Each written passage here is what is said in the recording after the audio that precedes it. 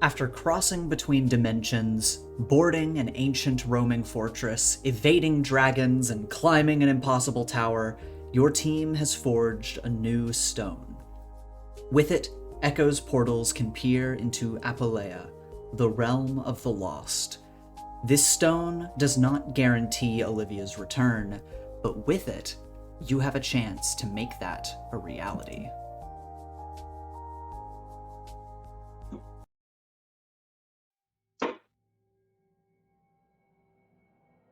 And we return to the peak of the forge, where Echo had opened a portal to show you all what the realm of the lost looked like. The flames of the forge continue to burn beneath your feet. Okay, we've seen it. You can close it. We're not going in right here. Weren't you so eager to go? I pushed my forehead against yours and temporally shunt you to the end of last session where you were the one that was like, I'm running in. I'm going in. Well, no, yes. That's what I'm playing off of. But Echo's just confused because he seemed like you wanted to go and make this cool. No, I argued against going immediately. That's why he's confused. Well, I'm saying No, he means Echo's intent is saying basically, don't you want to go save Olivia? I think that's what he means. Well, Yes. yeah, but we aren't prepared to do that right now. And what do you want to do to get prepared then? I mean, okay, first of all, can you close the portal? Because I just feel like having it open is a really bad idea. He snaps his fingers and it closes. Thank you. Thank you. What do we know about the realm of the lost before we run in there? What do we know is in there? This isn't a rhetorical question. Souls? Yeah. Ethan, correct me if I'm wrong, but Echo knows that this is kind of like a place of eternal suffering, isn't it?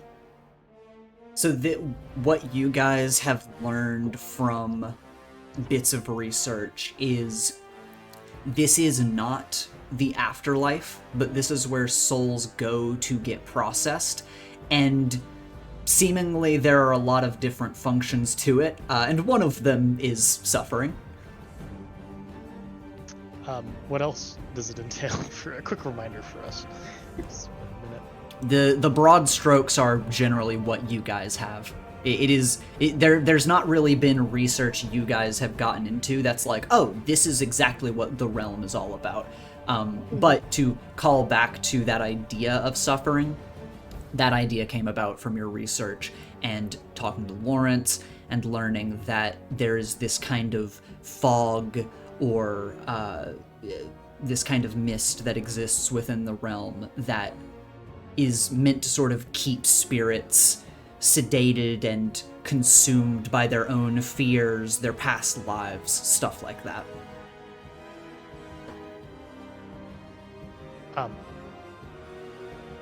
Echo's like, it's not a good place for Olivia to be for an extended period of time. We should move as soon as we're possibly ready. Yeah. Yes. The point I'm getting at is the fog. If you were just about to run in there, I would have given you like 60 feet. You make it, and then the fog gets you into a little fearful trance, and then we have to save you and Olivia. Yeah, should we make like some kind of mask or something before we go in? I don't think... I wouldn't assume that the spirits can breathe, so I wouldn't think the fog works on inhalation. It might just be coming into contact with it. Could also be like a soul thing. It could in which be. case, there's not really much defense against that. Because I thought about this before going in there, ever since we learned about the fog.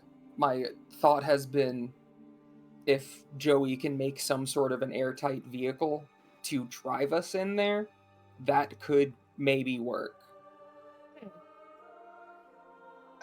I mean, I could probably make us gas masks. They don't need to breathe. Ghosts don't need to breathe, but it works on spirits. Like, you get what I mean? Don't think I kind of put my hand to Echo and I say, We will need a supply of oxygen for the airtight vehicle, though. I mean, yeah, If it's they gonna could still be- couldn't yeah. hurt. I'm just saying, I don't think there'll be enough to protect us. Mm-hmm.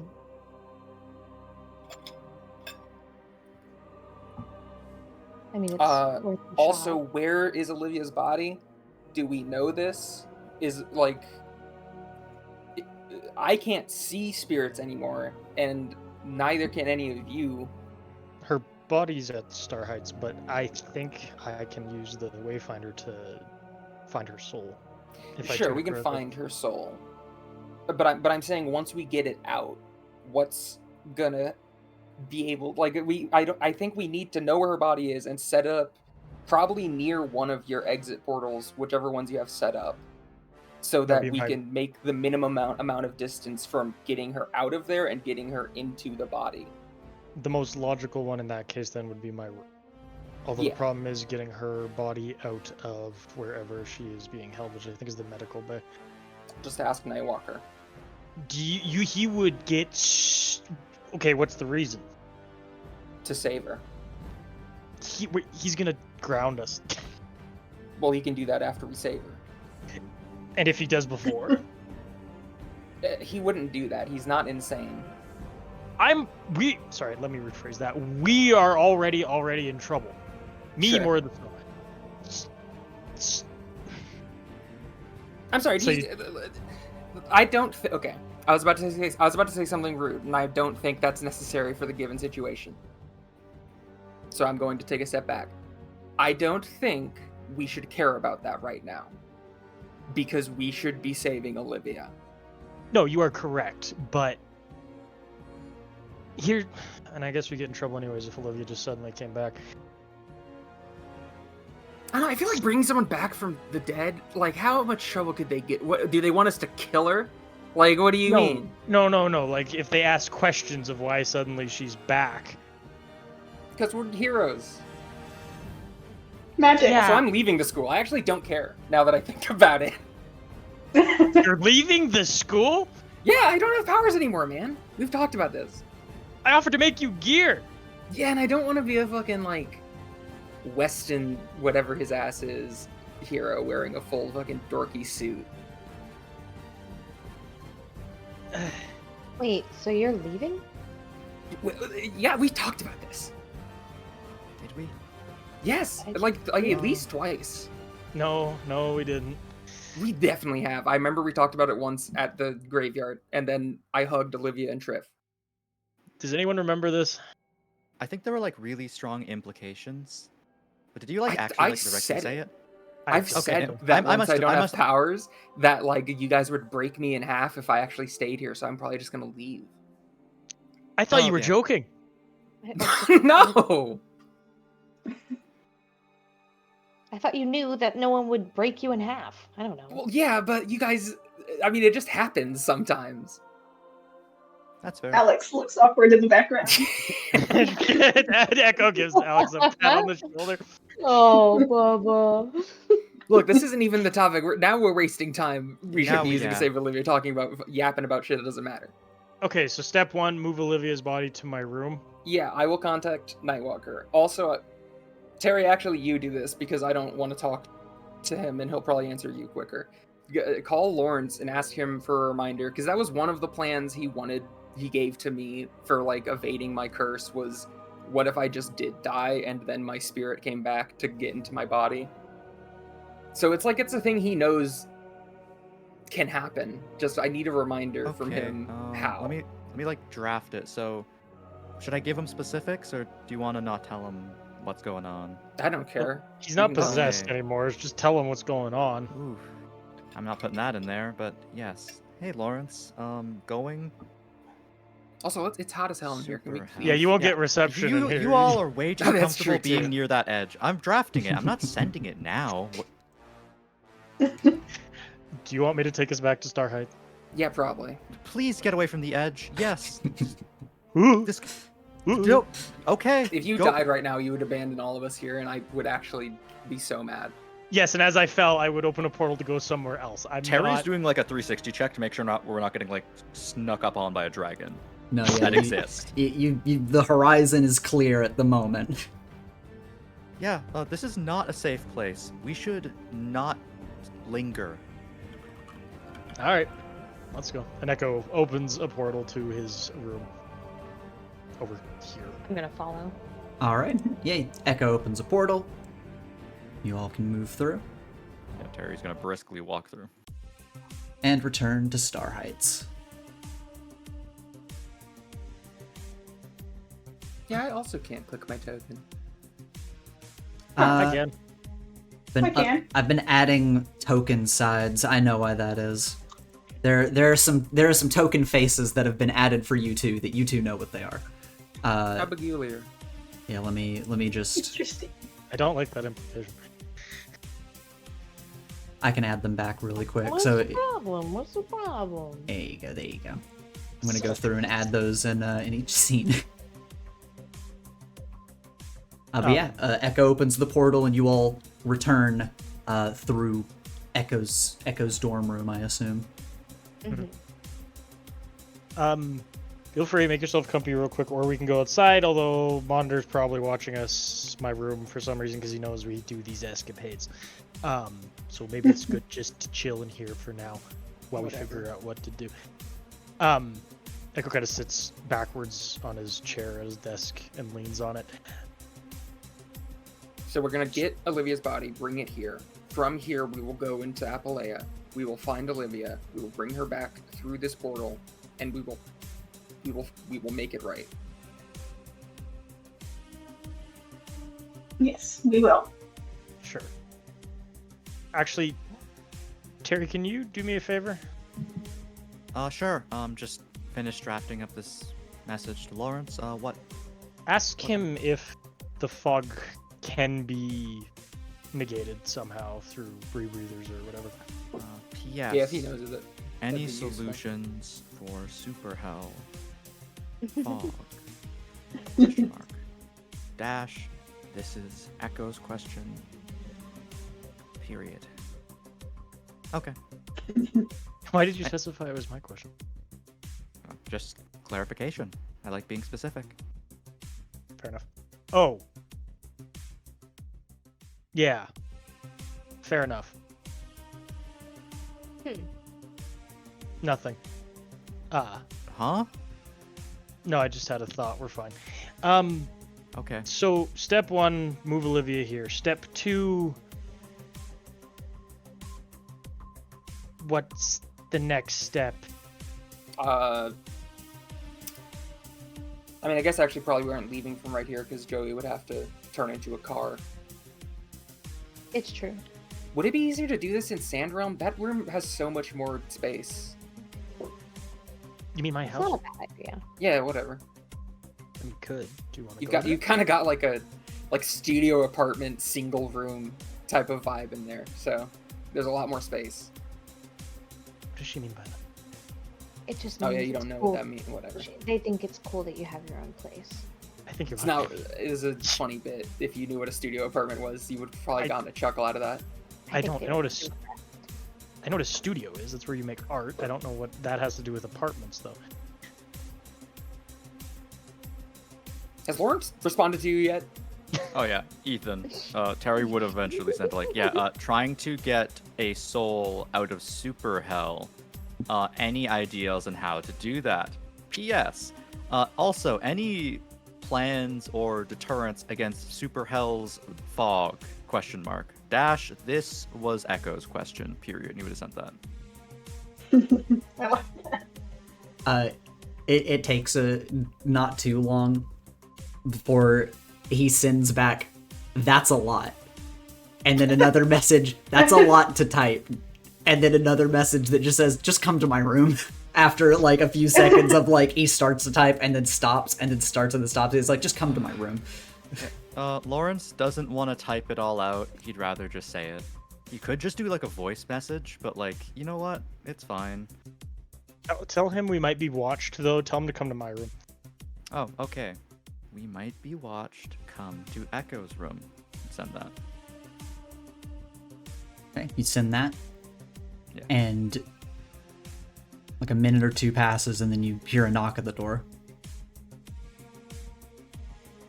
Someone get that?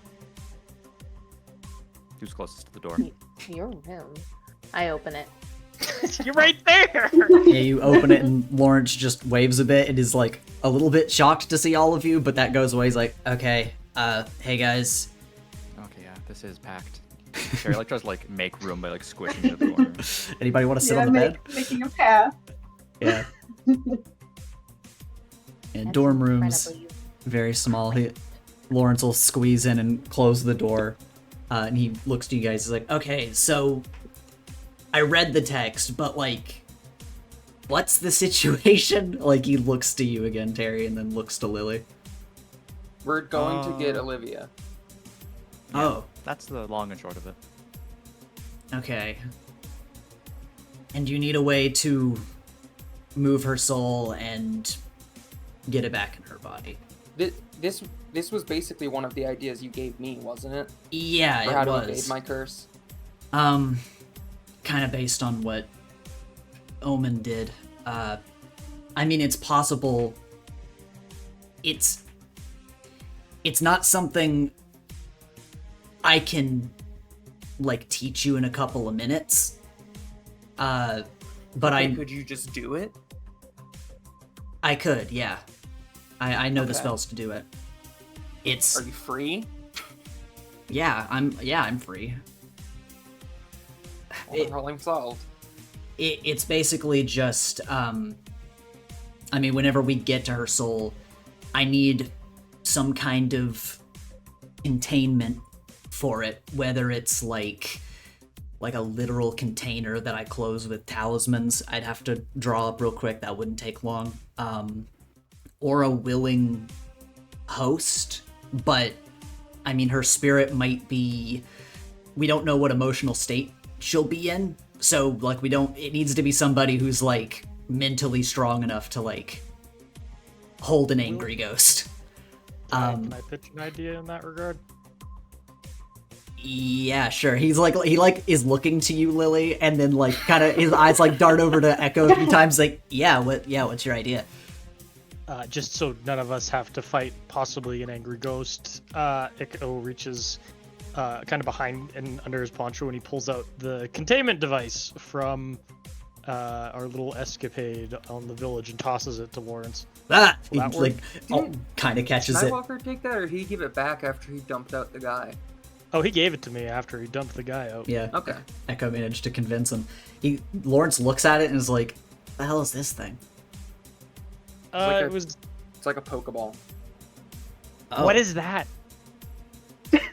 Pop culture reference. Don't worry You've about been it. here like how long? I mean, tech's not really my thing. I can tell there's some magic involved. If it's supposed to capture stuff, it might work, but I don't know for sure if it works on ghosts, so we probably just want to make sure that this is like along with another plan that we know will work. But Alright, fair I mean, enough, I'll bring it with. it might work. He kind of just hands over to Yeah. you. If that works, then that works. But if not, I mean, I was holding ghosts for most of my life at this point. It's only recently that I haven't been. So Yeah, you know, I mean, what's one more afternoon? I think that if anybody's going to be capable of it, I think it would be you. She doesn't have her powers though. We can't we can't assume she's gonna be I good mean- without her. Well, What the hell? I mean, it's not really about having powers. Yeah, her curse granted her extra abilities, but people who have been exposed to spirits are more inclined to be able to expose themselves in the future. Like the fact that she's had ghosts in her, she's gonna be way more likely to keep her sanity during the ordeal than like a lay person, just because of the number of times she's had ghosts. And I guess the number of ghosts you've had in you, you kind of just packed them in sometimes. Oh, This I don't conversation know. is starting to feel insulting somehow. So, Sorry. Wait, hold Yeah. on. If she, let's say Olivia goes crazy, and by extension Lily goes crazy, how do we deal with that? We exorcise Olivia out of Lily and then find a new place to store her. Do we get to beat Lily up? I feel like this isn't. Sounds Weird too question. exciting. I feel I've been so normal. like this isn't constructive. This is a joke. I'm telling a joke. Yeah. Okay, so I'm kind of looping back around to the more difficult part of the question. So Terry mentioned super hell in the text, so we're going there. I probably don't have to say this, but like, I know some things about Appalea because of my exposure through Omen and his book, but I mean, I don't know a crazy amount, but I do know that it's like basically its own galaxy, supposedly. It's very big. Yeah, it looked crazy when we took a peek inside. Oh, damn. Okay. I'm honestly kind of surprised you have a way to get there. Yeah, it's a new development. Well, I didn't think it was for real until we were at the end of it. yeah, it does sound crazy. You didn't trust me? I thought that was just your way of, like, I don't know, coping. What? With, like, going on this Why? MacGuffin quest. I just thought this was like an emotional support MacGuffin quest. Why would I risk our lives on a MacGuffin quest? Okay, but he knows what a MacGuffin quest is. Okay. Is that like Universal? Okay, so getting to Olivia's spirit. What do you guys have anything for that, or was that also something you wanted to ask me about? Because I do also have thoughts on that. Echo has an idea. Should we move her body here so that it's a quick transition over? I mean, I don't think that would be necessary. I guess it depends on what state her body is in, but I mean, spirits make their way out of Appalea through little leaks all the time, just because of how much, I don't know, I guess stress there is on that realm. That's what I have to assume. Otherwise, why do hauntings happen? There are a few reasons. Whatever. I mean, I think it should be fine as long as we have proper containment, because once she's out here, it's kind of just like she's haunting the place. Do you guys... Wait a second. Terry starts snapping. He's like, wait, did anyone take pictures of, like, the magic circle that we put, like, the scary purple ghost that used to be around in? Can we just do that? I mean, I have memories of that. Maybe take, like, a picture? Photo? I did. Okay, cool. Can we just do that? What, to, like, summon and commune with her? Oh, like, no, trap Ghost Olivia, if compromised mentally, in the circle. I mean, hypothetically, but that would take a lot of setup. Like, we would have to have the circle ready, basically. Like, that, I can't just draw that up on the fly. Also, I think the pulling Gretchen out of the circle and, like, breaking her out of that type of thing was something I could do because of my powers, not a thing you can just do with communing. That's kind of the vibe she gave me when talking about it. Yeah, that sounds about right. Okay. Well, sounds like a plan to me. Okay. Well, Echo, what's your plan for finding Olivia's soul? Because you're kind of going after a needle in a haystack. I have this wayfinder. I think I can tune it to her soul, specifically with Spark. And he kind of pulls out the wayfinder. Okay, that looks crazy. I mean, that might work. I mean, what does it mean to, like, tune to her soul? I mean, I did it with the Forge. I assume I can do it with Olivia, because she's very specific. How did you find the Forge? Spark jumped in and I had it focus on the heat source, the most intense heat source. Okay. Is it Okay, able well, to then look, that sounds like that's how that worked. is that able to look for things other than heat sources? I don't know, I haven't tried. Okay, so maybe that's not. Maybe we also need a backup for that. You were really just about to run in there, man. I feel like I just saved your life by telling you not to do that. So, I think that could be helpful for giving directions, but it's kind of like turning on a computer, but it like doesn't have a system in it. So I wanted to come in here and talk, one, because there's just a lot to go over, but also in terms of, like, finding Olivia's soul, I think I can also help with that. But I need... So, I would need something, like, of importance to Olivia, and I might be able to use that in order to, like... I guess hone in on her soul's signature. It's a scrying spell, basically. My initial worry was that there's gonna, I assume be a lot of interference, because the place is basically made of souls. But if we have this Wayfinder thing, then that will probably help solve that problem. I can test it now if you want. Well, it's not gonna be, it's not gonna be useful here. I can see if I can get it to point to specific people.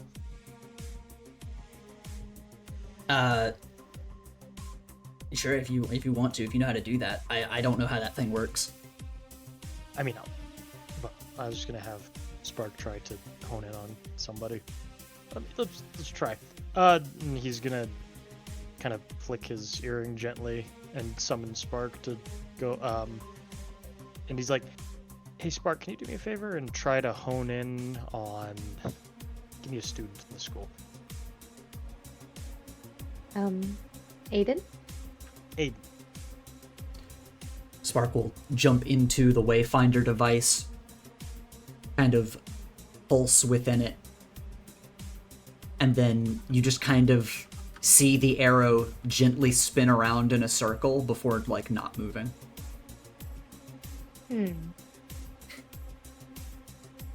Lily, is visibly, she's trying not to laugh at Echo, because this doesn't. Echo As I'm seeing this, I am. Kick him while he's down, but is visibly mouth Yeah. quivering. Echo looks at Lily and he is glaring daggers at her. I'm trying not to laugh at you. Echo, do you have, like... do you have any scraps of paper and, like... I guess just actually scraps of paper. Yeah, and he opens one of the drawers in his desk and just kind of, like, tosses him a notepad. Okay, thank you. Okay. I think I can kind of get how that thing works. I don't really understand it. I'm gonna prepare some talismans. I assume we're leaving relatively soon, because this is pressing. If you guys could just find something that would be of importance to Olivia, that would help with the other part of this. But I'm gonna go get these talismans drawn up. Thanks, Lawrence. I do appreciate this quite a lot. As Yeah, does no everyone problem. here, and so does Olivia's eternal soul, if that's how that works. Yeah, he just kind of, like, doesn't know how to respond to that. He's, just kind of nods and goes to step out of the room so he doesn't have to fully answer that. Still gonna laugh at me, or are you gonna go find something of importance of Olivia? Would it have hurt you less if I did just start laughing at you? No, it wouldn't have. Would have felt Then the what's same. the issue? I'm still offended you think I was leading us on some quest in 2 realms that could possibly kill us. I don't know, you just seemed like you needed it. Why would I do that?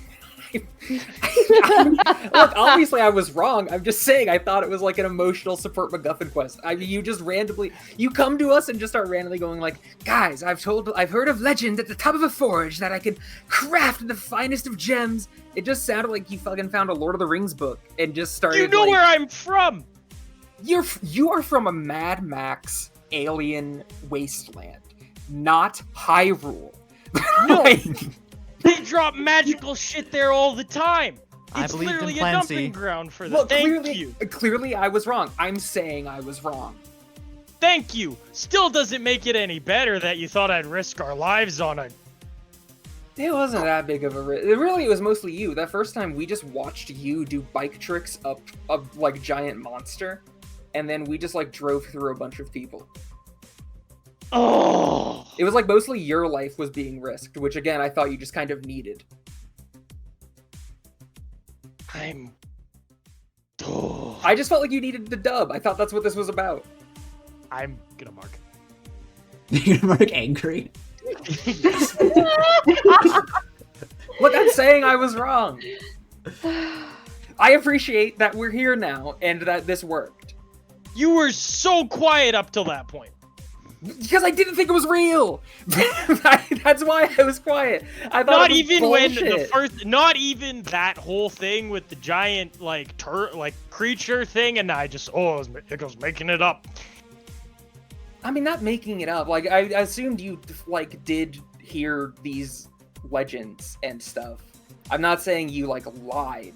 I'm just saying it felt like you were putting a lot of hope and stock into it, and it just felt like a MacGuffin quest, and I didn't have the heart to tell you it sounded like utter bullshit. You. Oh, Lily. I feel like I'm being nice. Guys, help me out here. Am I being like a bitch right now?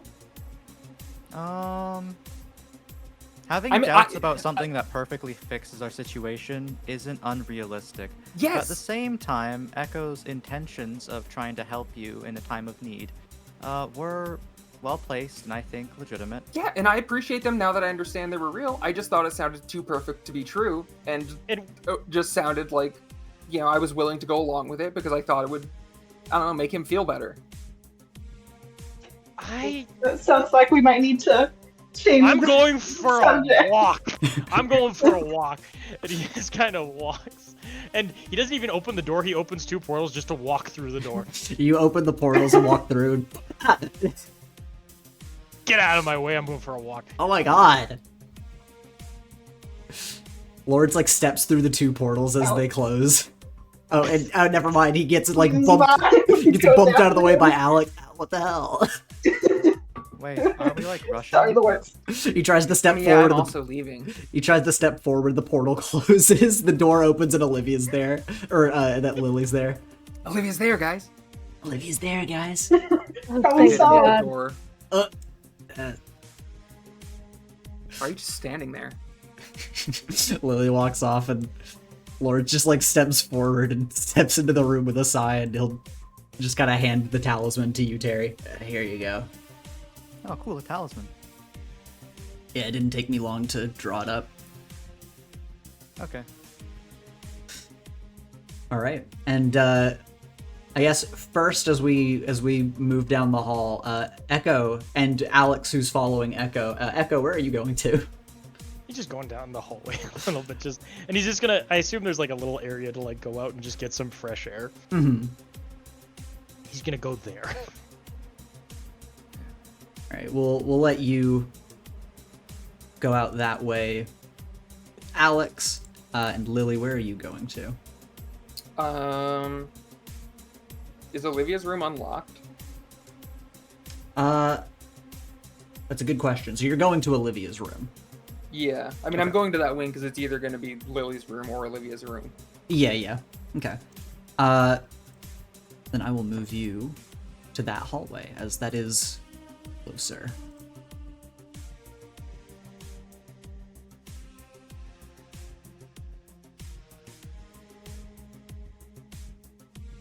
So we follow you down the hall.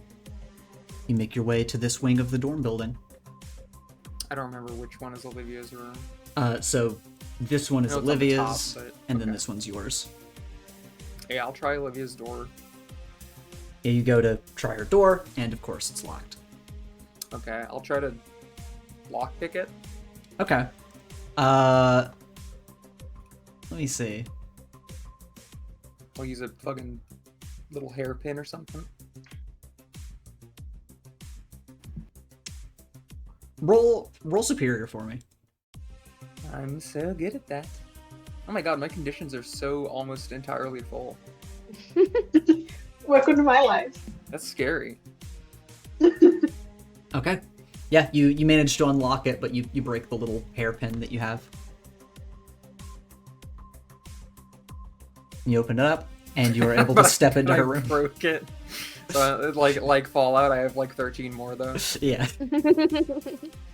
And you step in and you see that her room is very bare. There is not much extra in here, and the carpet looks very eroded, as if a lot of time has passed in here.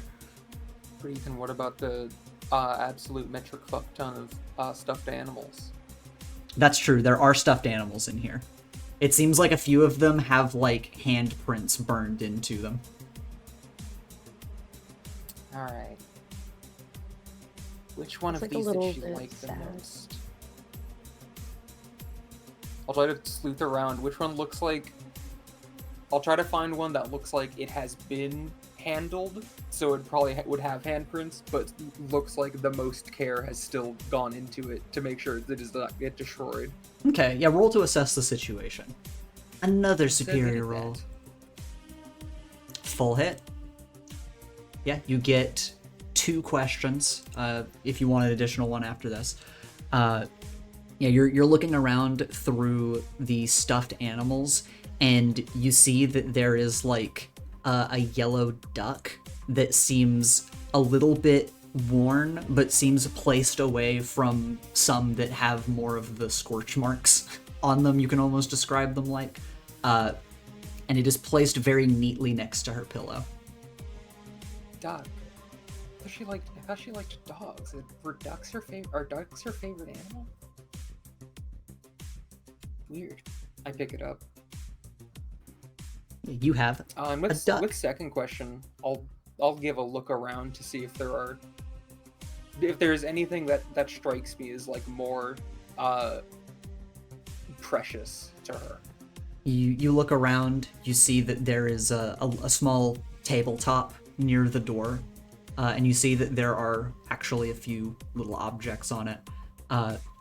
One of them is a small picture roll of Olivia hanging out with you and Triffany at the mall. You guys have just taken a few pictures, and then next to it there is seemingly left partially open just because of how the case is. A copy of Explosive Best Friends 2, 20,000 Volts of Disaster, the musical. We're gonna watch this when I get you back. I'll pick up the little picture roll. Okay. And I probably don't. I feel like one of these has to work. I probably don't need to go to my room. All right.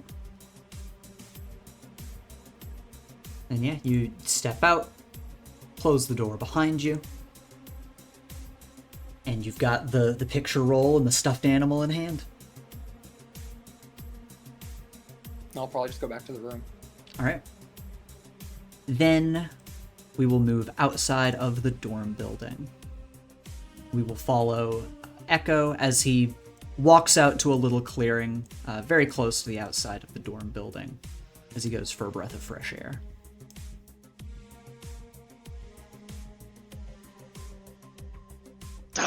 She just drives me crazy. Oh, yeah, and he's just like kicking rocks.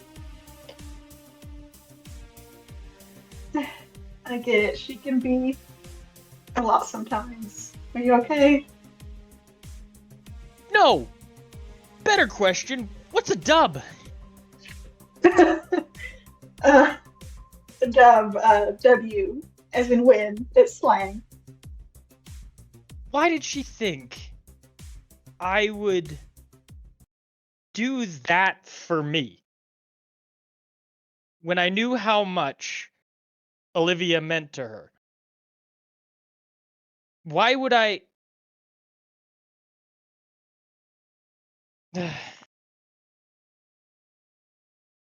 I don't think she was thinking through what she was saying, if I'm being honest. I'm sure she understands what your intentions were, and I mean, how could it? You're not that kind of person. She just... I don't get it. You try so hard Yeah. to help somebody. And they make it about you. I genuinely spent, and there were so many nights I had sleepless, just trying to get information to help her, so that Mhm. Lily and Olivia could be happy. And here she is, saying she thought it was about me, and so she'd humor me. How does that make sense? I guess it doesn't, but a lot of the things that people say and do when they're grieving don't make sense. She was so quiet up until the point we got the gem. I constantly checked on her because I was worried about her. Mhm. I'm sure she appreciates that, whether she would ever admit it or not. It's just,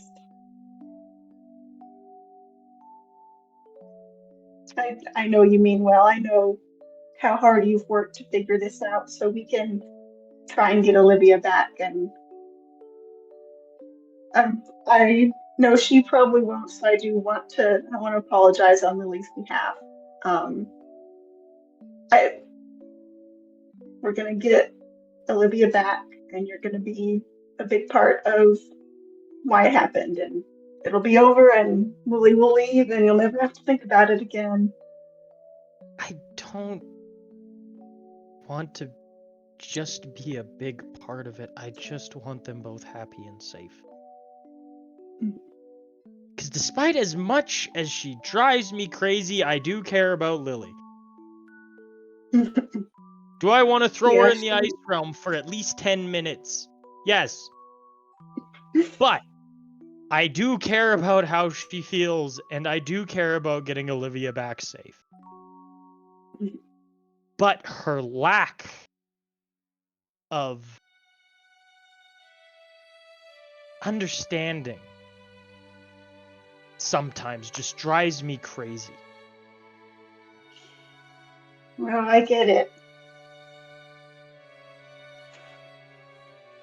I don't want her to go.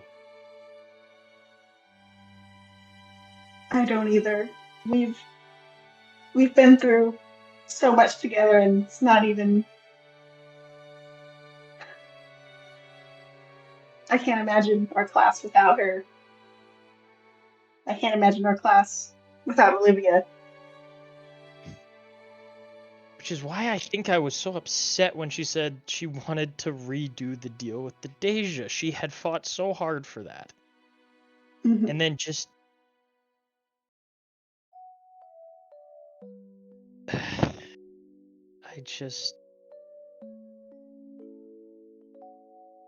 I don't know.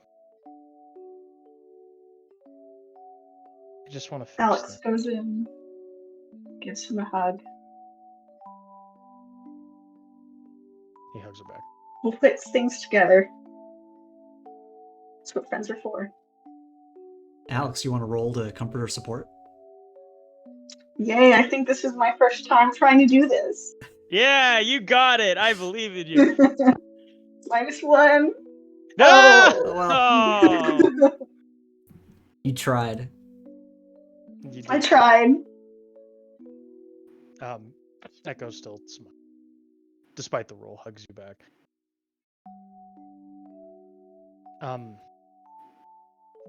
Thanks for coming out with me. Yeah, of course, I needed to make sure you're okay.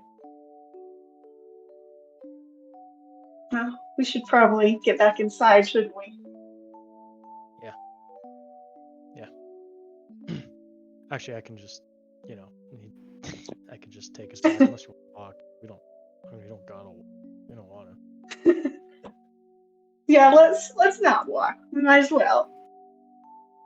He nods and does a little over-exaggerated gesture with his hand as a portal opens up back to the dorm. And everyone sees Echo and Alex standing there as he just kind of gives a little wave to everybody and walks back in. Right. And we will zip on over as Lily is heading back down the hall. And you're like stepping into the room. Lawrence is just looking over to Terry and is like, no man, I'm telling you, like, you gotta fully spell out the words when you're sending them to me. Like, sometimes when you send me like a long chain of stuff, if you abbreviate things, like, it's hard for me to. Hey, Lily. It's just the letters are so far apart sometimes, and sometimes the gloves I miss, and I'm like, I can't go back, and like at that point, if it just take longer to go back, and I just hope you get it. Joey's just sitting here with like her hands over her eyes. You step in having returned with the objects in question. Yeah, I got 2 things. Sweet. All right, that's only gonna be better. Thank you. Yeah, I mean, I think that with those, I can try to, see if I can lock onto her soul, and with the wayfinder thing. Oh, speak of the devil, portal opens up, and Echo and Alex step through to the room. So the way I always visualized this, Ethan, was that it came through the window thing, so he's okay. right by Lawrence. Yeah, cool. You pop through, and Even Alex better. is over with you, and Lawrence is like... Though Lawrence actually does not see Echo over your shoulder. He just gets bumps like, speak of the devil. He like scrambles out of your chair. No, you can sit there. It's meant to be shared. No, it's okay. He just kind of goes to shuffle next to Terry and like put you guys in the corner of the room so you can just like not be in the chair and be in the center of the room. Do we? I'll take that. So I assume Lily got the things, but I got 2 things. cool, great. Do we have a way of dealing with this mist? Like, what are the properties of this mist? Do you know, Lawrence? Right. So, I mean, from what I understand, and I always want to preface, I only know so much. I mean, from what I understand, it's a fog that affects ghosts, and ghosts don't breathe. So, I think it's just maybe contact, or maybe it phases through you or something, and it like kind of attacks the soul. I don't really know of a way to get around and deal with it other than just not touching it. Because I mean, if it's like the atmosphere of the realm and it just affects your soul, then it's like I don't know. But if it's a fog, is it like physical? I mean, like an actual like fog that could be moved via, I don't know, air, or like brushed aside, or would it? I guess I don't know if you know. Does it like phase through matter? I really don't know. I guess I'd have to go and see it for myself, but obviously, at that point, it might be too late. It's really uncharted territory. I really only know the bits that I do because it was just like fringe information that Omen needed for other shit, and I was just lucky enough to catch the information. We don't actually have to directly engage with the fog if we don't need to. I could just have us move in the sand realm to Olivia's location. So, like I said before, this realm is theoretically, it's like a galaxy. So, and also, I'm not really going to be able to track her soul if I'm not in the same realm as her. Yeah. Okay. I mean, maybe we just set up like an anchor, or I don't know how to describe it, but like something that can like yank us back if something bad happens. I guess actually, how are we just gonna hop in the portal and start running? I mean, what? Well, our idea was having Joey make an airtight vehicle. Oh. Yeah. Yeah, I guess then it just comes down to how the fog works. I mean, that might work. That gives us, I guess, more control over our I'm sorry, I was about to say casket. And he kind of like Lawrence like looks at you for a second, Joey, and then just kind of looks away and is like, I think it should be fine. I think it should be fine. That's reassuring. I do literally say that because I'm just like, I don't know what the look was. I don't know if it was a good look or if it was a bad look. Do you want to try to infer, or do you just want to take it at face value? I think I kind of want to try and infer. Okay. Is it mundane? I do too, because I have a assumption of what it is. I want to know if I'm right, Okay. Roll to pierce the mask. but I'm gonna be really bad. All right. Well, I pierced the mask. Okay. Lily, you're looking and you're making your assumption. Joey, you kind of lock eyes with Lawrence for a second, and you get the vibe that he is literally looking to you for hope right now, and he seems, weirdly enough, it seems he is more concerned for you despite the conversation, which doesn't line up with you. That's like a weird inconsistency. Yeah. Huh. Oh, that's funny. My assumption, I thought he was about to be robot racist again, and then held himself back. I thought he was going to be like, yeah, that should be good. Like, if you make contact with it, it might not affect you since you don't have a soul or some shit. And since I rolled bad enough to not get that confirmed as far as Lily's concerned, we just narrowly dodged a microaggression. Terry is blissfully ignorant of this entire interaction. I think that Joey in that moment, and after kind of picking up on that, will just be like, we're going to be fine. It'll work out.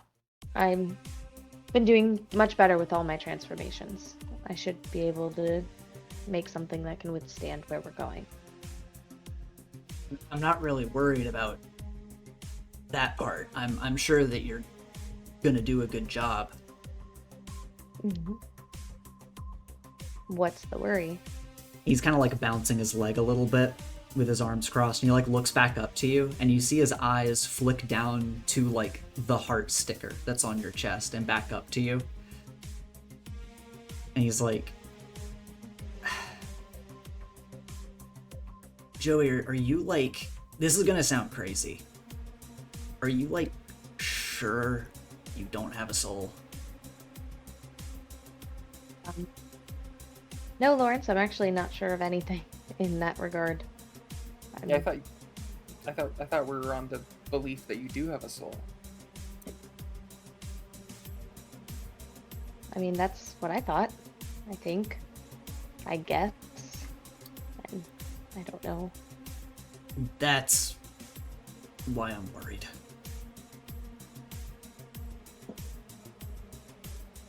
Yeah, I guess I get it. Could make things a bit more dangerous for me, right? I guess at the end of the day, I guess that part doesn't really matter because we just got to do it. So Do you have like a core, don't you, Joey? Yeah, I do. Somewhere in there. I don't I mean, really do you see know- much of it myself. Like, when you transform, do you know where it is? Yeah, kind of probably like the way you know where your heart is. Just about. I don't know if if you have a soul, I don't know if it's like like in a located spot. I guess just make sure that's like really deep in, protected in the middle of whatever vehicle we do. Yeah. No, that's a good idea. If I keep it in mind whenever I transform, I can kind of bury it in a way.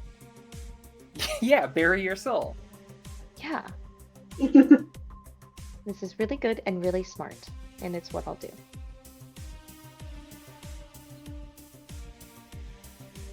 Okay. I was thinking that I'd transform kind of like how Joe did with the rocket ship.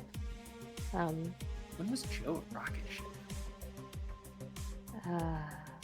Kind of thinks back, flashes back to whenever I Season 1, turned into a episode rocket 14. ship to get to Olivia and then absolutely beat the shit out of Olivia. It's not important. That was season 1, episode 15. Yeah. I don't remember Joe being a rocket ship. I hate that guy. These are like the comic book Really? citations in the corner of the page. Like, when did this happen? Yeah. This happened in this issue. Background fill is like neon blue and it's got spiky edges.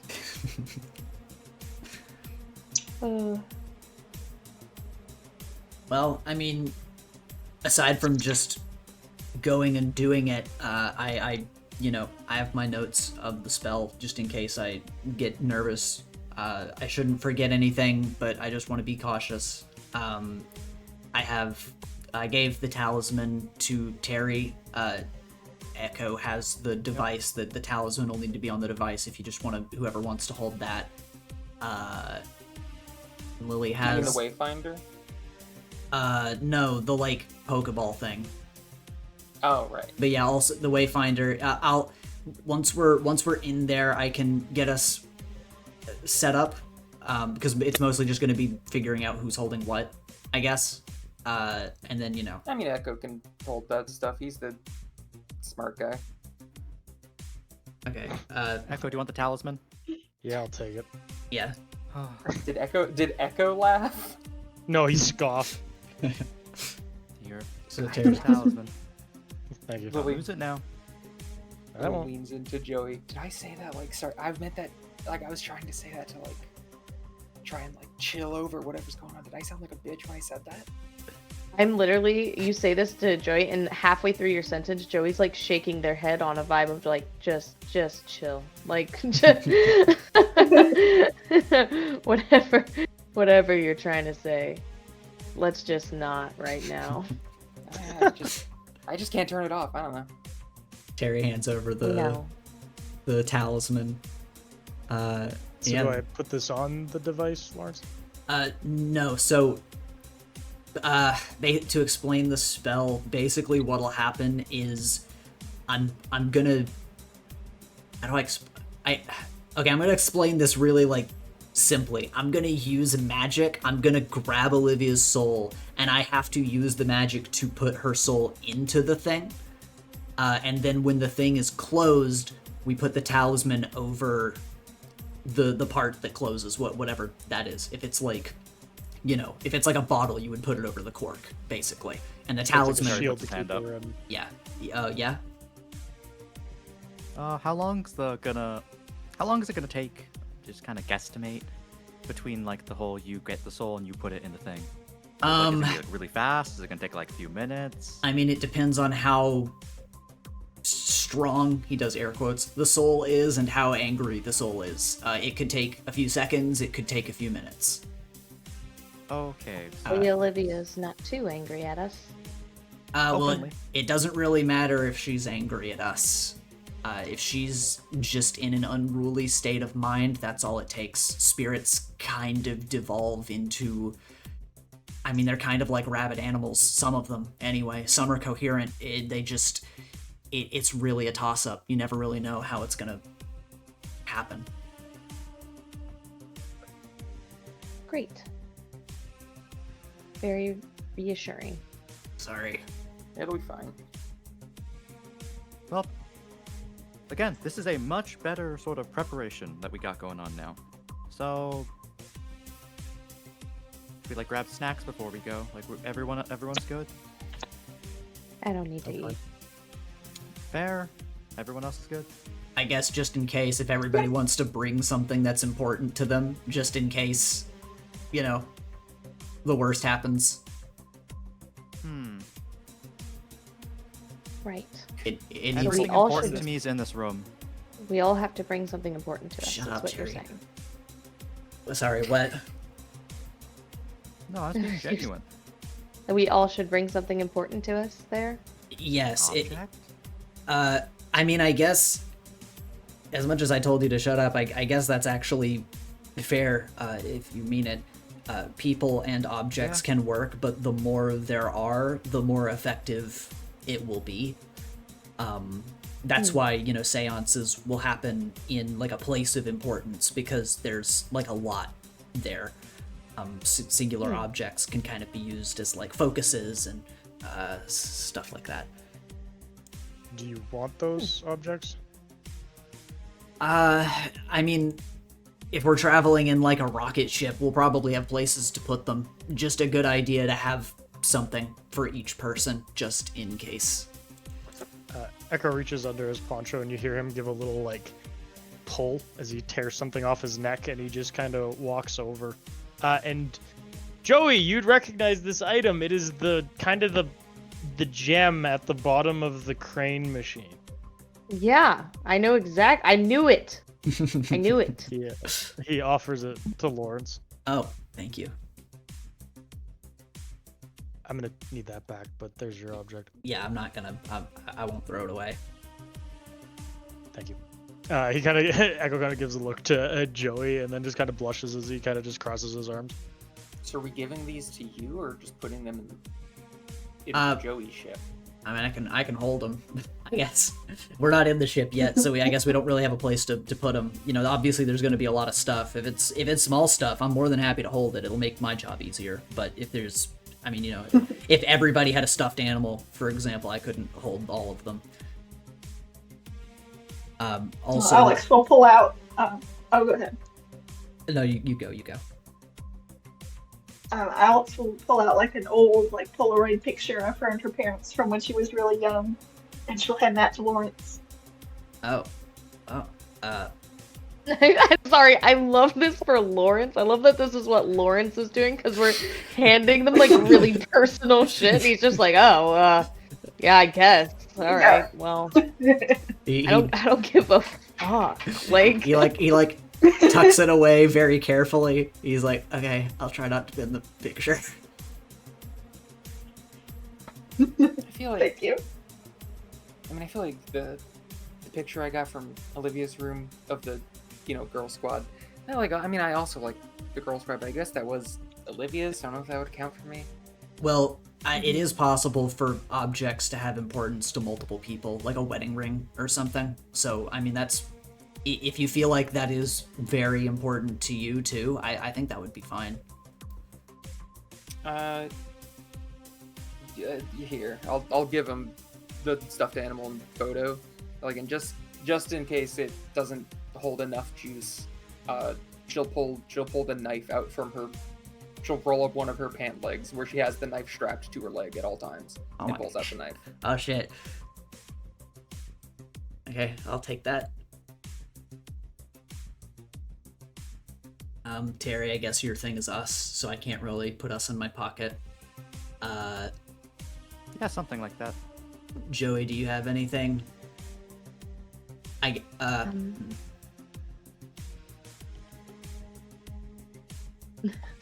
Yeah? Sorry, you stumbled on your words. No, nothing. I'm sorry. I mean, what? I don't know if this is insensitive to say.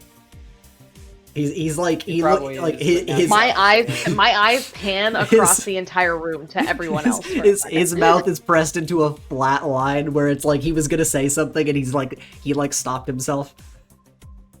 If in the event that you're broken into pieces, I maybe could use one of your pieces, but also it'd probably be better if there's like an object that is separate from your body. That's all. I'm sorry. I mean, Honestly, when they break into pieces, they immediately reform as like a blue or purple version of themselves. Yeah, but I'm talking about the soul situation. If something happens to her soul, then I need an object to call the soul back, and I'm sorry. That's why do you have something?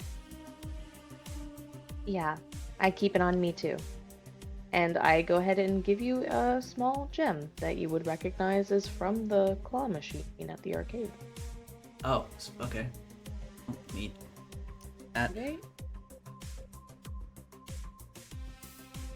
Do the different Joeys have different souls? If Joey's soul got exploded out, would Joe stand up? Do you basically have 3 lives, or do you guys share? Do you know that, Joey? I don't know. I just know that whenever I was behind the scenes of things, as we could say, it felt like I was watching from a car with the rain going really hard. Really? It was hard to see out the windows.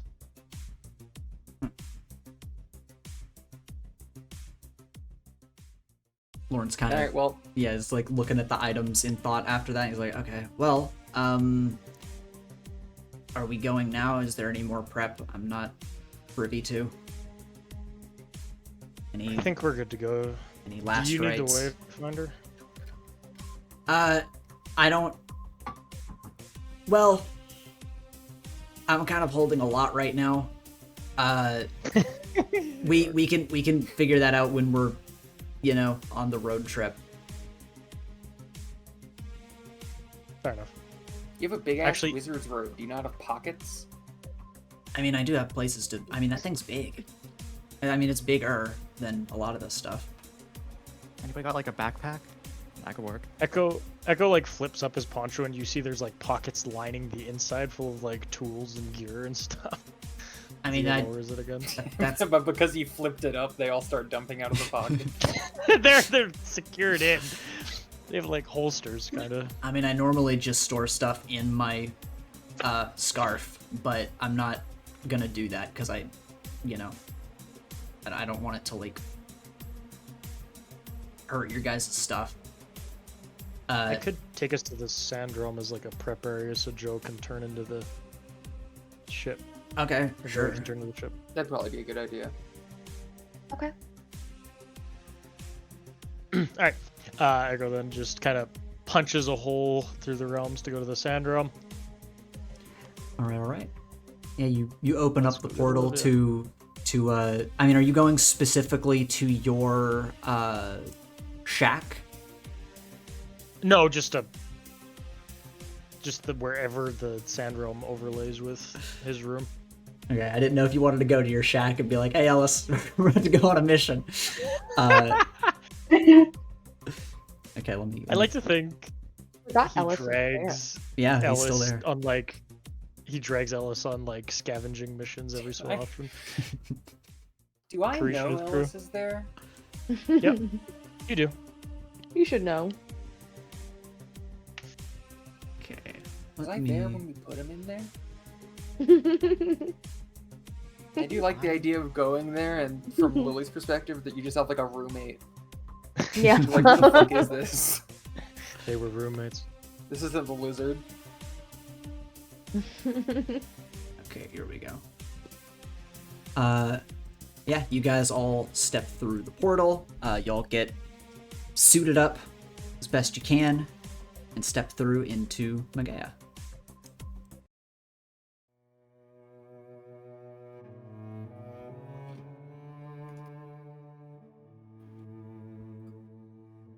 You step out into the sandy wastes. Sure you don't want to wear your hero costume? Alright, God. Just in my arm. Yeah, there we go. Perfect. Everybody's all suited up. You step through your portal into the other realm. And yeah, you're just in the middle of desert, sandy wasteland. Mhm. Lawrence steps out. It's like, it's been a while.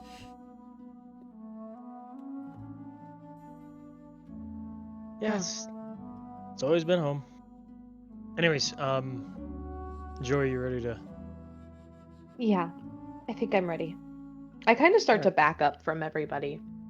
Echo backs up Um, anyways. Yeah. Terry just goes to. I know. Terry finds a rock and just sits down, just looks out into the desert. And kind of like bracing myself, basically. As a kind of deep, like mechanical hum just starts to like vibrate through the frame of me. Panels like along my back start to snap open. And fins start to like unfold from me, basically. Vents along where my legs would be kind of start to glow, feet clamping together, shifting, rotating. as it just starts to like pulse as I kind of get larger and larger, with metal kind of sheets turning out from me, to form what looks almost like a spaceship, kind of from like Star Wars, where it looks almost like a mixture of a jet and a spaceship. Okay. Yeah, it takes a Very minute cool. to form this unique shape, and you transform, Yep. and yeah, you all see the mosaic rocket ship in front of you. The Mosaic Mobile. The And mosaic in mobile. this moment, like, it does take a little bit of time for this to happen, and once it's fully done and formed, the side of it, like the hatch, like comes up with a like shoo kind of sound as a steps start to kind of come out from the side of it so that you can board. Cool. Oh, I do so. nice. Going from Okay, everyone. fantasy to sci-fi. Yeah, hell yeah.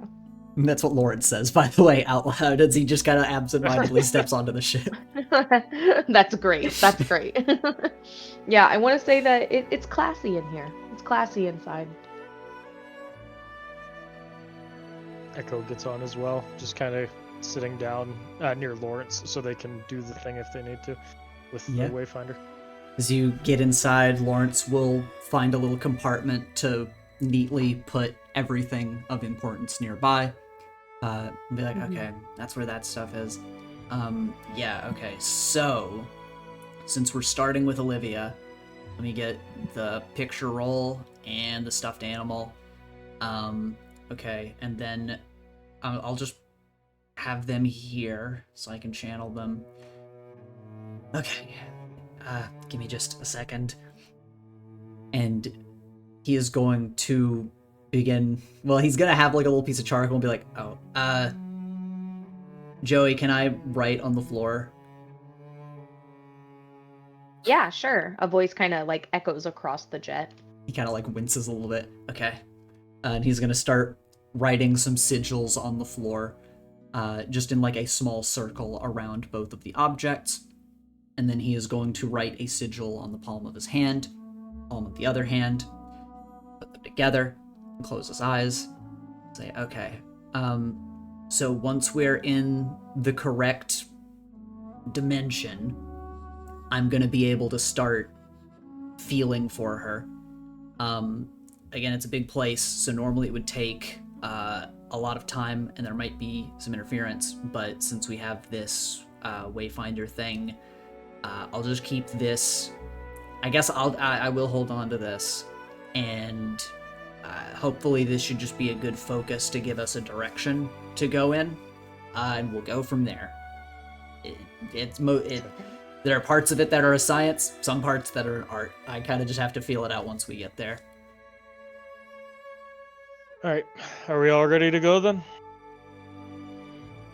I think so. I'm ready. Yeah. Nothing ventured, nothing gained. And Deco's gonna go to open a portal to Super Hell. All right, you Let's open. go. You open an inky black portal above the rocket ship, folding mass of darkness within it, as you guys see the fractals expanding ahead of you, and we have mosaic flames bursting from the rocket as you prepare for liftoff and shoot up into the portal.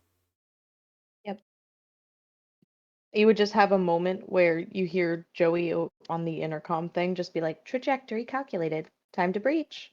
And the whole jet just starts to like power up essentially for a swift takeoff into the portal. Are there Yes. like seatbelts?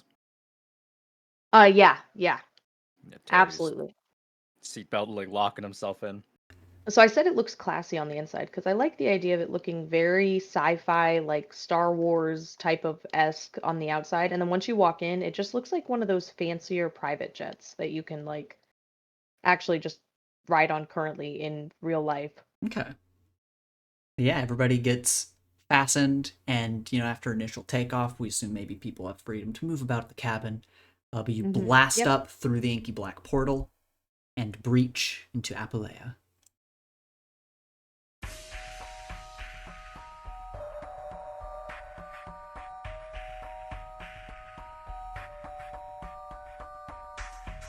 And as you breach into this dark realm, once again you see the folding fractals in the distance. And it is quite the bizarre place. Can I, Mhm. real quick, I'm noticing this almost Cthulhu-like figure in the background here, and I was wondering if this bears any resemblance to what I was seeing during Phantasmophobia, or anything like that. Is there any similarity? Roll to assess the situation. -2. Ooh. Okay. Yeah, as you're looking into the folding galaxies of darkness, basically spreading out around you, in the darkness, you see shapes that fold together that look very reminiscent of what you saw before they disappear into the darkness. Very interesting. Okay. And as you guys breach into this realm, Lawrence is holding on to the Wayfinder, and immediately this glowing, almost sort of ectoplasm flows around his hands, around the Wayfinder, and his eyes begin to glow as they roll into his head, and his head arches back a little bit, and at first there is a pulsing of pressure within the cabin before it subsides. Echo, I want you to roll with sharpened eyes. Oh, okay. I can do that.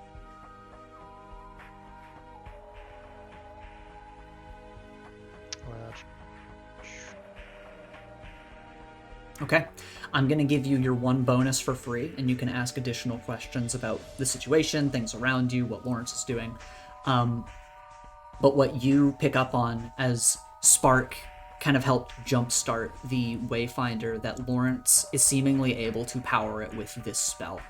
Spark jumps back to you and instinctively jumps back into your goggles immediately, running through different wavelengths around you. And you can see that he is channeling this energy around himself into what's supposed to be like a thread or path that at first looks very unwoven. It's splitting in different directions before it funnels itself through the Wayfinder and creates a brighter, more singular stream ahead. And as you look ahead of Mosaic ship, you see that a path is stretching and twisting into the distance. And Lawrence is kind of inadvertently twitching his head a little bit each time it changes direction. And he just says, okay, I think I'm starting to get something. It's taking me a minute. There's a lot here, but I think I have something. That's good. Oh. Yay. Good job. Ethan, question for you, because I get 2 additional Yes. ones, right? Mm-hmm. 1, outside, is there any glaringly obvious threats? As you are looking around in the distance, you pick up on not signs of life, but like you pick up on countless energy signatures you can only assume are souls being picked up on your readings. Just various, it's almost like you're sort of sensing veins that are leading between arteries in the mass ecosystem that surrounds you. It doesn't seem like there is anything immediately jumping at the ship trying to attack you, though. Okay.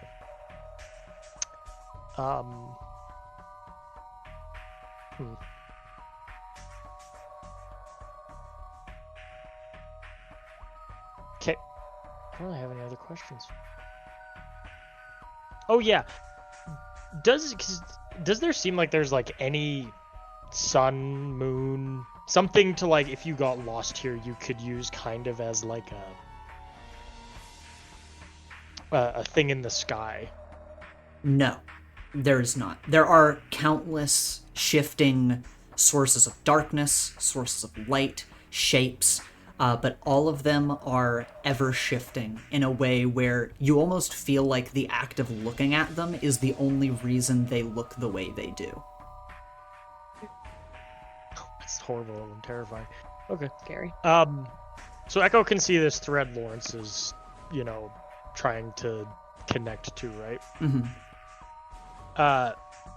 And it's projected by Spark to Echo's goggles, correct? Mm-hmm.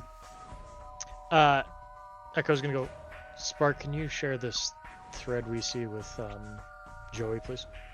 Spark will give a little salute within your goggles overlay, and you can send the information as you're kind of like broadcasting this information to Joey's system. And Joey, you immediately are able to pick up on this path. It's almost like projected for you in like simulated vision.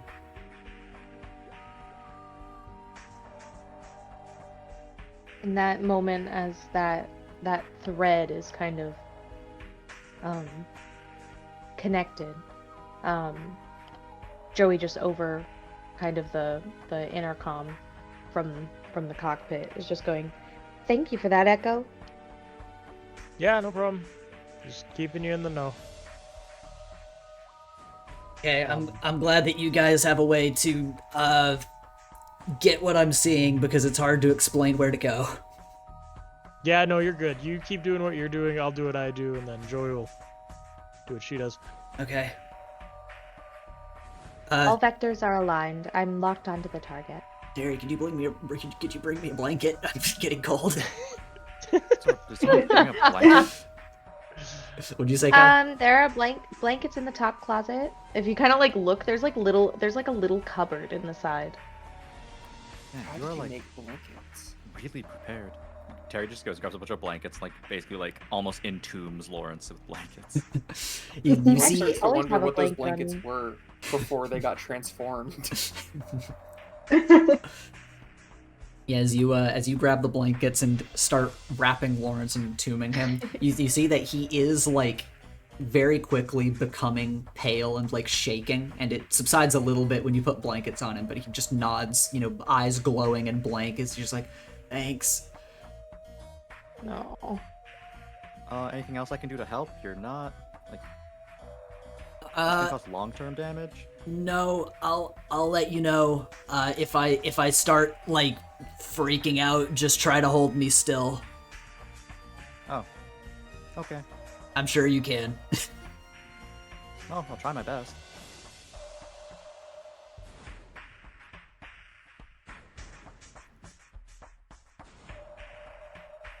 We're zooming through space. Yeah, as you zoom through, all of you are able to see outside into the darkness of the realm, the many shifting shapes. It seems like you have a little bit of time as you are traveling through this space, whether you want to talk amongst yourselves, whether you want to evaluate what's going on outside, etc. You've got a little bit of time following the path. Yeah.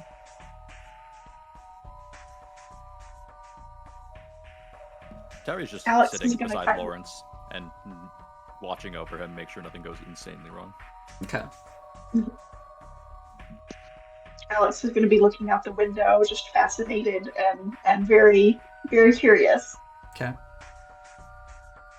Yeah, Joey can't come back, basically. They can talk over the intercom, but right now while autopilot and things like that exist, they're not stepping away from the front. Anything could go wrong. Makes sense. Yeah, you guys fly through this void of folding galaxies. As you move through following this thread, a little bit of time passes. It's hard to know how long. In an instant, it feels like it's been way too long. But when you hear Lawrence speak up, it feels like almost no time has passed at all. Where he says, "Okay, so we're trying to find, how do I explain this? Like, it feels like the organ where she's being processed in. And I have, I think, I think I have a good lock on it. We should be approaching it pretty soon. Once we get in there, we'll just have to breach. I think it looks kind of like an atmosphere. A lot denser fog in that area. But I think from there it should be pretty straightforward. Okay. I'm Alright. following. And you follow along the path, and eventually this glowing path leads to something similar to what you see kind of at the bottom of like a swirling vortex almost, like a singularity that you could fly into, that is quite large, but it you don't really see like a platform or a planet or something. It is just like almost wormhole-like in nature.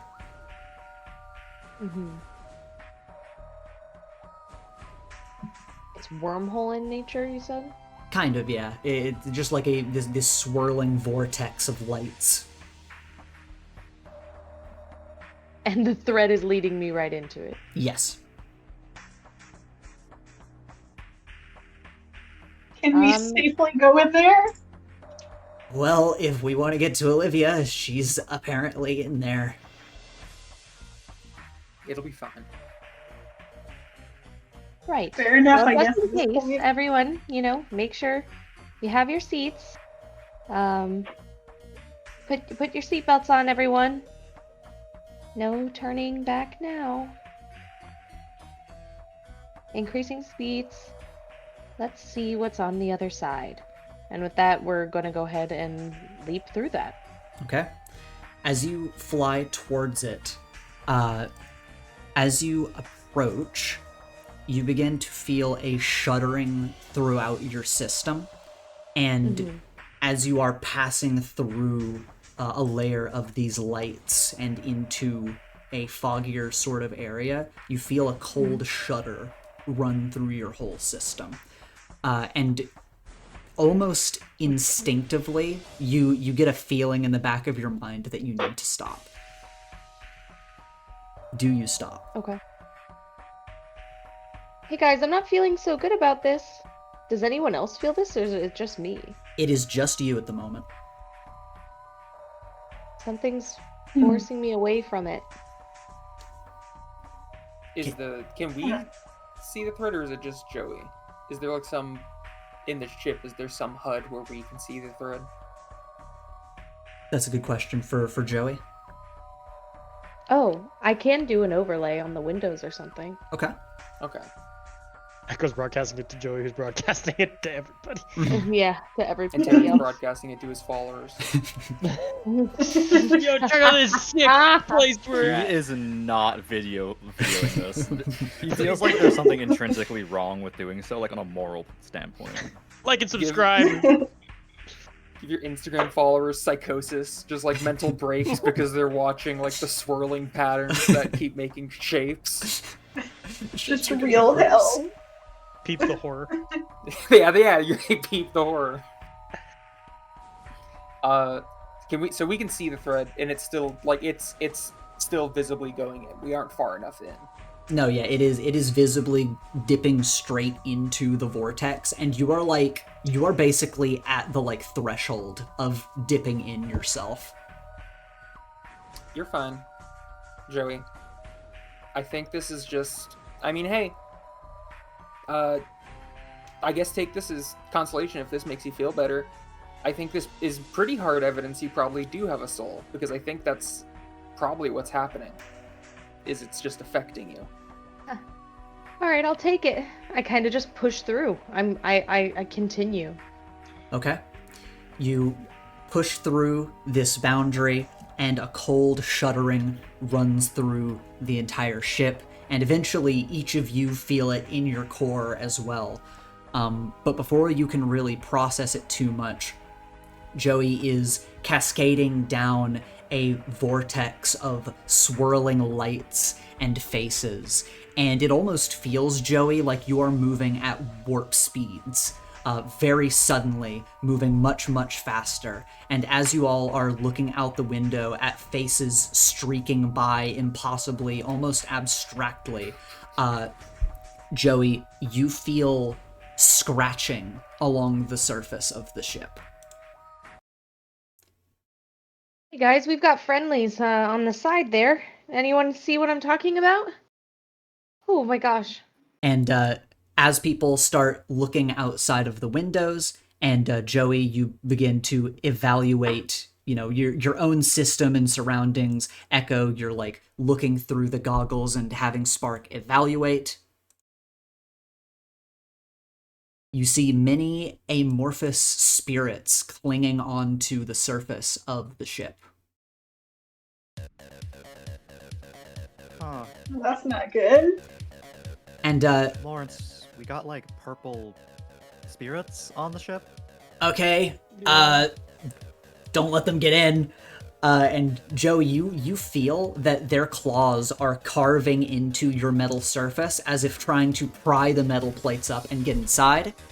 We are entering a dangerous situation, so everyone, send me who the leader is in this scenario.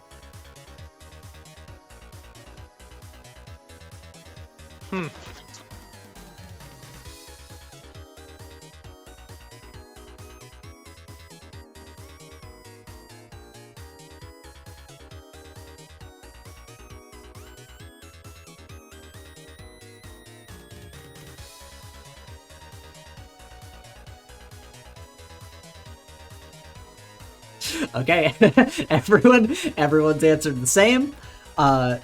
So got everyone is unified in the leader in this encounter. So I had sent that one message in the chat because I wanted to make sure I knew how team works. So we always start with 1. When we enter into a battle, we add 2. Lily, do you have influence over everyone? I sent that message, Ethan. Oh no, I mean the in the announcements chat when I had read up on in the announcements. Okay, Yeah. I thought you were saying you're the one who sent the +2. I was like, does he think that's him saying +2 team? That was me +2ing Will's comment. No. I'm talking about the team mechanic. Sorry, what was the question? Do you have influence over every teammate? Do I still? You do over Alex. Influence over Alex, Terry. Influence over Terry. I do. And over Lawrence? We can just. I mean, is Lawrence on the team? He's sitting there, concentrating. He's not really going to be contributing, right? You know what? Yeah, Right, guys? yeah. He's sitting on the floor. I won't count him. So Yay! so you have influence He's over just everybody. pulled up in a blanket at the moment. I Mhm. do. Okay, so that's another team. What's everyone's purpose for this fight? Do you all have the same purpose? I assume that you do, which is stop the spirits. Please get these Yes. things off. Okay, so that's another. Does anyone mistrust Lily? No. Huh. Not No, I'm Looks particularly. to Will. Look, I'd understand. Yeah, Echo kind of does. I'm being honest. Okay, we'll remove a team. And That's fucking crazy. for this God, situation, what are you? You don't and for this situation, I grab you. for being ill prepared off balance, we'll remove another team. So you guys have 3 team going into this battle. And yeah, as you're soaring through, Joey, we'll have you first, as all of these spirits are swarming the outside of the ship. I want you to roll to directly engage a threat, as these guys are all jumping onto the surface of the ship. Okay. Do a barrel roll. Dun, dun, dun, dun, dun, dun. Okay, there we go. Woo! All right, Nice. Full hit. you're gonna get a 2 from the directly engage a threat list. Yeah. So what I would like to do is, oh, for some reason that page isn't loading. Hello. I know them, but I still like to look at them whenever I choose Mhm. what I'm doing. But I know visually kind of what I would like it to look like, and I want it to look like I am basically all right, hold on, it should be fine inside there, but and I'm just essentially gonna do like a spin maneuver, as Okay. if to like shake them off for a second. Hmm. And people inside should be all right. Probably tossed around just a little bit, but if they still have their seatbelts on, they should be good for a second. Considering I'm the first one to act. Hmm. But I want to resist or avoid their blows while doing this, because the idea is that I'm like shaking them off of me. Hmm. And then I'm creating an opportunity for my allies, so that other people, I have them shook off the jet, and hopefully it will aid others in like getting whatever attacks they need to do in, because they're not on me anymore, so you don't have to worry about like accidentally hitting me or something like that. Okay. Yeah, the rocket does a spin move. Maybe you kind of keep the gyros inside of the ship more stable for everybody. The spirits go flying and swirl around and try to come back towards the ship, but they have been thrown off balance. And yeah, for anybody that has ideas inside of the ship, it will be first come, first served of whoever has thoughts on what they want to do. I have an idea. I'm not sure how well it would work, but I'm kind of thinking like I can kind of work with Terry and I guess just kind of looking ahead at the line. I kind of want to center gravity just a little bit ahead of us, so we're ahead very quickly. Just kind of try and blast through these guys and get out of here and get to where we're trying to get as fast as possible. Okay. So you want to If that unleash your makes sense. you want to unleash your powers, maybe Yeah. change the environment to give Joey like a huge boost of speed due to gravity. Yeah. All right. Just have a constant little pole in front of us, like a fucking carrot on a stick. Yeah, and Exactly. and with finesse, you charge to the front of the ship. You see out of the front window, and you are able to bend gravity ahead of the ship and create like this miniature wormhole that's always ahead of the ship. It's always equidistant. But Joey, once again, you already felt like you were going at warp speeds, and now you feel like you're going even faster as Alex is propelling the ship faster and faster, trying to get away from these spirits. And it does seem like you are starting to create some distance, but of course they are going to trail behind you and keep trying to chase you. Yep. Okay. Did Terry keep the gun Echo gave him? Of course. Just check. Carry on. That's funny. Carry on. Why'd you say it like that? Salted that you thought he'd Of give it back. course, of He course. loves that thing. Of course I did. Now, was having everyone so has much to fun. reconsider all of the scenes we've had so far in this session and keep in mind that Terry had a Terry's fucking had a gun gun. the whole time. He's had like a laser rifle, slung over his That's back. fucking hilarious. That is awesome. Kinda goes hard though. It does. Hell yeah. It really does. Speaking of Terry, what do you want to do? Terry's thinking. He's like, Lawrence, I'll be right back. Joe, can you control your exhaust? Like where it goes, like your vents, I guess. Yes, I can. I can control it all. Terry can see that they're kind of behind us now. Yeah. Mm-hmm. I'm gonna try something. I'm not sure how this is gonna interact, but I'm gonna try and get them with the my fear gas. Could you like make sure it doesn't stay in your systems too long and just hits them? Yeah, sure. Okay, sounds good to me. Terry's just gonna, he's gonna assume there's a vent somewhere for like air circulation, Mm-hmm. and he's just going to blow his gas and Okay. hope that it works against these things because they're kind of made of gas. Like they look strangely similar. But he has to try it because like what other options do we have at this point? Okay. Yeah, you'll blow your smog into the air filtration system. Joey, I want you Yep. to. I'm debating if I should. Yeah. I'm debating if I should just make you take a powerful blow or if we go unleash your powers. It's up to you, bud. It's up to you. It couldn't be that bad. Let's roll to take a powerful blow. See how you process this as it's going through your systems. It's going Famous through. It's last going. words. Okay. Fuck.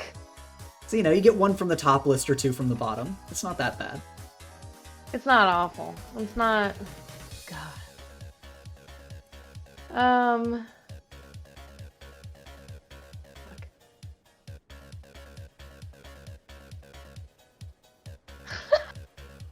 Hold on. Let me see something real fast. Yeah. I'm gonna do something I think we've never done before. Okay. Terrifying. So you use your fear gas, right, to get it like out of the ship. Are you wearing like your little gas mask thing? Yeah. Okay. I want to say that whenever you do this, Joey's like, "Oh wait, no, God, that's not right. Nope, it's not." And you're like next to a little like almost like I don't want to say like a vent, but you're essentially like next to a small vent, and it just like coughs smoke into your eyes. And I'm gonna inflict a condition on Terry. Okay.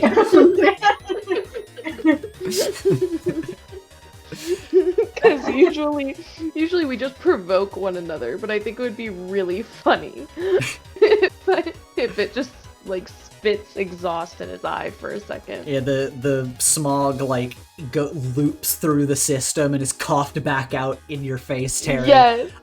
Terry, what condition are you gonna mark? Angry. Okay. You get pissed and get shot in your face, and then Joey, what's the second one you want to pick from that list? I unfortunately have to give an opportunity for the opposition. Okay. I can't mark 2 conditions, otherwise then I'm just like 1 away from being out. That makes sense. Kind of everybody's lifeline right now. Yeah, you are being jettisoned ahead by the gravity, but because this goes through your system and causes you to stutter for a moment, there's like a stall in the ship before you're able to continue, letting the spirits get closer to the surface of the ship and begin lightly trying to scratch and grasp at it as they are slowly trying to creep back onto the surface. Who next? Can I try something? Sure. I can't go outside, clearly, but I can open portals outside, so I assume there are ghosts, like, not on the ship yet, but coming towards. Can Echo just try to open a portal within their, like, trajectory and try to, like, send them somewhere else? Sure. Roll to unleash your powers. Reshape your environment. Cool. Wait, can I ask a question? Uh-huh. Or did I miss a defining word? How do Echo's portals work? Don't you have to shoot them out?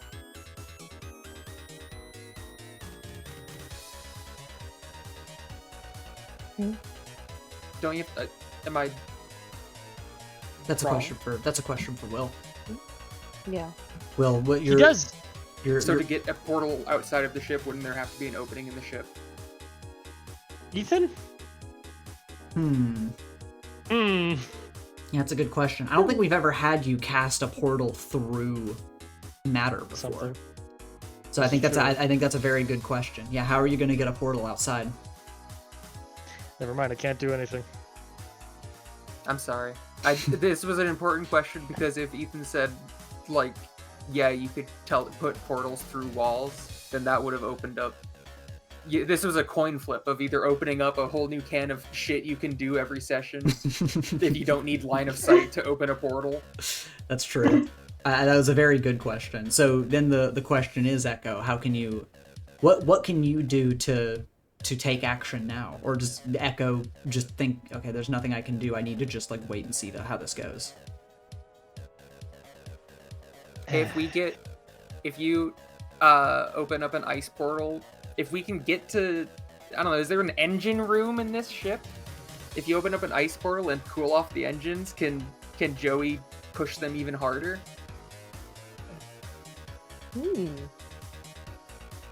That's a fun idea.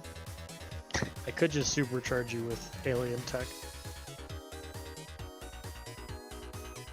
Okay, don't take my fun idea. What do you want to do, Echo? It's all up to you. Is there an engine room? Anything that would be on a jet is here, basically. So yes, there would probably be a small area that you could access some of the things for the engine. Whereas, if like suddenly things started to catch on fire, it would have to be dealt with from certain areas on outside. But for the most part, Joey knew where we were going, so a lot of the main things to access are all on the inside. So do you want to say there's just like a hatch in the floor? Yeah. I mean, honestly, yeah. Okay. Echo's going to go down. He's gonna like kind of like look around and notice the hatch in the door floor and open it. Engine room.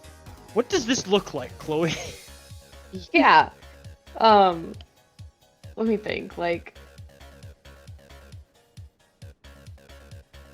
I'm trying to think of the best way to kind of put it. It's like almost a narrow chamber that's buried within the jet, and it has like the blinking red and blue lighting kind of going, almost like emergency lighting. And upon you going down there, there'd be an area where you could actually turn the full lights on. Basically every surface down there just is metal plating lined with thick bundles of cables and some like pulsating faintly coming from them. It's like the whole area feels as though it's like rattling softly next to the vibration of like the engine and everything.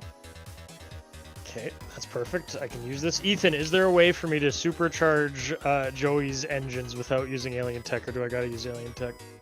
I mean, that's a broad question. Hypothetically, it depends on what you want to do. He's gonna try to do that.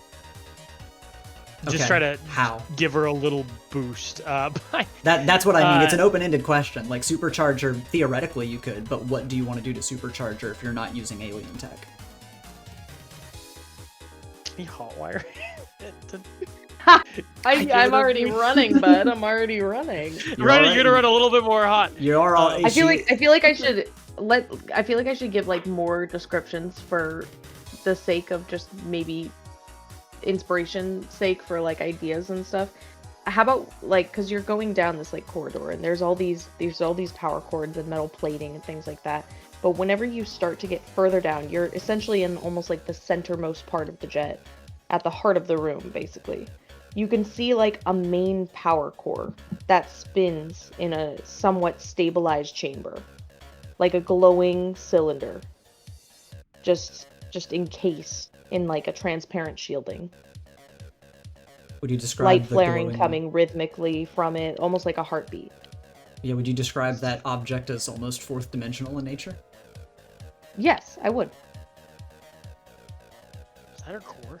Would I recognize that as her core? If Echo's seen it before. I don't think he has. Alright. I feel like ripping out cables would be a really bad idea. I'm just gonna use alien tech. Okay. See what happens. Send Spark into the systems in order to try to supercharge Joey and give Joey some extra oomph. How does this move work? I will roll it, and basically we will go off the roll. Say a little prayer. We're good! Okay. Nice. Yeah! Hell yeah. So roll freak. On a hit, you create a device that can do something impossible once and then fizzle. So I guess in this case, supercharge Joey and then stop. And then Joey fizzles. No, please. When you roll a 10 plus, choose one. It works exceptionally well. You get an additional use out of it. I'm gonna say it works exceptionally well. Okay. And so, what is your goal? What do you want to make Joey do?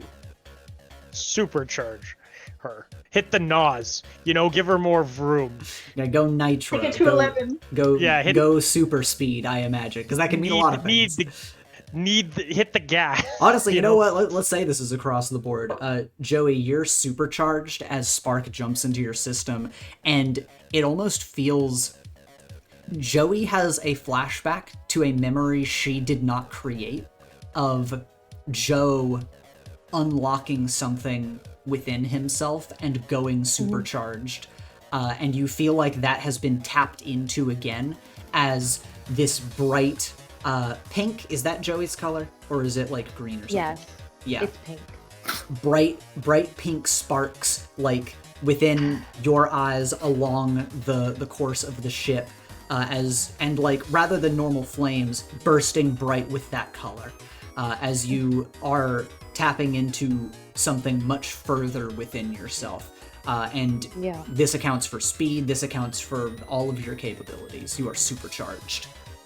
And immediately you can feel this speed boost as you kind of catch back up to that stuttering cough that Terry accidentally gave you, and you blast ahead as the spirits start to lose a little bit of ground, but it's been a tug of war so far to get away from them in this bizarre, like, warp speed tunnel.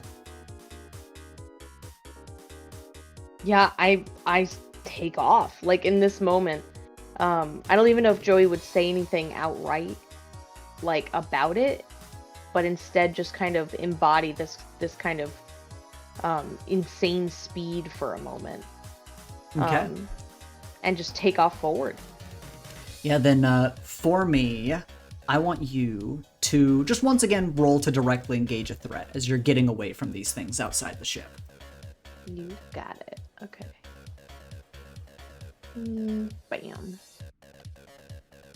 Yeah? Yeah. You get 2 from the list. What does this look like? Yeah. I'm resisting and avoiding their blows, and I'm... I kind of like the idea of taking something from them, but I don't know exactly how that would function. I think I'm more so just creating more of an opportunity. Okay. Then yeah, you are blasting ahead, and you're going so fast that everyone in the ship, it almost feels like the colors are melting off of you for a moment. That's how fast you're going. Everything is shaking. Joey, you feel like you can almost split in two and come back together. You don't, but you feel like you could as you are warping ahead, pink streak behind you, and all of these ghouls and spirits begin to fall off at the wayside, unable to keep up with this speed, but you see these twisting faces and groaning, guttural moans around you within this tunnel as you are blasting ahead, and almost like a last-ditch effort, clearly not the same spirits that you've been leaving behind in tidal waves behind you, but ahead of you, you see one torrent of spirits that pull themselves together and form what almost look like two giant clawed hands that are going to try to grab at you and almost at the same time like trying to create a wall to close you off. But as you are blasting ahead, you know, Alex, you don't have to worry about what is behind the ship anymore, and you're already here creating the gravity boost for the ship. Joey is going super speed. You see what's happening ahead of the ship, and Joey is giving you an opportunity. So what do you want to do in this moment?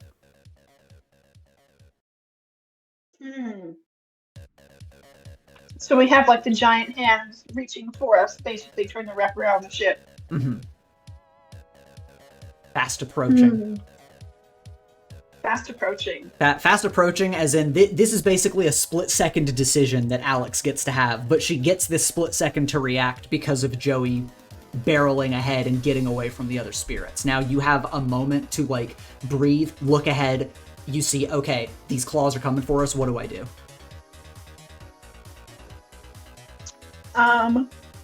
Can I,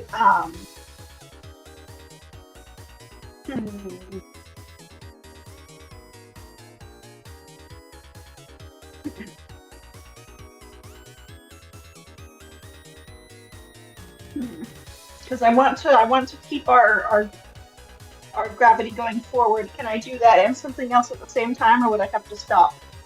It depends on what doing you that? want. It depends on what you want to do.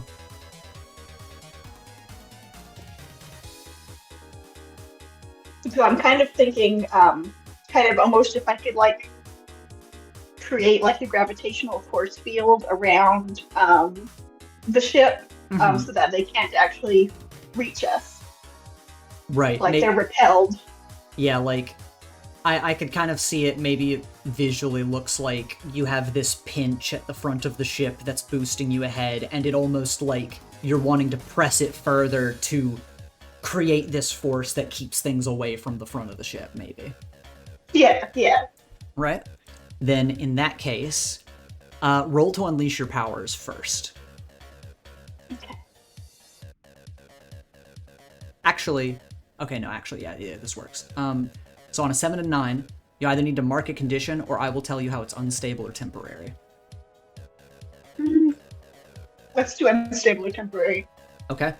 Then yeah, you have created this pinch at the front of the ship, and the hands of these torrents of spirits crash into this singularity, and they are pulled into the pinch and spread out almost like a parachute along the front of the ship. And it definitely seems like you have grabbed them and almost caused them to implode on themselves.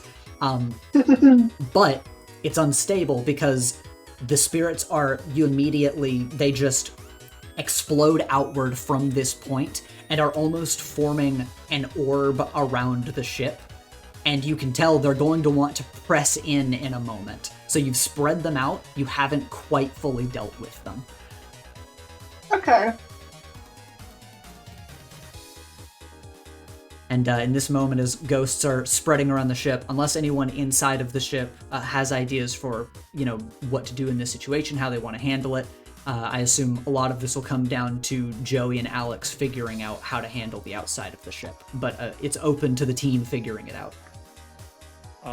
Terry's ruled out fear gas. The other option is to shoot them, but there is a rocket ship that is a friend in between them and him, so he isn't going to try any of that. What he is going to do, though, is just be heavily alert, just in case things go wrong. Okay.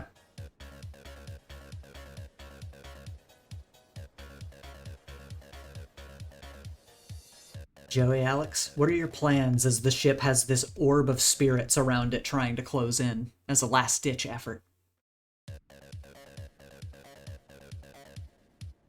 I mean, I could try and create a proper wormhole and just suck them in, send them somewhere.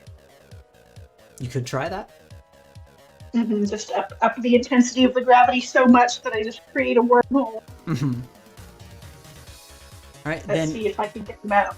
in that case, then I will have you roll to. Let's have you roll this time to defend the ship. You've rolled for your powers a few times, so we'll roll for you to defend the ship from these intruders.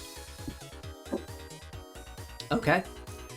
On a 7 to 9, you do succeed, but it'll cost you. You either have to expose yourself to danger or escalate the situation.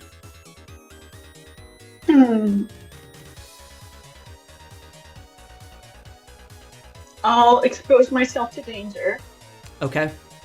We love that. In this We love it. brief moment, you have created the pinch. It accidentally spreads these ghosts all around the outside of the ship, and you think, I need to create a wormhole and just suck them into it and send them somewhere, destroy them, whatever. But in order to do that, it's gonna have to be close range, and you'll have to be outside of the ship, which you think you could do if you just warped yourself onto the surface of the ship. You think you could do it. And I guess I would have to do that, and I'll have to really strong gravity to hold my feet to the ship, so I don't just get launched into the airstream. Yeah, you think that'll be. You think that's very possible for you to do. You won't have to worry about that as much. Okay, then I will try it. Them trying to go outside the ship, though, isn't that a little bit dangerous? It's a little bit dangerous, yeah. Is it? Can it not? I'm just saying. Don't we have an issue there, kind of? Considering the whole horrible feeling outside the ship, can't their soul just kind of be yabbed? Well, Alex, do you expose yourself to danger to defend the ship in this situation? It's an immediate knee-jerk reaction, whether you assess that and decide I'm not going to do it, or whether you warp yourself out there, and at that point you will succeed, but that's what you have to do to succeed. God, this is a dilemma. Sorry to make it more difficult of a choice. I probably should err on the side of caution and not do that, because if Alex gets affected by whatever's out there, it probably would not be good. So yeah, I guess I'll instead of exposing myself to danger, I'll escalate the situation. Okay. Then instead of warping outside of the ship, you just hope, okay, maybe I can pull them into the pinch I've already created. So you are going to try to pull them back into the pinch ahead of the ship, almost like a vacuum cleaner. And while you do stop them from just slamming down all around the ship, and some spirits are pulled into the wormhole and, just thrown out of this vein that you're flying into, along the front of the ship, some spirits have clamped down onto it, and as they're being pulled, their claws are scratching along the surface as they are desperately trying to keep hold on the surface of the ship so they don't get yanked away. In this moment, can I also react here to kind of team up with Alex? Yes. In seeing what's happening, like, in front of me, and having this moment of, like, I see what you're doing. Hold on. I'm gonna try and, like, almost like I'm using, I don't want to say the last of it, but I'm using some of that supercharge from Spark, basically, which I've been using to just go super, super fast, like, crazy fast. Whenever, like, you break the sound barrier and it, like, makes a big warble, like, all around the jet in, like, movies and stuff, I want to do that. I want to do an EMP burst from the jet. Okay. Ooh. It just would do a big pulse burst from the jet. Yeah, in the hope to basically disorient them so that it's easier for Alex to do what they're doing. Okay. In that case, then, I'll give you two options. One, if you want to spend a team to boost Alex up to 10, you can do that. Or you can roll a separate roll if you wish. Let's spend a team if that's all right with everyone else. I feel like that works for me. Checks out. Yeah. All right. Because then it'll still give Alex kind of the creative control of this moment. Then you keep bursting ahead, the warbling happening on the surface of the ship as it is pulsing and boosting spirits off of the surface. And Alex, working together with Joey, you are able to make sure that spirits cannot hold onto the surface of the ship and fly into the wormhole that you've created ahead of it. And as they are all yanked into it, it is almost like a vortex of muddled paints that get sucked down a drain, basically. And as the spirits are yanked outside of the vein, one after another, you continue to boost ahead, and eventually you breach a harsh layer of light and fog, but the spirits around you have disappeared and subsided. And We did it. We Well done, Joey. and as you breach this layer, Alex, for the defend roll, you can add a team to the pool. You can take influence over someone you protect, or you can clear a condition.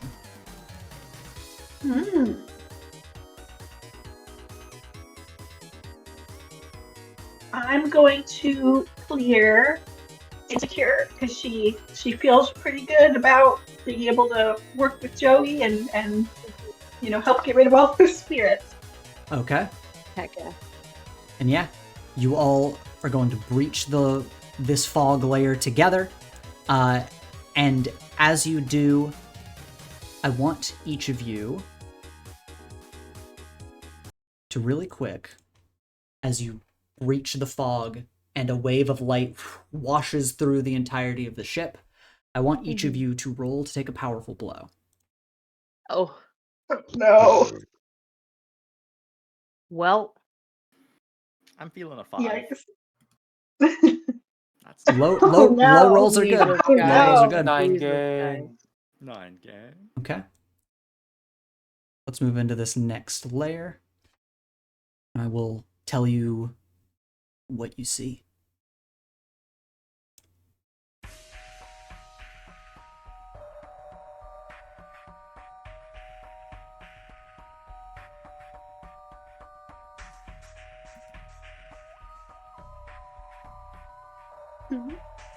Ignore the top bit. Down here at the bottom,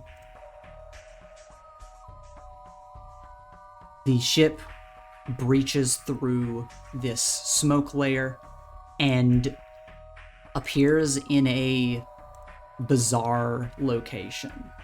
You see dark spiked structures, you see dark threads in the distance, and it looks like a different dimension in here.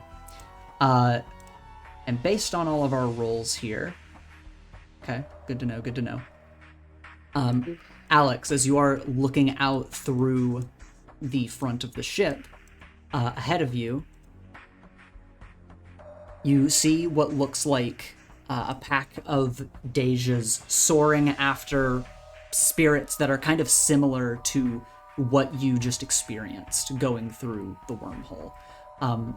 Almost seeming like they're trying to corral them further off in the distance. Not too close to the ship, but that's what you're able to notice from afar. As we breach into this layer, each of you feels that rolled a partial hit or higher, feels dizzy, almost like you're half asleep. Your mind kind of starts to, like, it almost feels like you have an out-of-body experience for a moment before sort of pulling yourself back. But the ship itself, Joey, you have gone offline. The ship does not change its shape for the rest of you. But as you have breached this layer, you notice that Joey is non-responsive. And of course, Echo, Terry, and Lily, you all feel as though you're like stumbling around, not quite inebriated, but again, almost like half dreamlike state. And Alex, as you look around, you have managed to stay of sound mind. Lawrence, meanwhile, is still just focusing on the spell and is like, what's going on with everyone? Are we good? I don't like look at this. And I'm gonna go and I'm gonna like walk in front of everyone and kind of like wave my hand in front of their face and be like, hello, are you responsive in there? Who do you want to walk up to? I'm gonna walk up to Lily because she's just the closest to me. And I'm gonna just be like, hey, Lily, what's going on? I'm good.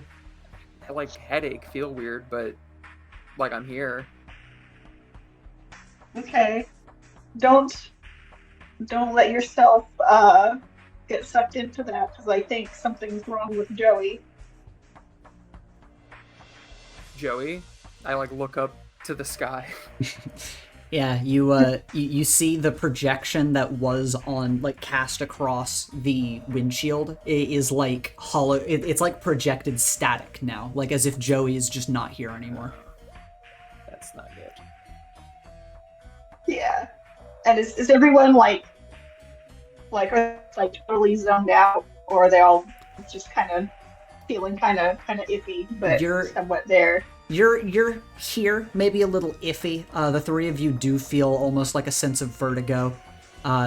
If you look outside, everything is like kind of melting and pulling themselves back together. Something is clearly wrong. Something has messed with you.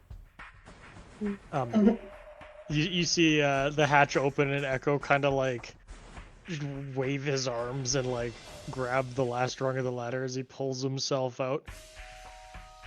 How are we doing out here? Terry's laying on the Joey's ground. out. Terry's on the ground. I look over and see that for the first time. What is Terry doing? Terry has like his hands over like he's on his Mac, like covering his eyes, and he's just like not moving. Okay. You good, Terry? Good enough. Okay. Just give me a moment. Well, Joey's out, we think. What do you mean out?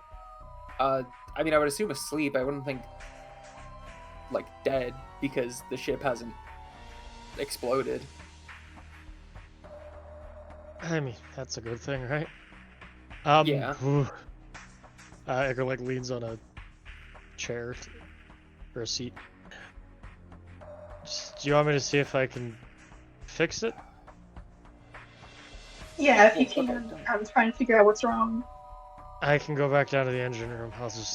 Alright, I'll be right back. And he goes and he opens the hatch and slides back down, firefighter style. Okay. Back down. Yeah, you slide back down below, and meanwhile, for the other three, you actually, as you're up here, You notice out of the corner of your eye, for anyone that's, keeping an eye on the windshield or the windows, that in the distance, the Dey'ja that are corralling spirits almost seem to be like turning and corralling them in your direction. It does not seem like they've noticed you yet, but it does seem like they're starting to head towards the ship that is stalled in open air.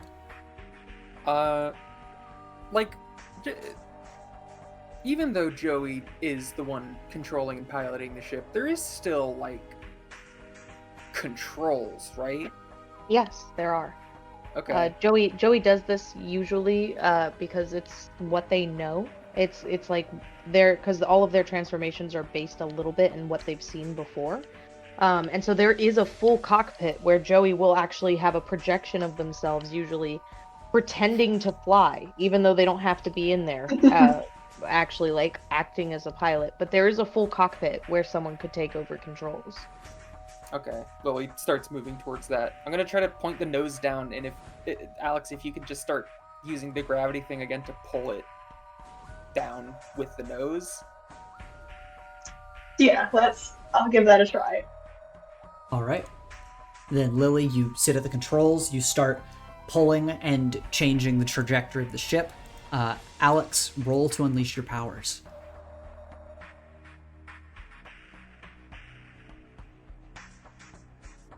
All right, you can mark a condition, or I'll tell you how it's unstable or temporary.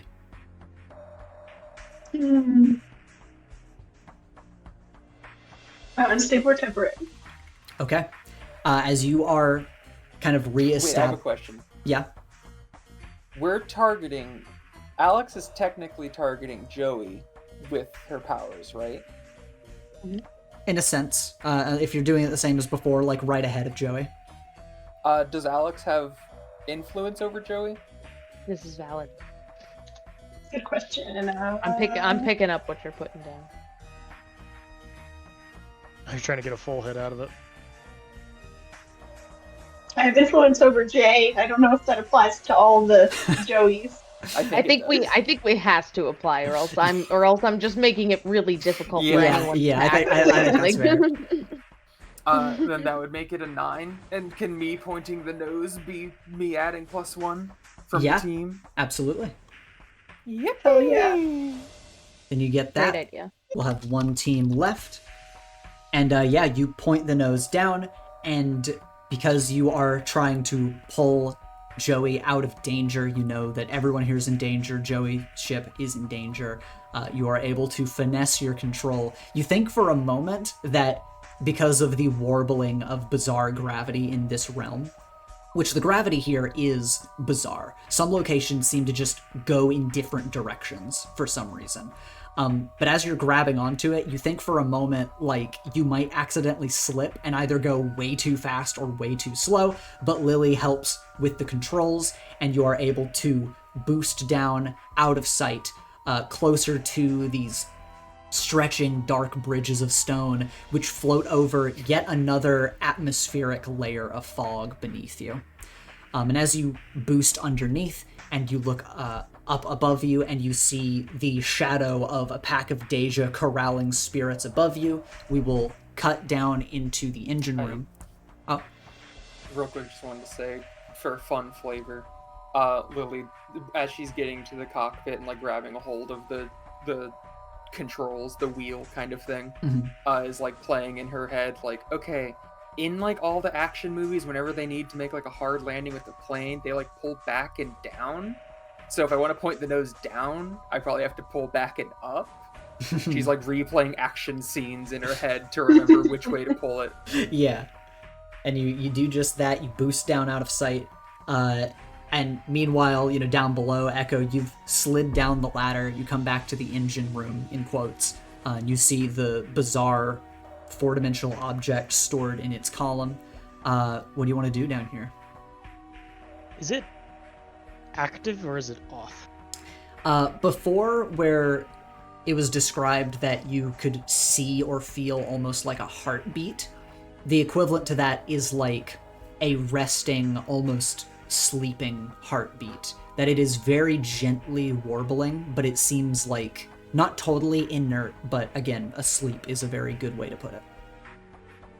Is there a console to be able to interact with this, or is it just free floating? I mean, it's inside of what was described, I believe, as like a glass column, almost sort of to contain Yeah. the heart. Yeah, it's like inside of a column with like almost a transparent shield. Like you can kind of see almost like a force field formed around it.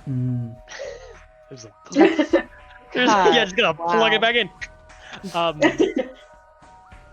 Echo is gonna tap his goggles and go, all right, Spark, what can I do here to get her waked up? Spark will begin evaluating. Roll to assess the situation.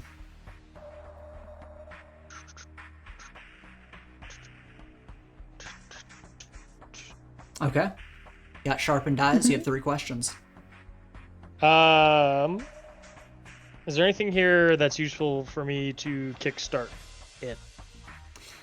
This, to you, from the readings that Spark is giving you, feels bizarrely internal. Like, this is not a mechanical issue. Mechanically, everything is functioning just fine.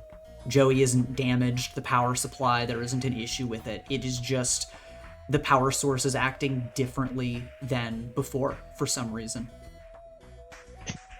Is there a way I can wake her up? As Spark is evaluating the core here, and you like get close and kind of look at it, it almost feels like your presence, it has a gentle reaction to, but nothing beyond a gentle ripple along the surface of this 4-dimensional, bizarre, glowing thing floating in this protected column.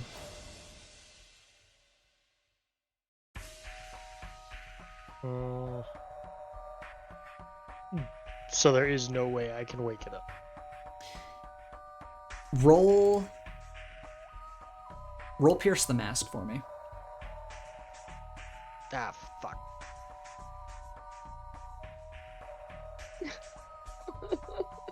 Actually, oh sure. No, this is good. This is good. This is good. I really like, actually. Sure. Like, I thought you were No. gonna say, like, I don't have to because of this ability, but then you just said yes anyway. Yeah. Um, Yeah. I've got that. 1 second. While he's looking for that, I just want to say earlier when Ethan said, like, and Joey's color is, like, what, green? Like, that shit got me. I was like, I had to mute. I was laughing about That that. got me so I- hard. I don't know. I also like asked had a if it was, moment I where asked if it was pink I- or green. I just wanted to clarify. It was just I so funny. literally said too, and like I don't know if you heard me, Dey'ja, because I made a point because I heard you laughing. I knew you were breaking down as much as I did, so I just went like. I did hear the sigh. That got me harder. That was when I had to mute.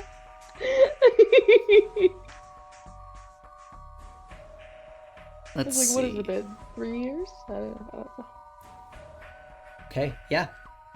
So your initial like insight of this situation, it is hard for you to tell what's going on, but from your Nomad Roots ability, you get a question because of your connection to Joey. What do you want to ask?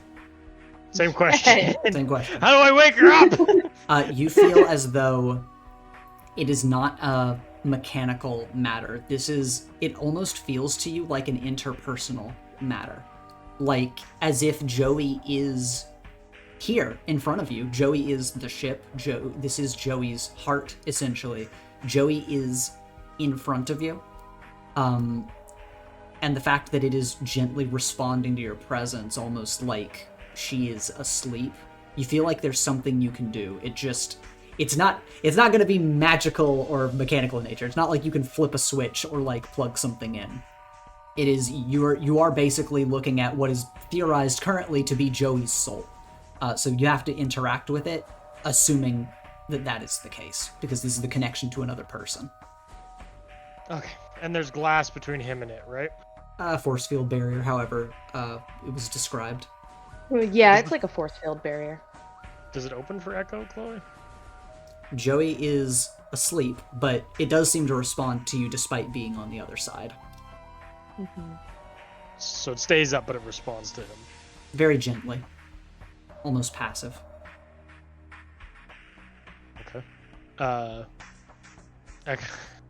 Echo's just kind of gonna think about this. He is going to just kind of go,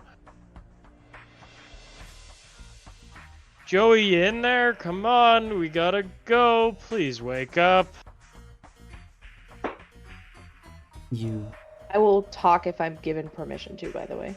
Yeah, you speak to the core, but sadly, nothing really happens when you speak out to it.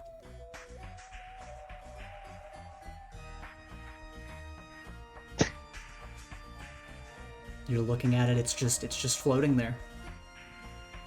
Spark jumps out of your goggles and kind of on your shoulder, like pensively looking between it and you. What?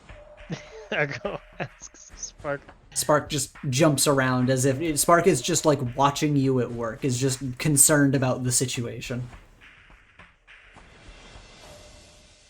Can I open a portal past the barrier?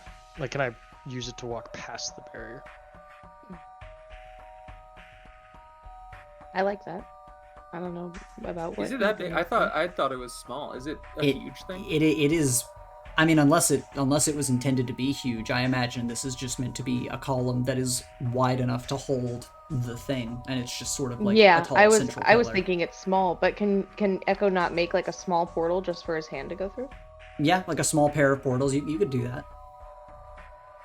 Okay. He's gonna go to do that and put his hand on the fourth-dimensional object. Okay. Then at that time, you feel a surge of energy shoot through you. And we're going to peer inside of this thing. Yeah. Yeah. Your cutout there was great. Ow. Joey, you are asleep. Everyone is asleep. There is no one at the driver's seat at the moment. As you are surrounded by fog, it almost feels like you're at home, and yet at the same time, like the lab where you were created.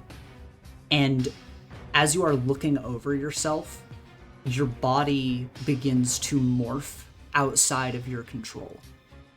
And along the surface of your arms, your torso, even crawling up towards your face, your body morphs into the faces of Joe and Jay, infuriated, arms stretching out towards you from all angles of your own body, grabbing at you, trying to pull off your mask, trying to pull off your glasses, as if grasping for control that you no longer have. Trying to tear out wires, peel metal plates off of your surface. It is an indescribable nightmare for control at the moment, is what you are experiencing. And at the same time, you can tell that this is it's a very dreamlike state that you are in. It does not feel like this is just a normal struggle for control. This is like you are almost cannibalizing yourself, is what this feels like to you. Well, Jesus Christ. Okay. That's no good. I'm cannibalized, and do I feel what Echo was doing? You hear some distant murmuring words, and after a few moments of these, these arms tearing at you, trying to remove your insides from inside of you, you feel a warm presence, but you don't know where it's coming from.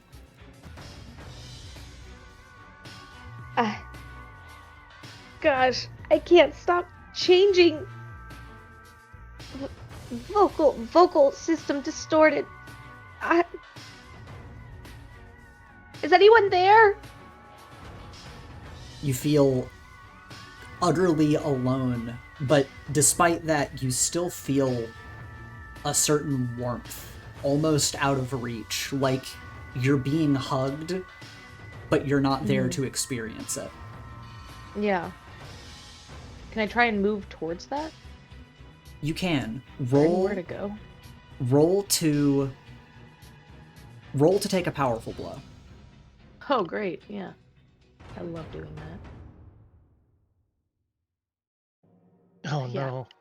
As you are struggling inside of this nightmare scenario, it is increasingly hard to tear yourself away from the faces that are in front of you. As you know, Jay is trying to struggle to regain control. That's a whole issue they had been scared of, was disappearing again. And Joe, meanwhile, is like, you feel thoughts pulsing through you of, I didn't get enough time. It's my turn. You had the first few years of our life. It's my turn. I need to get back. I miss everyone.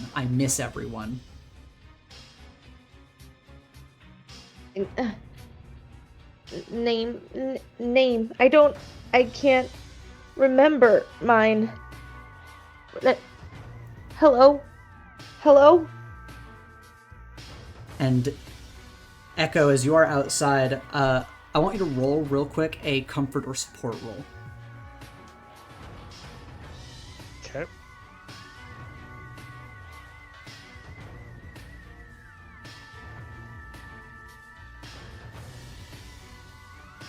Oop, that's directly engage a threat. My bad.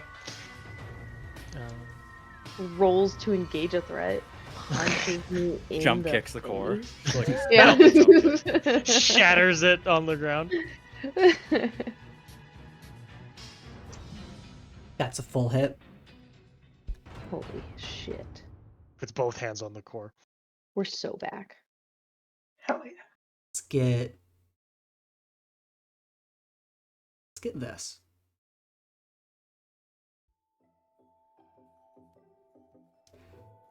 There is a sudden rippling along the surface of your consciousness as you feel warmth roll over you again in a way that feels foreign to you. This isn't just like reaching out and touching someone. This is a matter of feeling someone. The fog around you sort of begins to part, and you start to see a little more clearly as this shifting landscape starts to slow, and the faces that are grasping at you, still staring daggers into you, you look up into the sky above you, and you feel like something or someone is looking back at you. There is just an overwhelming warmth, comforting, and you feel like if you focus on that feeling that maybe you can get through this. I'm gonna do that. I'm gonna focus on the feeling. Okay.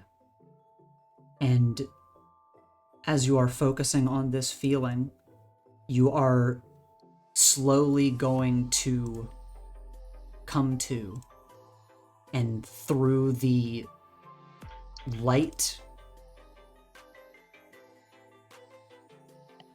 you are eventually looking at Echo, whose hand is on your core. The ship still fully intact, but your hologram, the digital body of Joey within this force field, now surrounding the core, placing it where your heart sits in the center of your costume. And Echo's hand gently holding onto your heart as you wake up. In the intercom, just in this room, just to Echo, not across the entire ship. You would initially hear a very robotic voice, actually, kind of coming through, doing like systems online. As like lights start to kind of flicker and the static starts to like hum a little bit more. essentially, kind of like coming back up. Joey? You there? System rebooted. Echo? Yeah. You Was okay? that you? Yeah. No, I'm not. I went to a place. Oh, it was awful, Echo.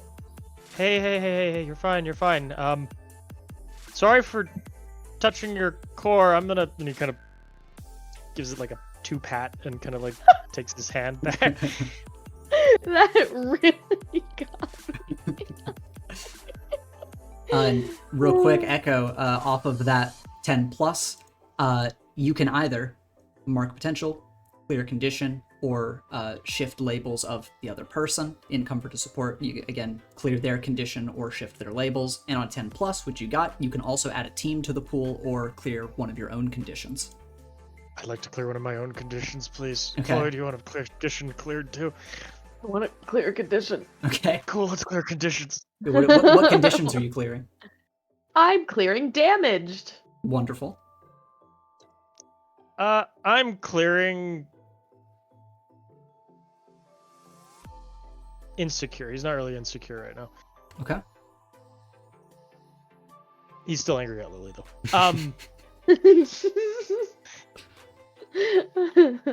Sorry, I didn't know if that helped. Didn't just are you you're fine though. How long was I gone? Couple of minutes. Oh, I thank think God. they landed the ship outside based by how much we moved and then stopped. I think we're good. Just I'd say breathe, but just focus. No, it's okay. Systems are online. Heart metaphorically full. Thank you. I'm glad you're okay. I'll tell you about it whenever we're out of here, which I hope is soon. I do not like this place at all. Please don't take this the wrong way. This might sound weird, but you have a very beautiful heart. I imagine they actually do like giggle through the intercom. He goes right in the face and just kind of crosses his arms.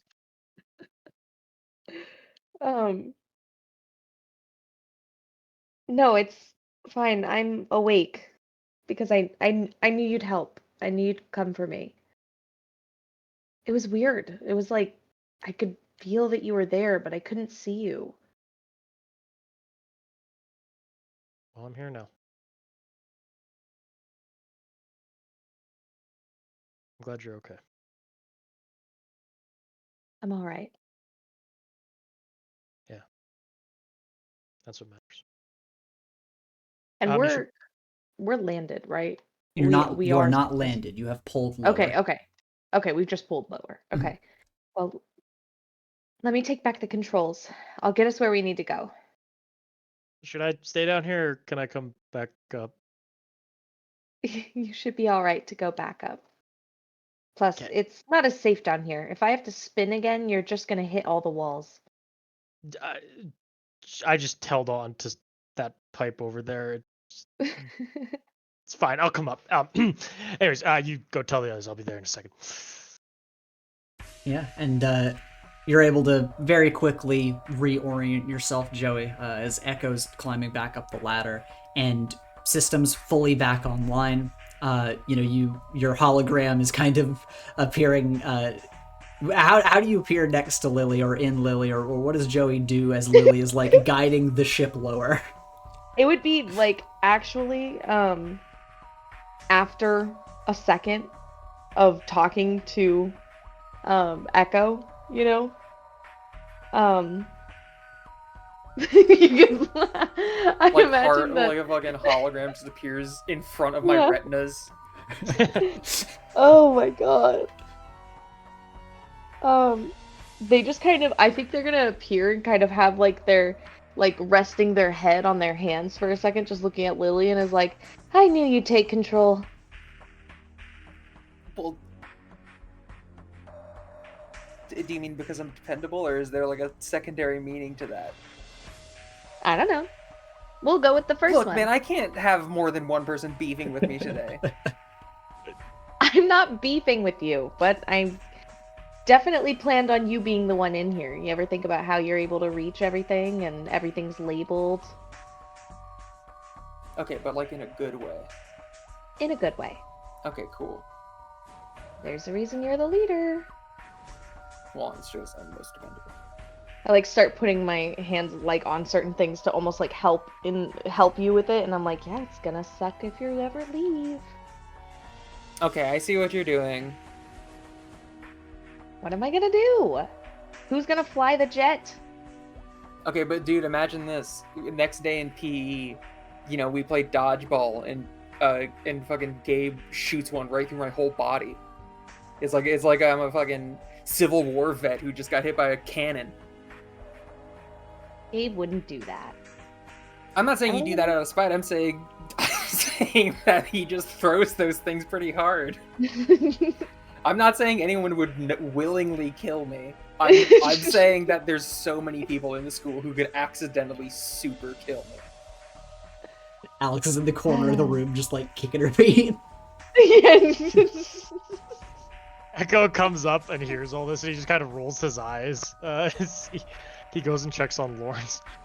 Lawrence is just still like head craned up, and you can see on the projection now, it is projecting the glowing path once again dipping down through another layer of this fog, and he says, "We're really close. I think it's just past this layer. I think that's where we need to be." Do you need some water or something? No, not until we're there. I don't want to lose it. This place moves around constantly. If I don't keep my eyes on it, it might not be there anymore. All right. Joey, we should probably get going. Yeah, you got it. Buckle in, babes. Wait. Okay, so we passed another layer on the way here, and Joey went offline. How is everybody? Fine. I was a little discombobulated, but like, Okay. you know, I'm here. Terry? Oh, I'm doing better now. I just needed a break. Now I'm 100% A-okay. Okay. Just for the record, that's what it feels like. It's gonna happen again. So, just be ready for that. How do we brace for something like that? Best you can, He Echo. he like gives a dry smile and sarcastically is just gonna say thoughts and prayers, I guess. Oh. Okay.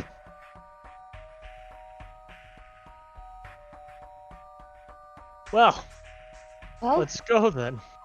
Love you guys. Hold on. Love you, Joey. All right. And I'm gonna super blast us following this thread. Yeah, you dip down, you follow the thread, and breach this next fog layer. But as you do, Joey, you don't feel the same cold shuddering through your system. You still feel quite warm. But throughout everyone else, once again, you are going to feel this cold shuddering. And I want everyone except for Joey to roll to take a powerful blow. Hell yeah, I'm fucking resistant now. Narratively, I want a 15, but the game is gonna give me an 8. Damn it, that's not what I... 5 gang! We just keep rolling the same thing. Dude, I swear to God, I wouldn't do this because it would be too much effort. I swear to God, you and I rolled the same shit more than anyone else. It's so true. It's weird. All right. You are diving through the layer of fog, and it feels like the ship is undergoing some minor turbulence as if breaching the atmosphere of a planet. And Terry and Lily and Joey, you're able to examine the ship freely, I assume. As you all look around, Lily and Terry, you are both able to kind of pull back against this feeling of vertigo and keep yourselves awake and present. But Terry, you feel an underlying and abysmally cold feeling of dread as you whip your head around and you see that Echo and Alex have both fallen like almost comatose, and you look to Lawrence, who has the spell active, and he also just plops to the ground like a sack of sand. Oh, boys. My hologram kind of is having a moment peeking back. What's going on back there? I'm not sure. But Terry would run over to Lawrence. He's like, checks pulse. Like, still alive, yeah? Yeah. At least physic. Okay. Really quick, Joey, roll to assess the situation for me. Yeah.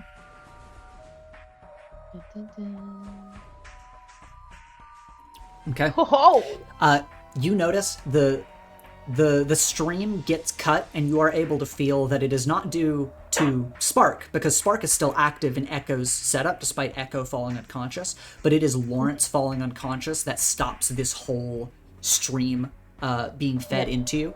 However, you are able to kind of calculate and save that information, and while the spiritual path you are being fed disappears, a digital simulated path spreads ahead of you, and thankfully you do not go off course or get lost. Okay. Back over to Terry. Yes, you go over to Lawrence's body. He seems unconscious, comatose, like dead asleep, but not dead. Well, alive at least. I'm assuming the other two are in a similar state. So is Spark still awake? Yeah, you come over, and Spark hops out of the goggles now that there's nothing being streamed, and is like swirling around Echo's head, trying to wake Echo up, but to no avail. Over the intercom, Joey's gonna say, "It might be time to bring out those objects that we gave to Lawrence. He should have some of them on him." Oh. Okay. That makes a lot more sense. I take my knife. Terry just Terrifying stands sentence to say over me. It could all be He's gonna over. go and take take it. He wasn't in the right this time. And there. So, go on. Terry's just like how? Does it work off like dream logic? The stone, right? Because Echo made the thing from the claw machine into a necklace, but Joey just kept it a rock, right? Yeah. Okay, I was about to say, like, am I like, do I have to roll something to tell them apart to know who's whose? No. Oh. But if one's No. a necklace, then we're good.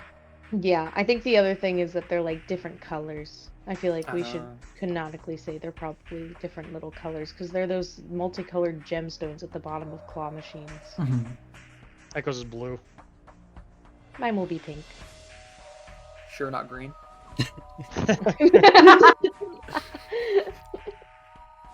We like to have fun here in the Nomads. We like to have We fun. like that. You have fun.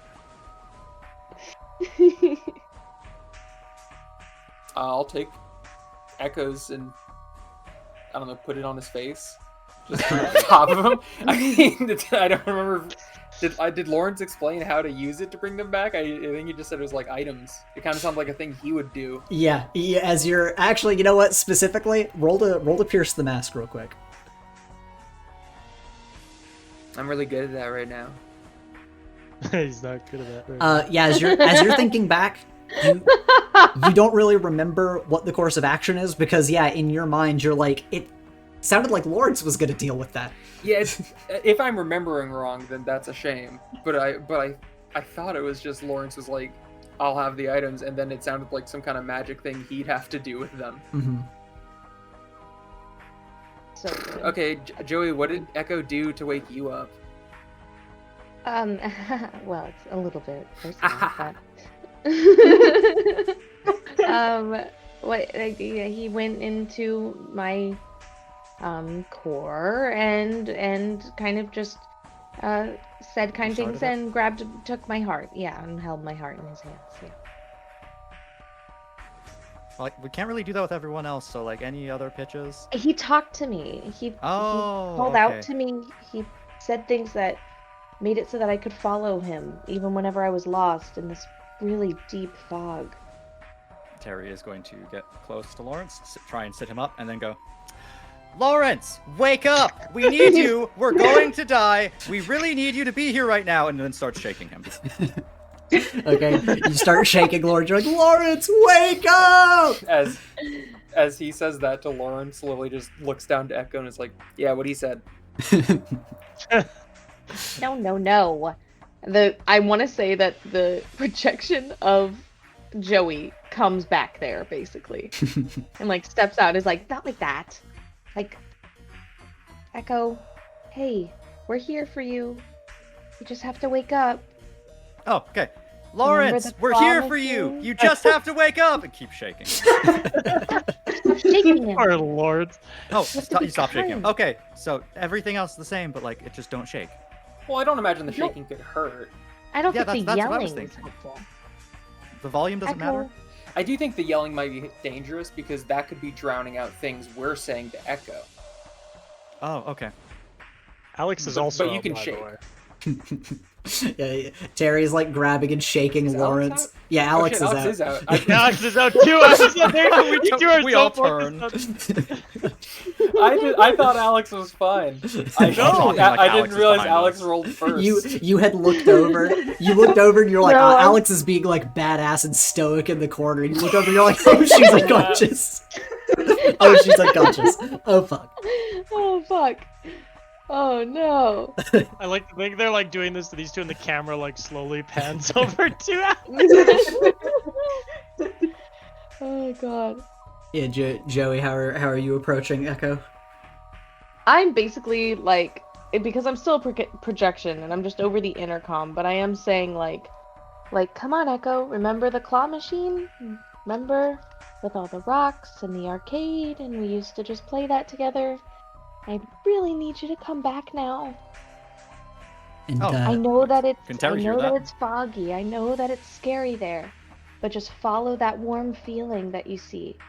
Come on. and yeah, Terry, you can hear Joey saying this to Echo. Ah, okay. Memories. Lawrence, you have to come back. There's still so much to do. There's still a glorious future. There's still so much we have to do. You can't sleep here. His ass is never waking up. Okay, and we will peer into Echo's mind first.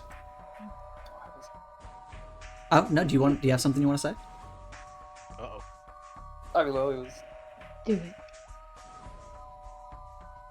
Look, I mean, I'm sorry I said something that upset you, and I don't mean that in the way a lot of people do, where it's like, I'm sorry you took offense.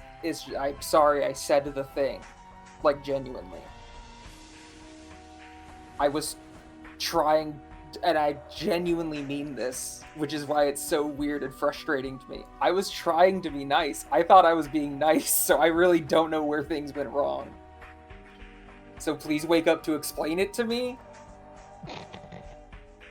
Echo, you should wake up. Lily's making a fool of themselves.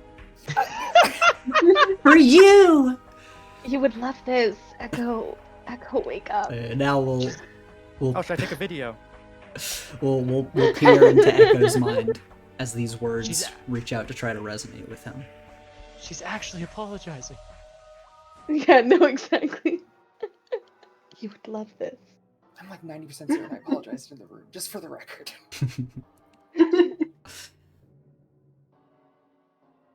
Echo, you are tumbling through a dream. As you are running and running, feeling like you're being chased, like something is behind you, like it's going to get you, all of the worlds and all of the places that you have gone to string together. One moment you're running through the shops with all the wares and junkers lining aisles, but at either side of you in Megea. The next moment, you are running through the halls of Star Heights, then the alleyways of Terminal City, the alleyways of Nustania, the magma, the streaming fiery paths of Kafsi, and the snowy mountainous paths of Pagonia. All of these worlds and unique places you've been to string together and muddle together in ways that you cannot quite understand, and it creates not a literal maze, but it feels like a maze that is trying to keep you here and is trying to make sure you cannot escape.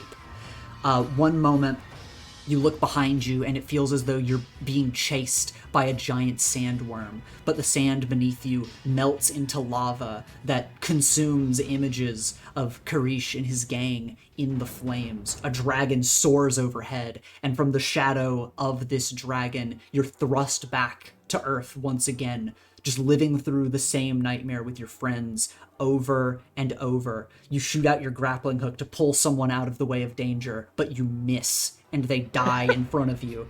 And it happens over and over and over. No matter what you do, you are never fast enough to escape, and you are never fast enough to save them. What is Echo's thought as he is tumbling through this nightmarish reality? Where to go? Where to go? Where to go? You can't fix this. You can't fix anything. You can't fix that. Oh no, you let him down. You let him down. You're a failure. What are you doing? Where are you going? Where to go? Where to go? Left, left, right, right, up, down. Can't find them. Can't find them. Where's them? Who's them? Where am I going? Where am I going? What am I doing? Yeah, ahead of you, you see an image of Olivia dead ahead of you. You run towards her through the courtroom, only to fall through a golden cloud and be now running through a graveyard. And you see ahead of you a grave with Lily's name on it. Everyone is being lost to you. And as you try to reach out to Spark, get some kind of information, you don't hear anything. Not even Spark is here for you. And during this sequence, Joey and Lily, I want you both to roll to comfort or support. Did you say or and? Comfort and support. Comfort or support's the name of the move. No, I meant between me and Joey. Oh yeah, both of you. Okay. Yeah. Uh-oh. I've had a -2 in mundane for like since like session 10.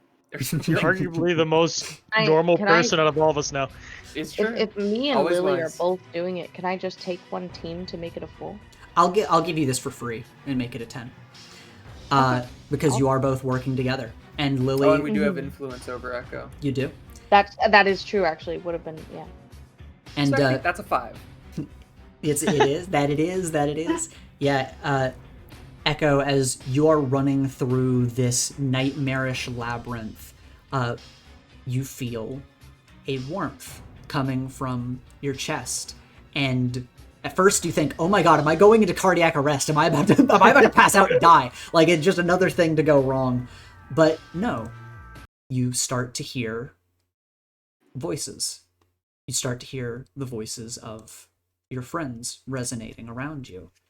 And from the distance around you, you see images of Lily, of Joey, as they are put into danger, and you try to save them, but you miss the shot. They fall in front of you, but you'll hear their voice. You hear Joey reaching out to you, begging you, trying to soothe you, saying you need to wake up. I'm desperately trying to bring you back like you just brought her back. And you hear Lily's voice, which may shock you, maybe it doesn't, but you hear Lily's voice, and you hear her apologizing to you, and in a desperate, very real plea, trying to understand you, trying to connect to you, trying to apologize, just wanting to make sure that you are back. And as you hear their voices, suddenly, as you are looking around, I want you to roll to assess the situation.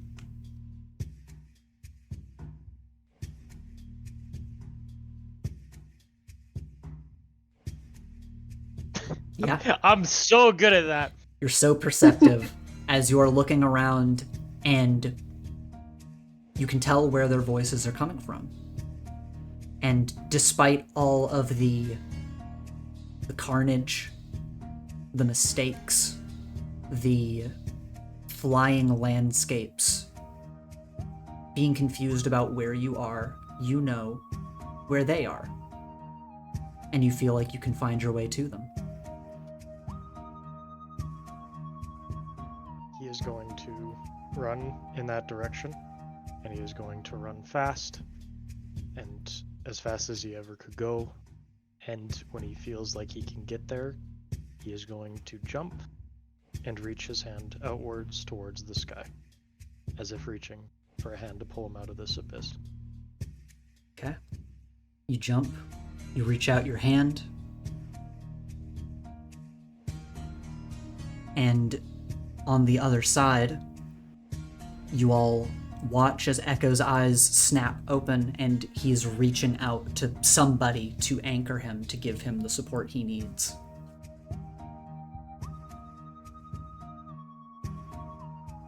And he is awake. Lily, do you grab his hand? I think Lily looks towards Joey at first to be like, this is so totally something you're gonna do, right? And then realizes, oh, you're a fucking hologram. Yeah. So I think she reluctantly does. Echo kind of pauses, realizing what he was doing as he's like kind of catching his breath like he ran a marathon. Also, your necklace is on your face. Yeah, why?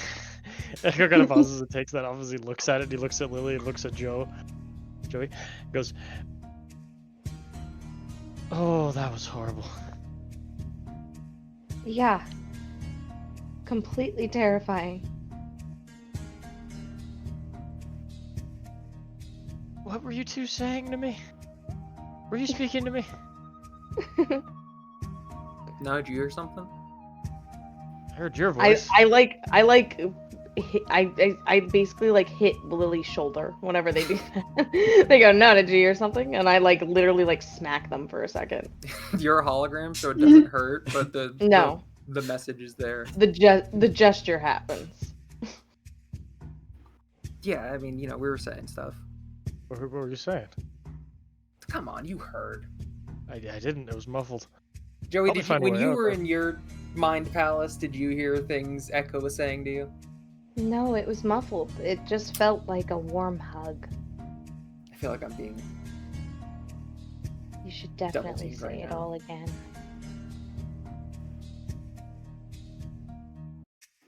Look, okay, I mean, I'm sorry that I said something to upset you. I feel like, on reflection, I think I realized what's gone wrong between you and me. What's that?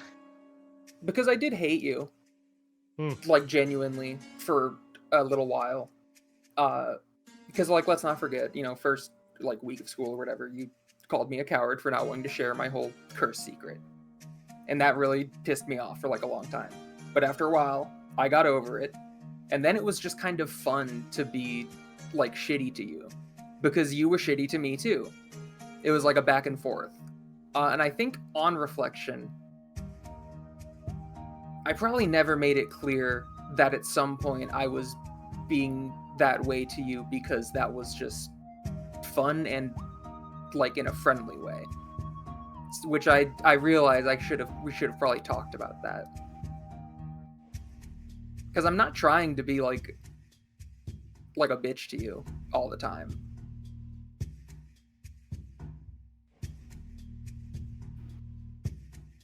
Lily, this is the weirdest apology I've ever gotten. What? This one is worse than the What one do you we did mean? whenever. It was just better. It was just better. It's fine. It's fine. I said I'm sorry. What more does an apology really need? You did a really good apology whenever he was unconscious. I promise, Echo. It was good. Okay, but you literally told me I was making a fool of myself. You can't now say it was really good.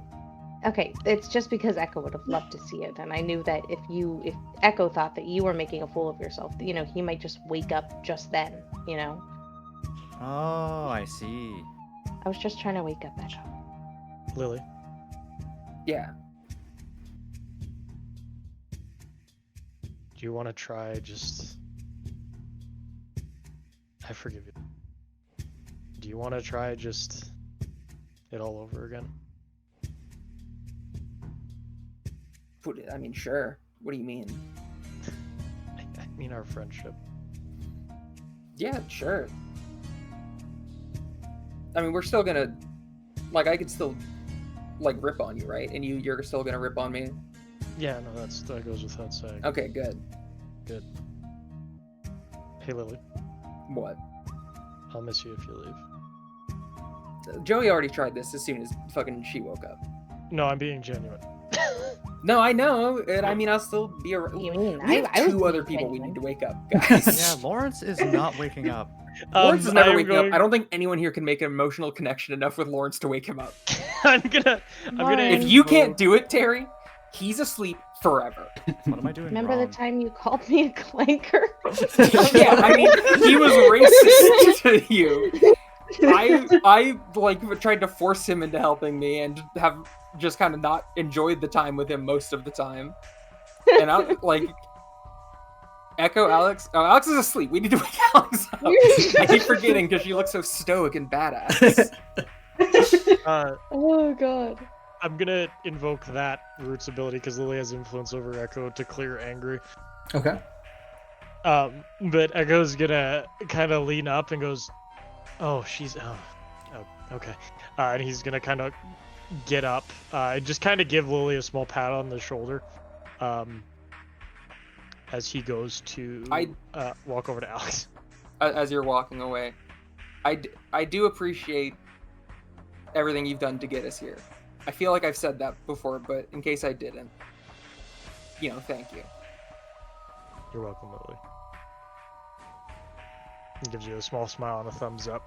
All the anger and tension in his shoulders kind of vanishing as he kind of goes to walk over to Alex and look her over.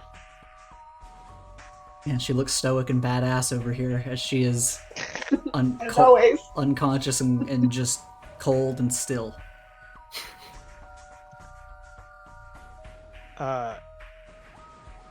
Alex. Come on, wake up. Alex. We need you here. And he's going to kind of just rest a hand on her shoulder and give it like a little squeeze.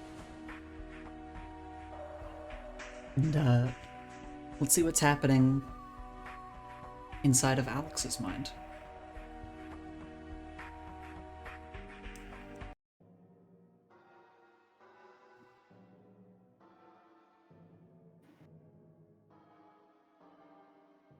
Alex, like the others, you are tumbling through an unforgiving nightmare as the world around you, with every minor movement, will crumble beneath your touch.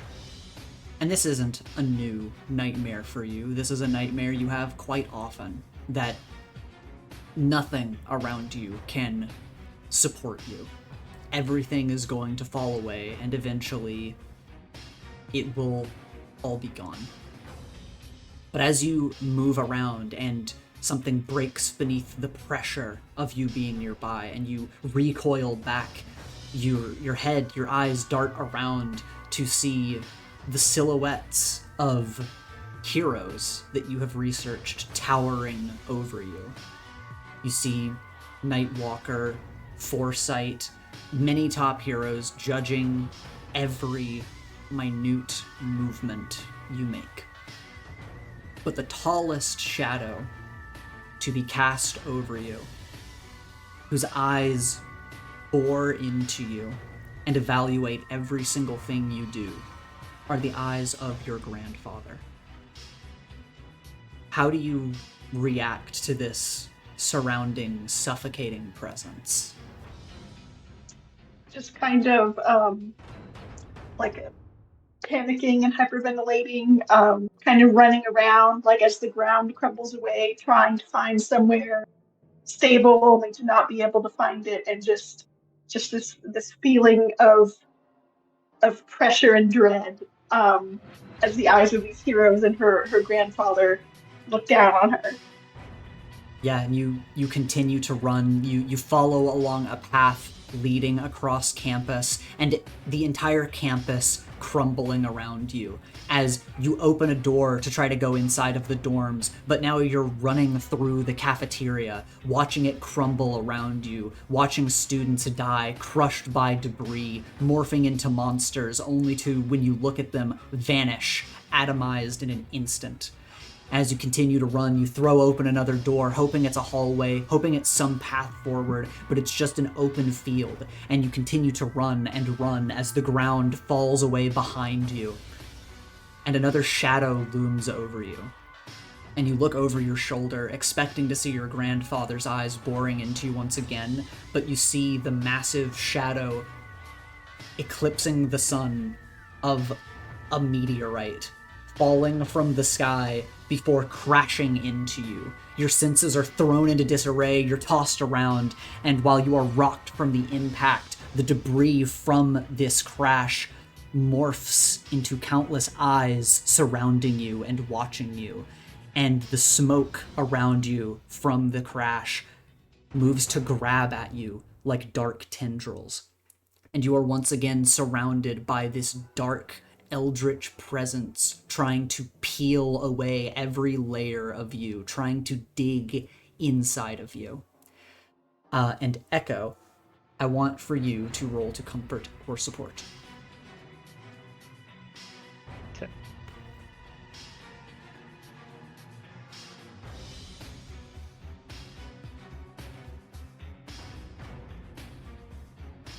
Okay.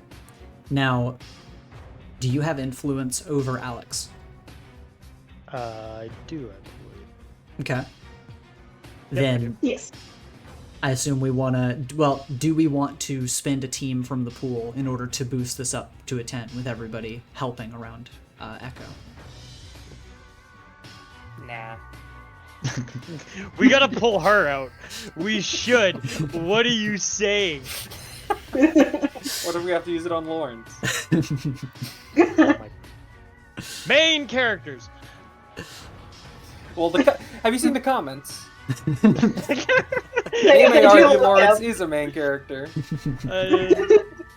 Shit, you're right. But Alex is important to Echo. I mean, yeah, someone should use team. Okay. Then Chloe wasn't here. Back, sorry. Jay, as Echo is reaching out to try to wake Alex up, because of influence, Echo's going to have a 9. Do you want to spend a team to try to help Echo wake Alex up? Oh, yes, I do. Okay. I'd love to. Yeah. What are you guys going to say to her as you're trying to get her to wake up? Let Echo take the lead a little bit. Come on, Alex, we need you. Follow my voice. Come on, follow it. It'll I lead know you it's out. scary. It's scary in there, but just follow us. Follow that feeling that you're getting. We're right on the other side. Be my friend here. Come No. on. Alex is walking around in confusion, trying to find the source of the... Able to feel you guys' presence, but not sure where you're coming from. And as you hear these voices reaching out to you, desperately trying to tear yourself from these dark tendrils, all of these countless eyes. Oh, this is too fucking badass. Hold on, sorry, Alex. You know what? Actually, you know what? You are fucking badass. In one moment, you are trying to tear yourself out of these tendrils away from these eyes, but you feel a warmth inside of you, and you hear the voices of your teammates calling out to you, saying that they need you. They need you to come back. They know it's scary. They want you to find your way. And past the darkness, you feel that that is where they lie.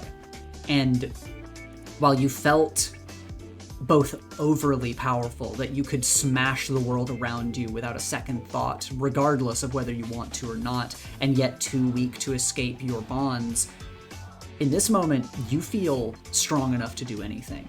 You feel strong enough to get to them.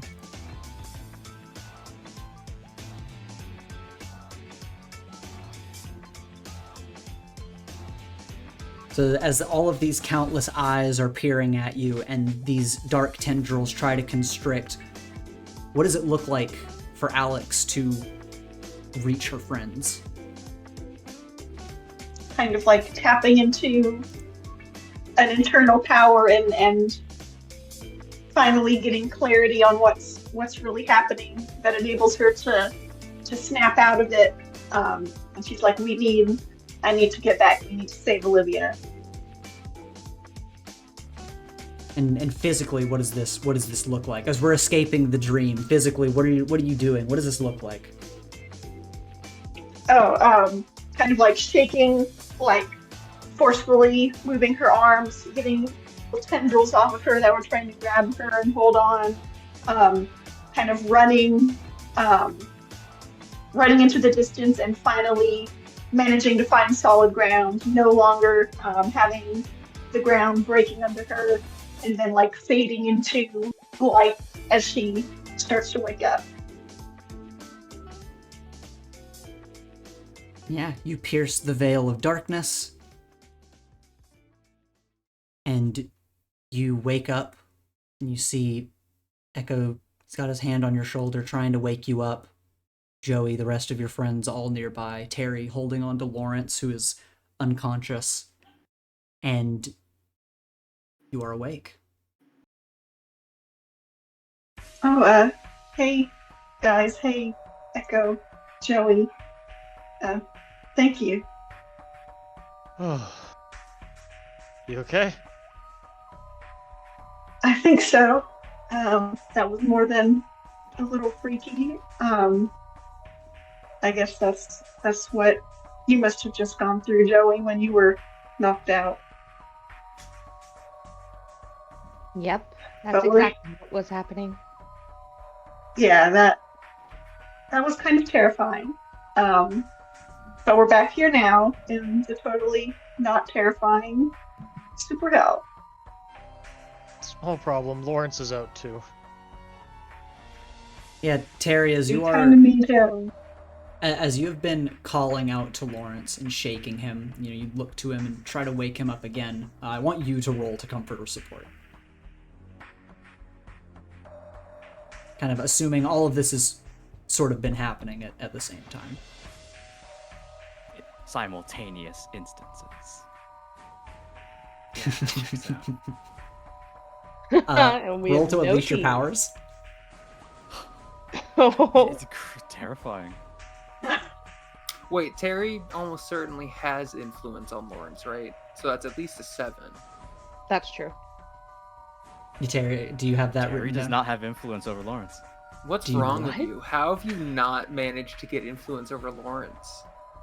At one point, Ethan put influence over Olivia on my sheet without telling me.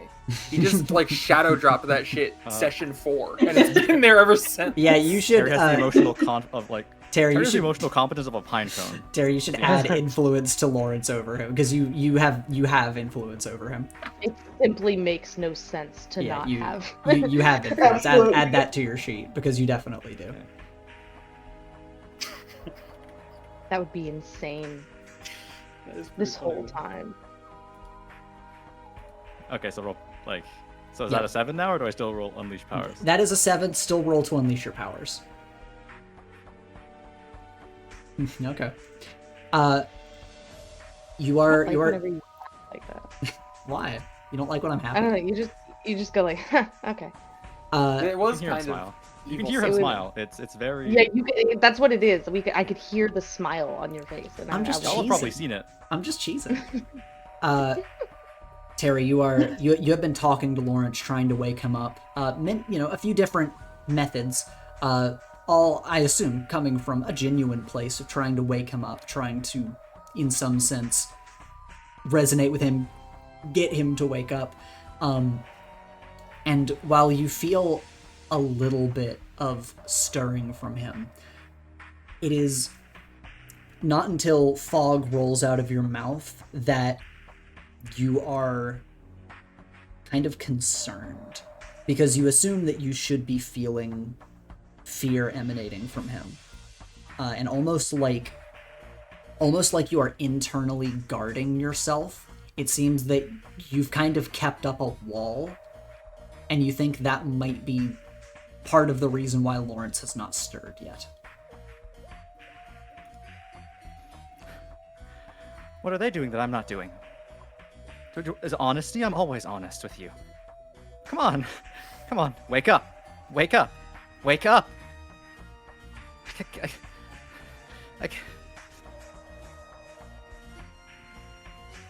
I don't know what'll happen if you don't wake up. Okay? I don't know what to do. I can't do that, what they're doing, okay? I don't know how. You have to wake up. I don't know what I'll do if you don't wake up. You have to wake up. You don't leave me.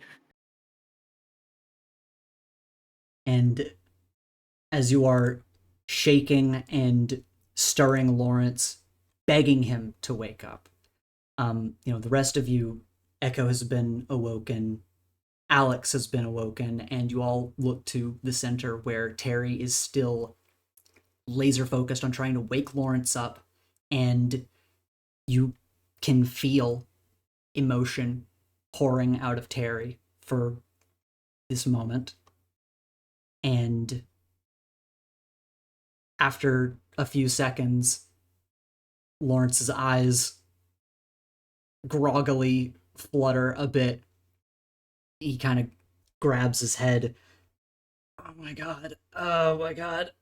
Stop shaking me. Stop shaking me. Terry sees he's awake, immediately drops him and walks off. He falls asleep again.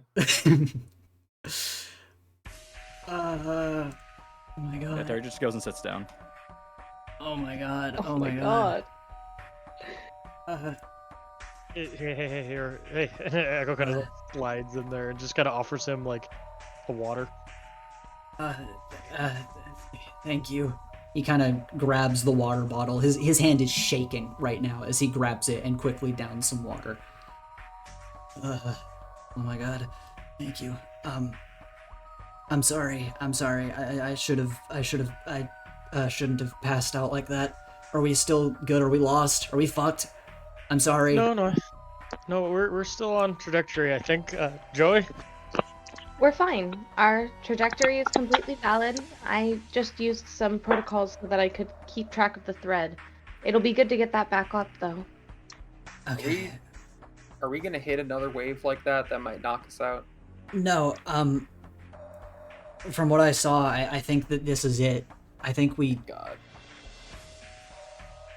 should breach it soon. Thank you guys. I'm sorry. I'll get the spell back up. He just kind of goes to sit back up and set up his spell once again. Well, he goes back to the cockpit. She'll sit in the co-captain seat. Terry, you okay? The whole time Terry's kind of like leaning back. You can't really see his face through the mask, but he kind of like jumps, like with his name is called out, and he goes, "Oh yeah, Echo, I'm good. How you doing?" Roll to pierce the mask. Okay, go ahead. Yeah, you look over and Terry. That's valid. Yeah, roll to pierce the mask. Hey Terry, are you okay, buddy? Okay, you get to ask 3 insight questions or literal questions, and you guys get to determine this through roleplay. Is Terry okay? Oh no. Not even a little bit. He kind of looks. How do you describe He this? doesn't look stoic and badass. No. Mask looks stoic and badass. He is like full body jittering. But it's all at the same time. Like he is his whole body's trembling, but it's very slight and it's all happening. So it looks like not one specific body part is like sticking out. It's just kind of like light. There was no real happiness, joy, positive emotions in the reply he just gave you. That was all almost like an audio recording of himself if he was in a better place that he used to placate you. He's terrified. Like more than you've ever like gotten from him. Is it clear it's because of what happened with Lawrence?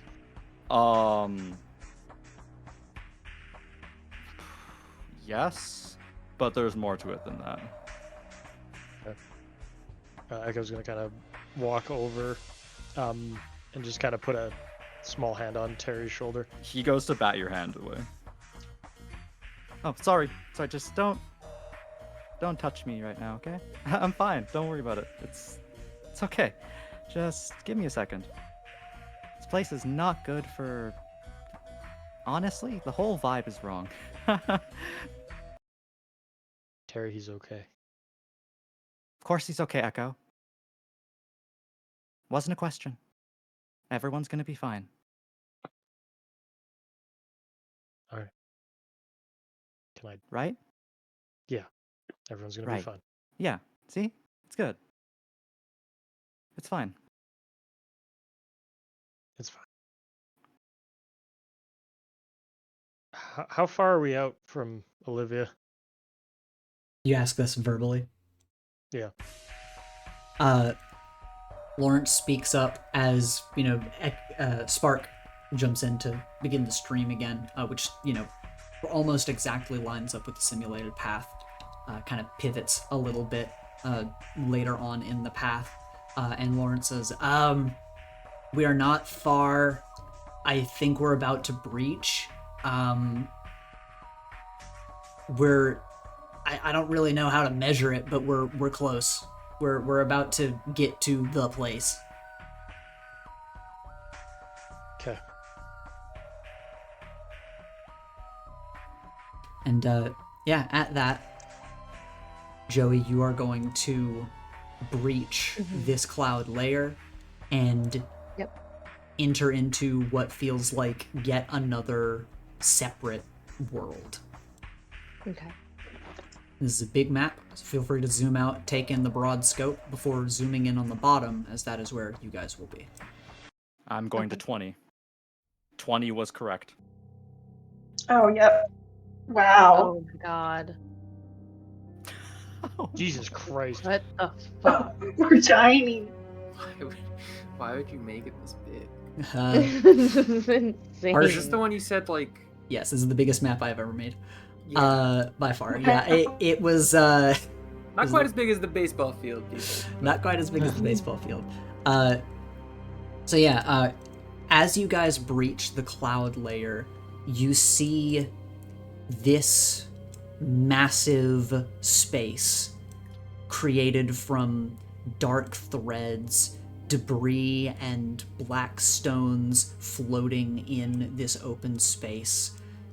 Ever darker roots, tendrils connecting these various growths, platforms, lines of cages in the distance as you are breaching the atmosphere of this place, this veil of fog.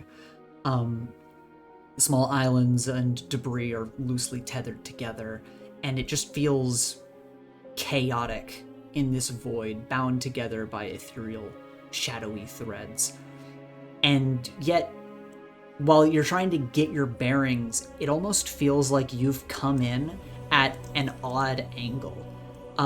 Because as you are, moving closer to maybe what feels like solid ground, like a potential place to land, the ground that you are moving across, your ship is flying over the surface of, it almost feels like it's a wall. As you look ahead and see the cages and cells littered around, twisting paths. And Alex, as you are feeling within this area, I want you to roll to unleash your powers. Okay. Kapow! Kapow. Yeah, as you are feeling within this area does not make sense to you. Already, it was pretty bad in a few of the other regions where the gravity would go in different directions, twist in on itself.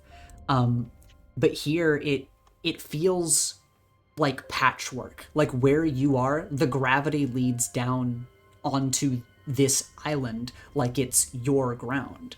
And yet it's a wall for the path ahead of it. And every area has its own personalized gravity well. that serves as its own source of gravity. So every single space here, different rules. And that is just nonsense to you. Crazy. And those of you with enhanced vision looking out across this vast space, you would also spot Dey'ja patrolling like wardens watching over a prison.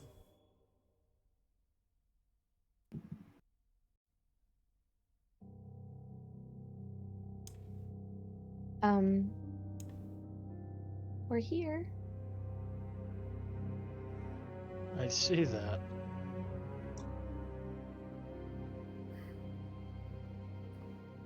I was really hoping. So where do we start? Lily? I was just really hoping that Dey'ja wouldn't fight us. I figured, I don't know, I was being hopeful and thinking at most maybe just Olivia's Dey'ja would fight us. But, like, I don't think we have the means to hurt them now. And they're all Yeah. here. I mean, I still have holy water. Echo opens a pouch. He You reaches under. still have your holy water? Yeah, you actually got mad at me for not using it. Well, yeah, because that was the time. I mean, I guess I'm glad you kept it. I mean, But I mean, if we weren't doing this, you know, what would you have done with it? I don't know. Kept it for It emergency just situation. looks like water. It's not like I mean- a cool souvenir, really. I think it's neat. I just think it's neat. I mean, okay. It's good Which- that you have it, but just one bottle probably isn't gonna get us far. No, Mix but holy water with other water. Does that water become holy water, or does that dilute the holiness? What I if would we turn assume it into a does. gas? if I drink it, do I become holy? For a little No, I bit. think you just become hydrated. Lawrence just stands up and walks over to everyone in the ship. As he points ahead, his eyes are still glowing. And he just says, just, you know, for the record, she's on the far end. I can feel that this is where she is. She's in one of the cages at the far end. So like, not to the left or the right, but the far. Yeah. Okay. If we get out, are we safe still? Is this a different atmosphere? I don't know if any living person has done this before, so I don't know. I don't know the answer to that. Okay. Well, Really pisses me off how many magic things are answered with I don't know. I'm sorry. I mean, it's not Not really your exactly a fault. You're science. just the only magic person I talk to know this is how it is, I guess. I mean, I'm kind of magic adjacent. You're like Magitech. That's like more tech. I mean, do you have a way to check for that, Echo? The gas? Well, I mean, just the atmosphere. I don't know. I mean, you have like a little, like, what Are you referring to Spark? yeah, spark. Let's try. Spark, can you tell me if there's that gas in this area? Spark gives you a little salute in your overlay. Roll with sharpened eyes. Let's assess. Ho ho. And you'll get, of Aha. course, however many questions. You are. No items. Okay. You get 3 questions as Spark is scanning and evaluating the space outside of the ship. So what are you looking for? What are you trying to learn? Is there that gas in this area? It seems like while trace amounts of that gas are in the area, it seems like it's not the same as where it is densely populated. It almost feels like where it's densely populated is meant to serve as like a filter, where here it is just sort of ambiently in the atmosphere. And kind of tethered off of this question, everyone who has thought through the fog, you still feel that kind of warmth in yourself, and you feel like you just don't have any concern for that. For Lily and Terry, there might still be a part of you that's concerned about it. Not like a literal, if I step out there, I'm gonna go into shock. But, it's like, oh, if I were to touch that fog again, wherever it affects us, I don't know how it'll affect me. You don't have the same peace of mind that everyone else has at this moment. Have the Dey'ja noticed us? No. It does not seem like the Dey'ja have noticed you. You are, like, on the outer periphery of this area, this region. So as you have pulled in on this platform, it doesn't seem like they've noticed you. What's the safest path?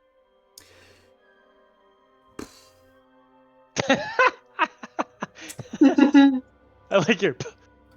As I'm gonna give you an additional question on top of this, because this answer is not going to be helpful. But Spark is evaluating the paths ahead, because there are multiple ways that you can do this. You can try to just fly straight through the air. You can try to fly straight beneath, but Dey'ja are, as the wardens here, their job is to survey the area. So while you haven't been seen yet, there are a lot of ways to approach this. So the safest way to approach, your gut instinct is like, well, we probably just shouldn't be here. But it just depends on what you want to do when it comes down to how you want to do it. Getting to the other end, there's a lot of space to cover. So because that's not helpful, you get another question. Third and final. Can I tell which spirits is Olivia? As you're looking ahead and you are trying to scan these distant spirits, as Spark is kind of trying to get this reading to you, you cannot tell them apart. You do not know which one is Olivia's. You're kind of hoping and trusting that Lawrence will be able to guide you to the right one. But as you are evaluating the spirits and the area around you, I will say that while you cannot tell the spirits apart, something about them feels off. And there's kind of a little flash in your mind as you have this thought, as something has not been quite right this entire time, but you cannot put your finger on what it is that has not been right. Okay. And it's kind of an extension of this. All Echo has to do is look down. What's below us? Just an abyss? It is a chaotic void of dark threads holding this space together. So if you fall, you can assume bad thing. If you fall, despite breaching an atmosphere almost to enter this space, as Spark is evaluating, it seems like it is infinite, despite feeling like there should be an edge to the universe you're sitting inside of right now. Terrifying. Okay. Alright. Echo kind of lifts up his goggles as he rubs his eyes.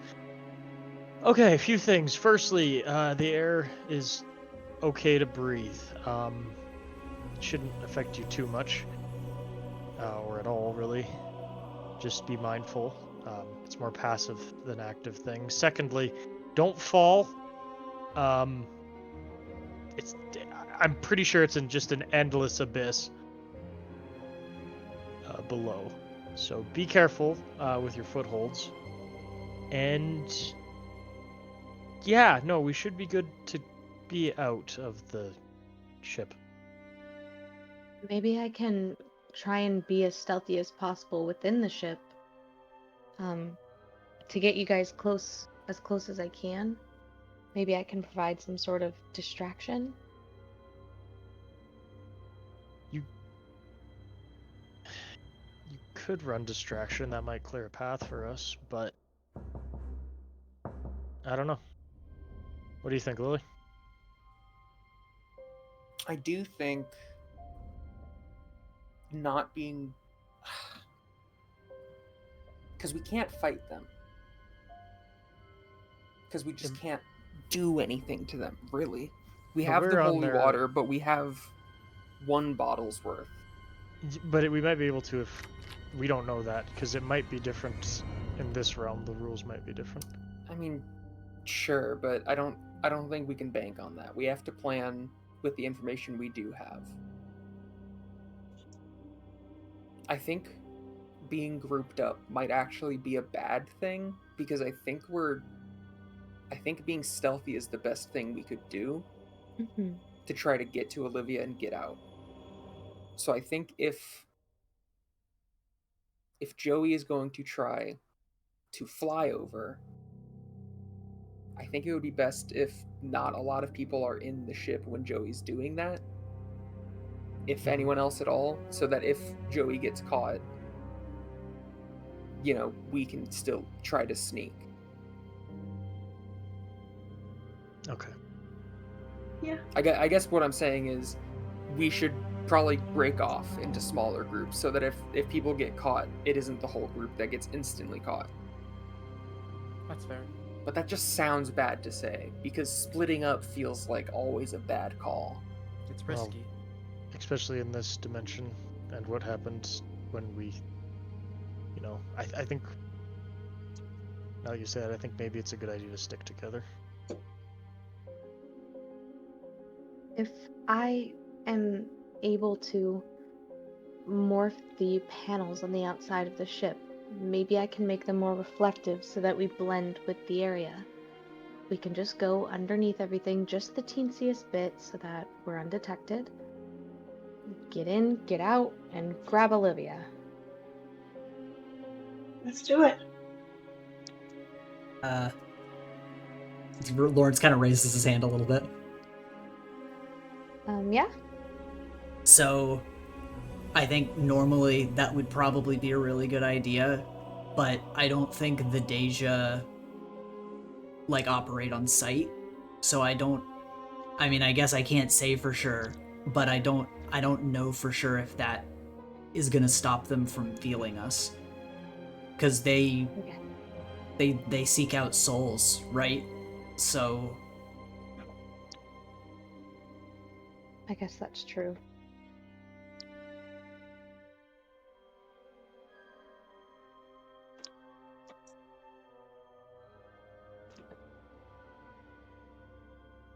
Oh, well then, truly does feel like one of us is to serve as almost a distraction in the beginning.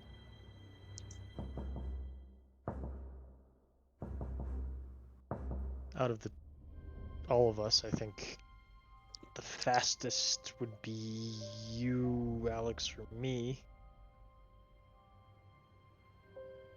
How does I can do it.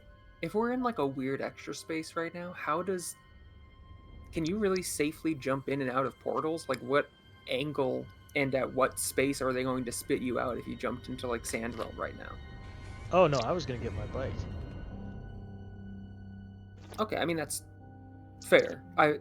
I still think my question is worth knowing the answer to. I'm fast. I mean, you saw me do it at the track. That's not my question. that's not what she asked. Can you restate your question, please? If because of how weird, we're standing on a wall right now. You know what I mean? The space is fucked up.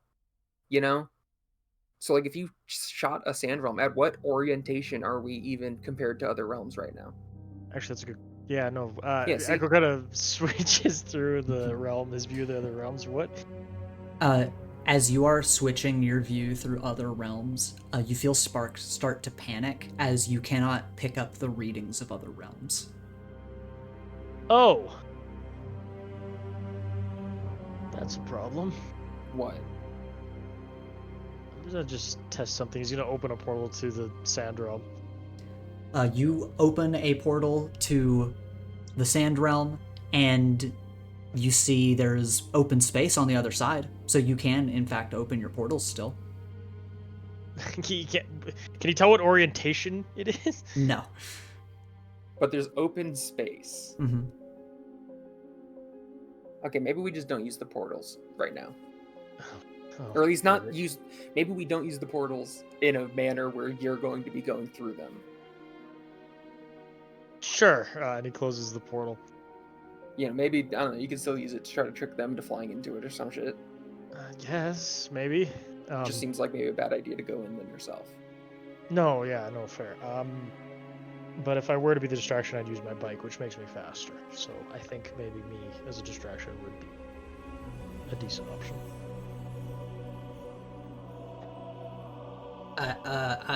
I would serve as distraction, but I kind of need to do the soul capture. I just want to put that No out there. one's expecting it to be you, Lawrence. Okay, I just wanted to say it. I know you Can wanted to say it. I kind of don't believe you, but I'm gonna let you have that one. Well, here's another thought. If I'm distraction, Alex can hover you guys over and you wouldn't have to worry about falling. Also true. How many people can be on your bike? 2, apparently, Just because 2? you tested that. Well, yeah. I don't know. Do you have a sidecar? No, it's supposed to be Go one on. person. I didn't anticipate people to ride it with me. What if you have a sidekick one day? I'm not gonna have. I got Spark. Okay, Spark's but, not even a sidekick. They're a partner in crime. Yeah, exactly. What if you have a sidekick one day and you need a sidecar to put your sidekick in? I'd make them their own bike. Shit. Okay. What if they haven't earned it yet? Yeah. Yeah. We're getting off topic. What if they can't even drive? Oh my god. I can do the distraction if you want to. That's not hard. You really, I feel make it like sound Joey you want should to. do the distraction if someone's do going to it. do the distraction, because Joey is a big jet. Yeah. Just... Like they could dig their scythes into Joey a couple times probably. They hit you once with the scythe, and I think you would be bisected. Are you saying I'm weak?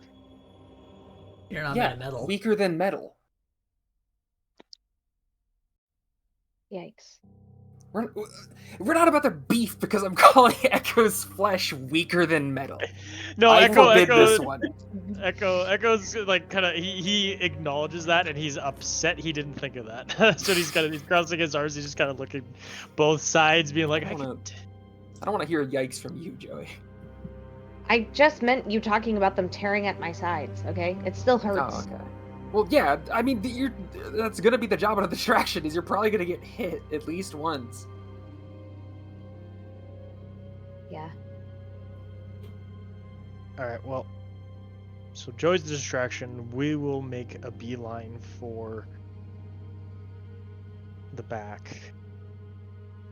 We don't know if we can hit the Dey'ja. I don't think we But- can. I mean, you guys struggled with that in the courtroom. But don't they have chains? Yeah. I don't know if they still do. That seemed kind of like a thing they were doing just to hit me with chains, but I guess they can make chains if they want.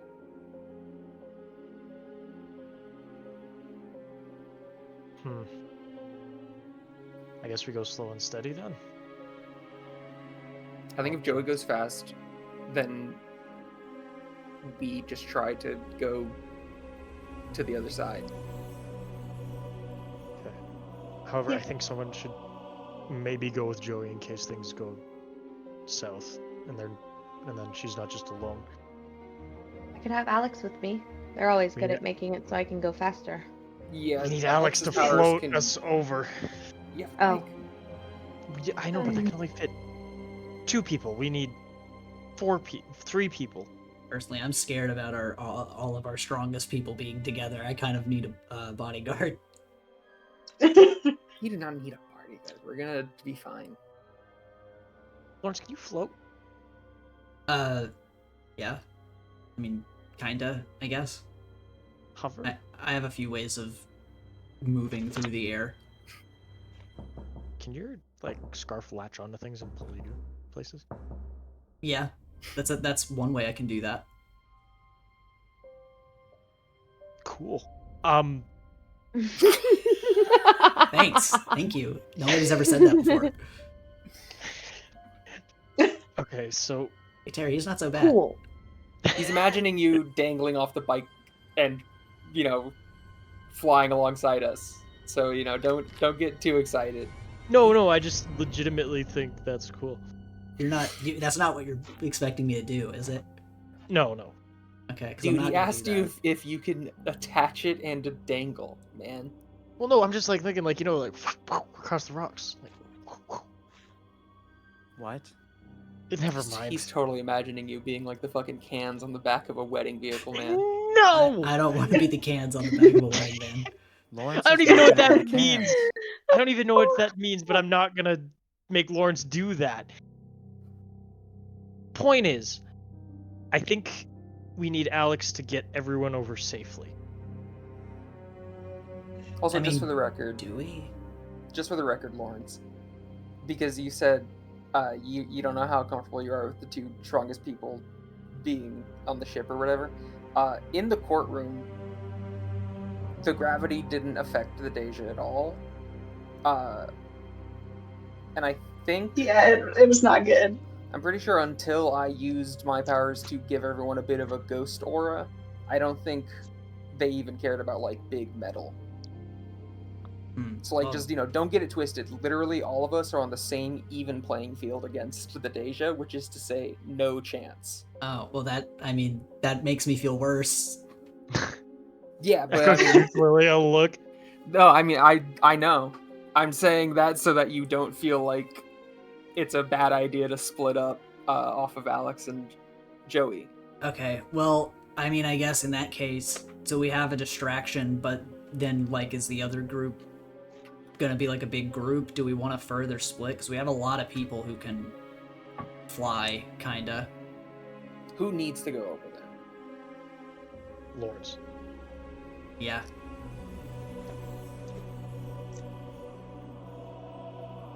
Echo, you know how we're like good friends now? Yeah, Lily. And how like we've buried the hatchet in her pals. What if Congrats. I rode your bike and took Lawrence over there? I mean, you could. Here's the thing about my bike. I can control it mentally. You need my goggles. Okay, so what? I just sit in and then you would drive it remotely? Yeah. Okay.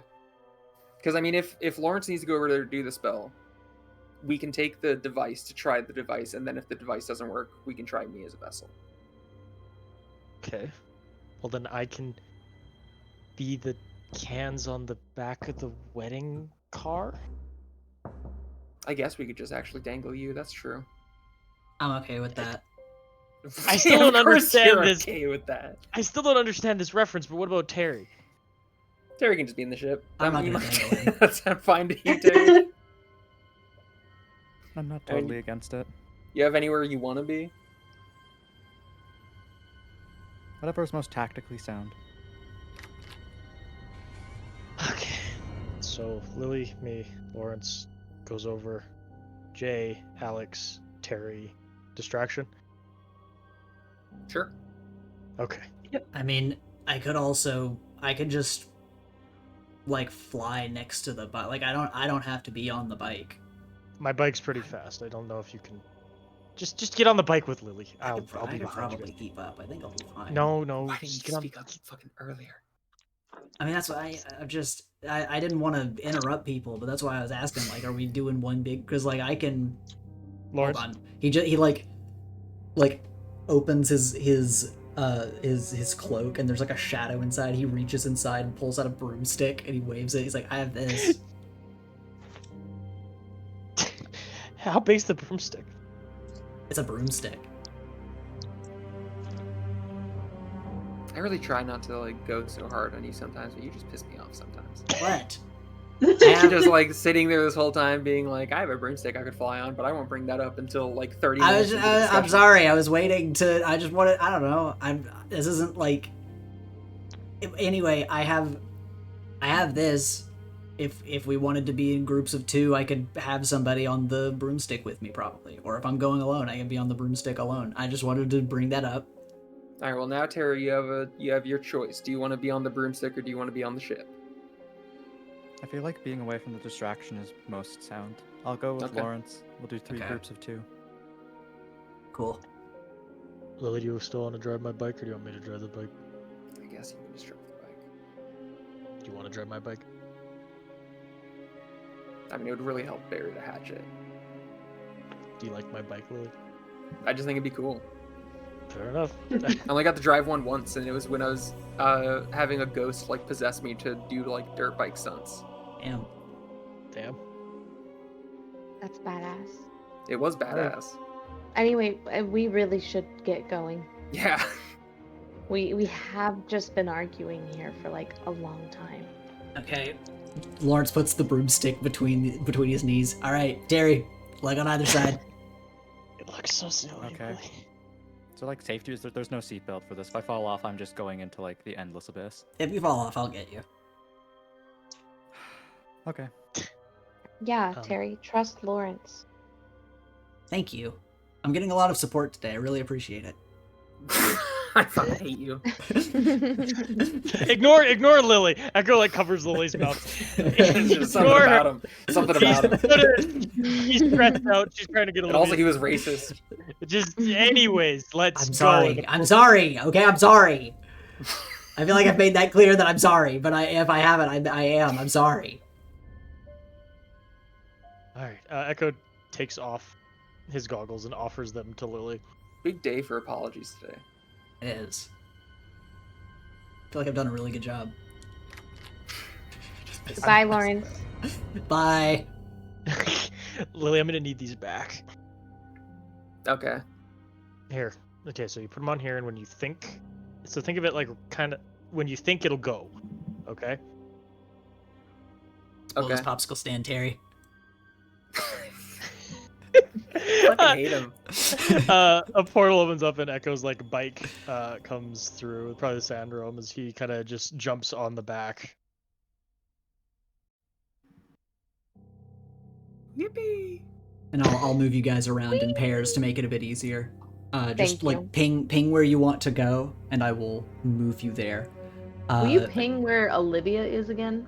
Just topmost side of the map is the goal. The very top, very north. Yeah, very north. Just that top path is where you're looking at. Okay, so I'm gonna be going. I'm trying to do the ping. There, like to the right of the map, I think, is where Okay. I'm going. Move you out a little In the bit. hopes of becoming a distraction. Yeah, as oh, go on.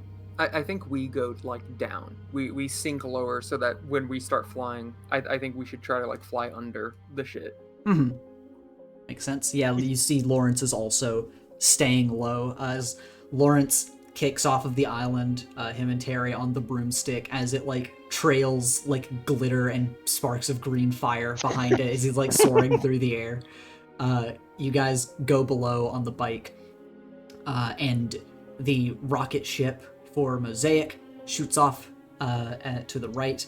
Specifically, Alex, is Gravitas, is she inside of the ship, or is she like on the surface, like ready to throw hands? Like how is Alex transported? I guess realistically, it'd probably be better for her to be inside the ship. Okay. Like there's not much she can physically do anyway, and going at high speed. So yeah, she'll be inside. Okay. Then yeah, we are going to start with the rocket ship. Tell me where you're going. Tell me what the goal is. What are you doing? How are you going to serve as our distraction? Yeah, so I'm trying to basically chill out underneath things as well, kind of like how Lily and Echo were talking about, until I start to get kind of closer in. Until I start to get a good deal closer. I would want to kind of play it out a little bit in the sense where I'm going to stay under for a second and try and see if does the first Dey'ja immediately aggro on me, or am I in the clear for a second and I can get closer in to like kind of actually try and roll to assess essentially the situation. Yeah, sure. Let me see here. Assess the situation. Yikes. Uh-oh. It is hard to tell just because you don't really have the capacity to like scan for how they are looking around, and it's hard to tell like insight wise because they are just shadows wearing robes, and knowing that they don't really have eyes to look with, it's like, well shit, I don't know what, like, is there a radius to avoid? I'm not sure. Yeah, my whole thing is that I'm testing out that radius by going by them. That's Okay. what's happening right now. And you're doing I'm so like under- beneath the islands. Yes. Beneath the island part, I am going underneath and seeing if I can get closer, kind of more towards this area-ish. Okay. Because I'm gonna try and draw them to me at a certain point, but if with luck, I can do it so that it times up with when Lily and Echo are getting there a little bit more.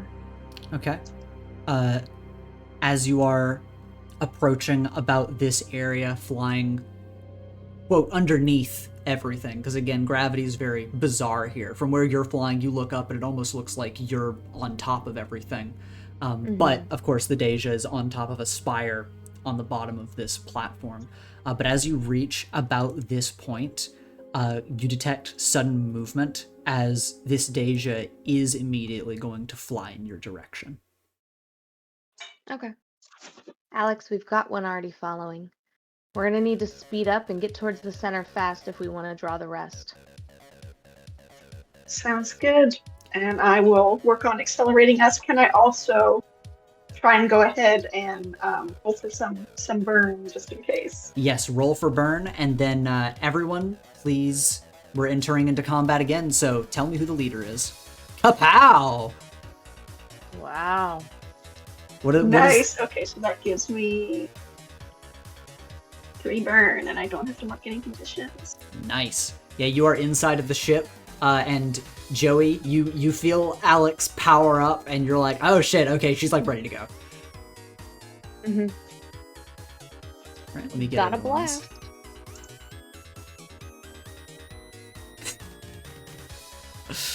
Okay, just need one more.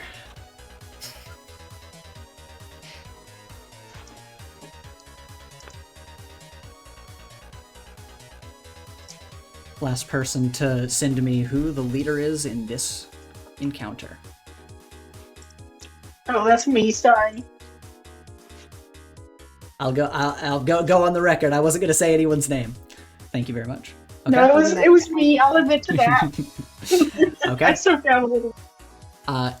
Everyone is on the same page. You know, same thing as before. I won't give you minuses for Lawrence being here and participating this time.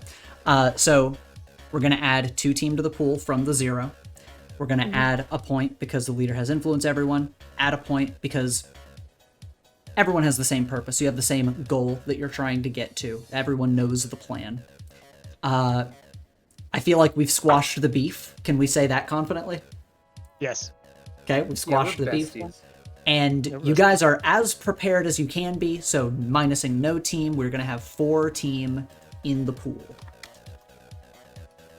We're going to start as Joey, you are flying ahead, and you see from the other side of this platform, this Dey'ja is going to dive down through the air towards your ship. Alex powers up, and how do you want to approach this as the first Dey'ja has noticed you and immediately beelines for you?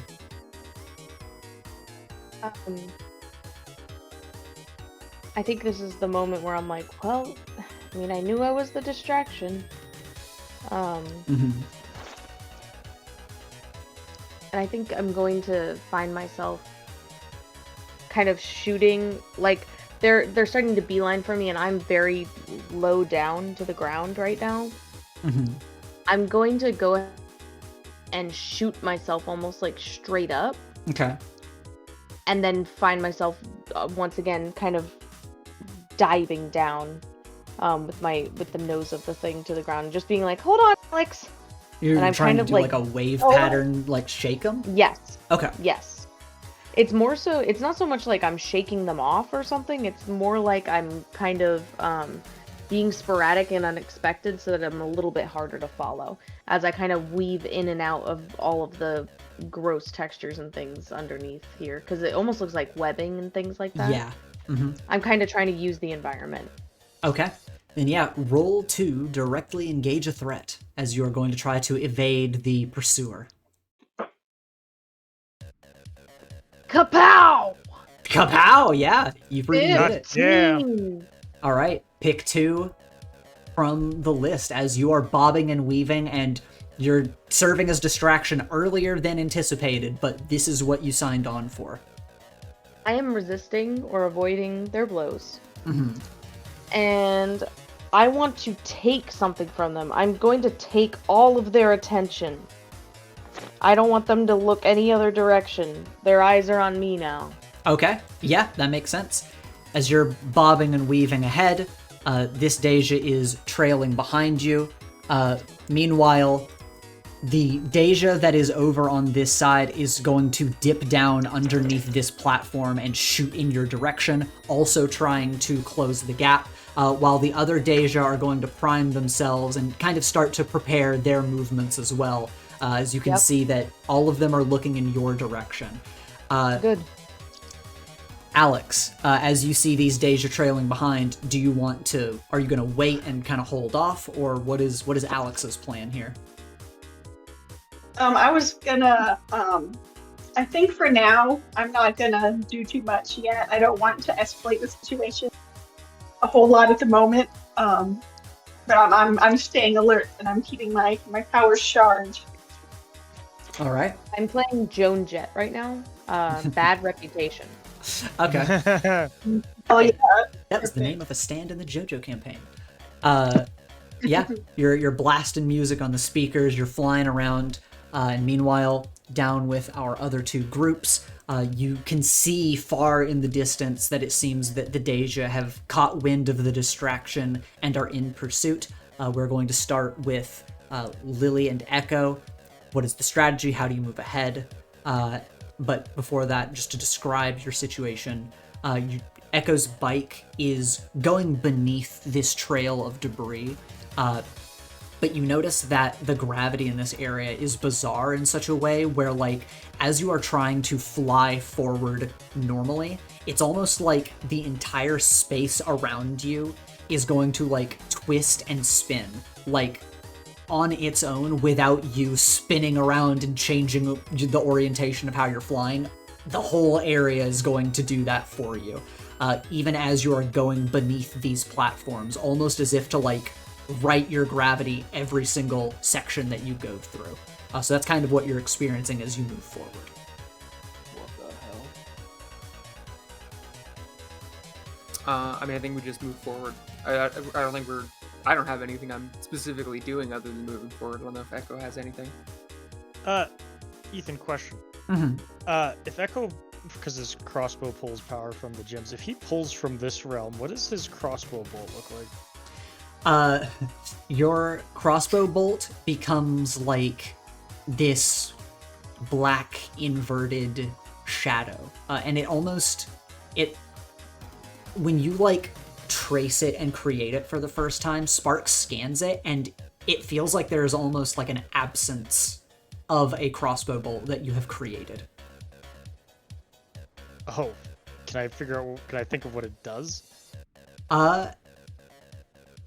Roll to assess. Maybe I can actually shoot the Dey'ja. That's why I'm wondering. Okay. I never missed. With sharpened eyes, you have 3 questions about it. So, yeah, get specific. What are you trying to figure out about this as you're tinkering and flying forward? What's its unique property? Its unique property is the absence of life energy. You think that this would be used to, like, sap energy from living things. Would it work on a soul or a Dey'ja? You think that as you are scanning it, it has a bizarre wavelength that as you are looking at the area surrounding you, this whole area and the Dey'ja kind of operate on a similar frequency as this crossbow bolt that you have just created using the spatial essence of this place. So is that a yes? Yes, that is a yes. They operate on the same rules. Cool! Okay, third question. Are any of the Dey'ja looking our way? None of the Dey'ja are looking your way right now. It seems like a few of them are preparing to move towards the distraction. Okay. Lily kind of like, Echo kind of like kind of puts his hand over to like Lily's right and goes, I think I can actually shoot him with this. Lily looks to it. There's like a beat of silence. She goes, "That's great, Echo." As in her brain, she's like, "Dude's just doing science experiments behind me as I'm like trying to navigate. Like, what if it exploded?" She pisses me off so bad sometimes. Echo's really happy with himself. You can like feel him head. Like you can hear the grin behind That's your great. head. Yeah, as you're flying forward, these Dey'ja are going to start moving in the direction of the distraction. Lily, I want you to roll to directly engage a threat for continued stealth as you are moving forward at this juncture and just kind of waiting for them to pass, trying not to draw attention to yourself as they go.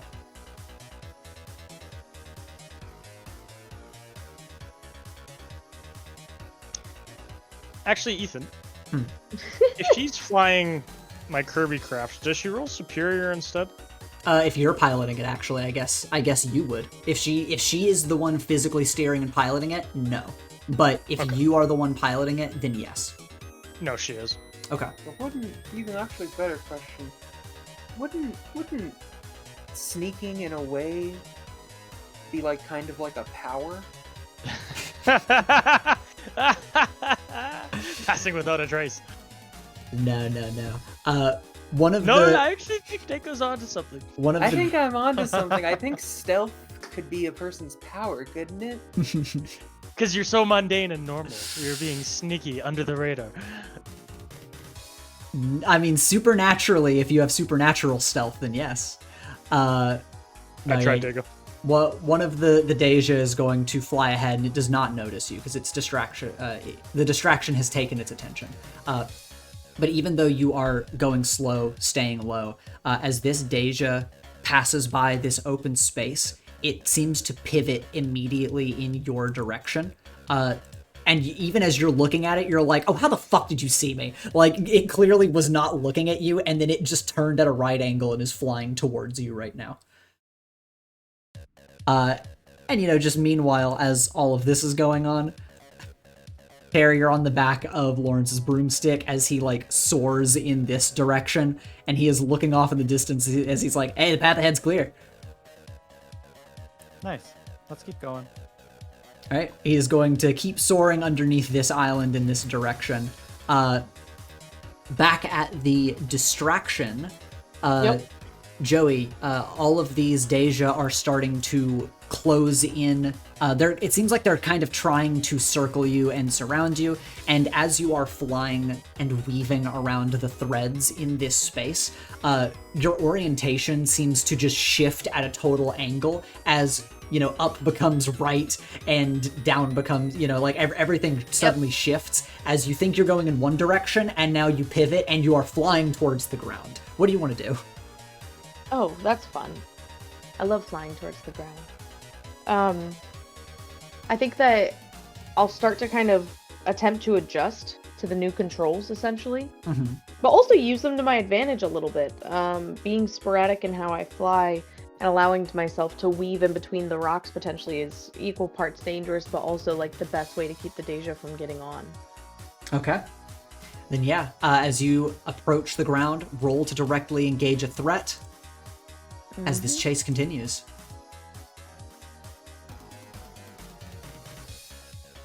That's a full hit. Wow! Yeah, describe what's happening and pick your 2 from the list. Yeah, so I have one of those classic movie moments where I go, hey. Where you go, what? Where I go, hang on, everybody. And just start to spin the ship, essentially, just barrel rolling, essentially, as I cut through different rocks and webbings and go up and down and kind of adjust to the new controls, blasting music from the speakers, in any attempt to just get everyone's attention. And I think that I wanna fly in such a way that I kind of am able to dip back around and just kind of gather all the attention of the Dey'ja that are in this first area here. Okay. I want to resist and avoid their blows, and then I want to create an opportunity for my allies, specifically for like Lily and Echo. Okay. Yeah, as you dip down towards the ground, you're going to resist damage, barrel through the terrain, shoot back up into the sky, and start shooting across open space here as you notice flying behind this Dey'ja, you enter into a certain radius that you calculated before. And Lily, as you are driving forward, not stopping, you watch Jay's maneuver flying behind this Dey'ja, and once again, it just full pivots and spins around in order to go towards the rocket ship.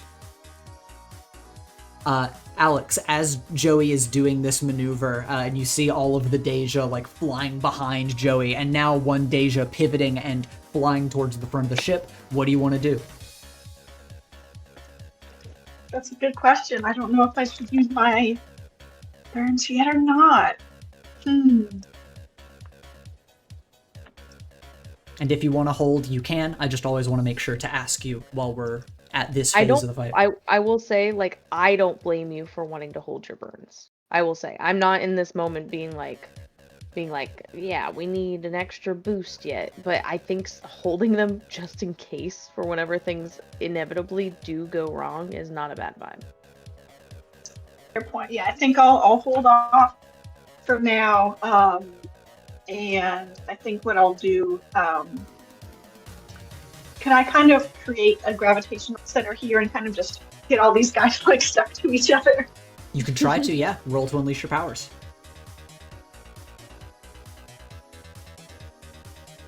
That is a 10.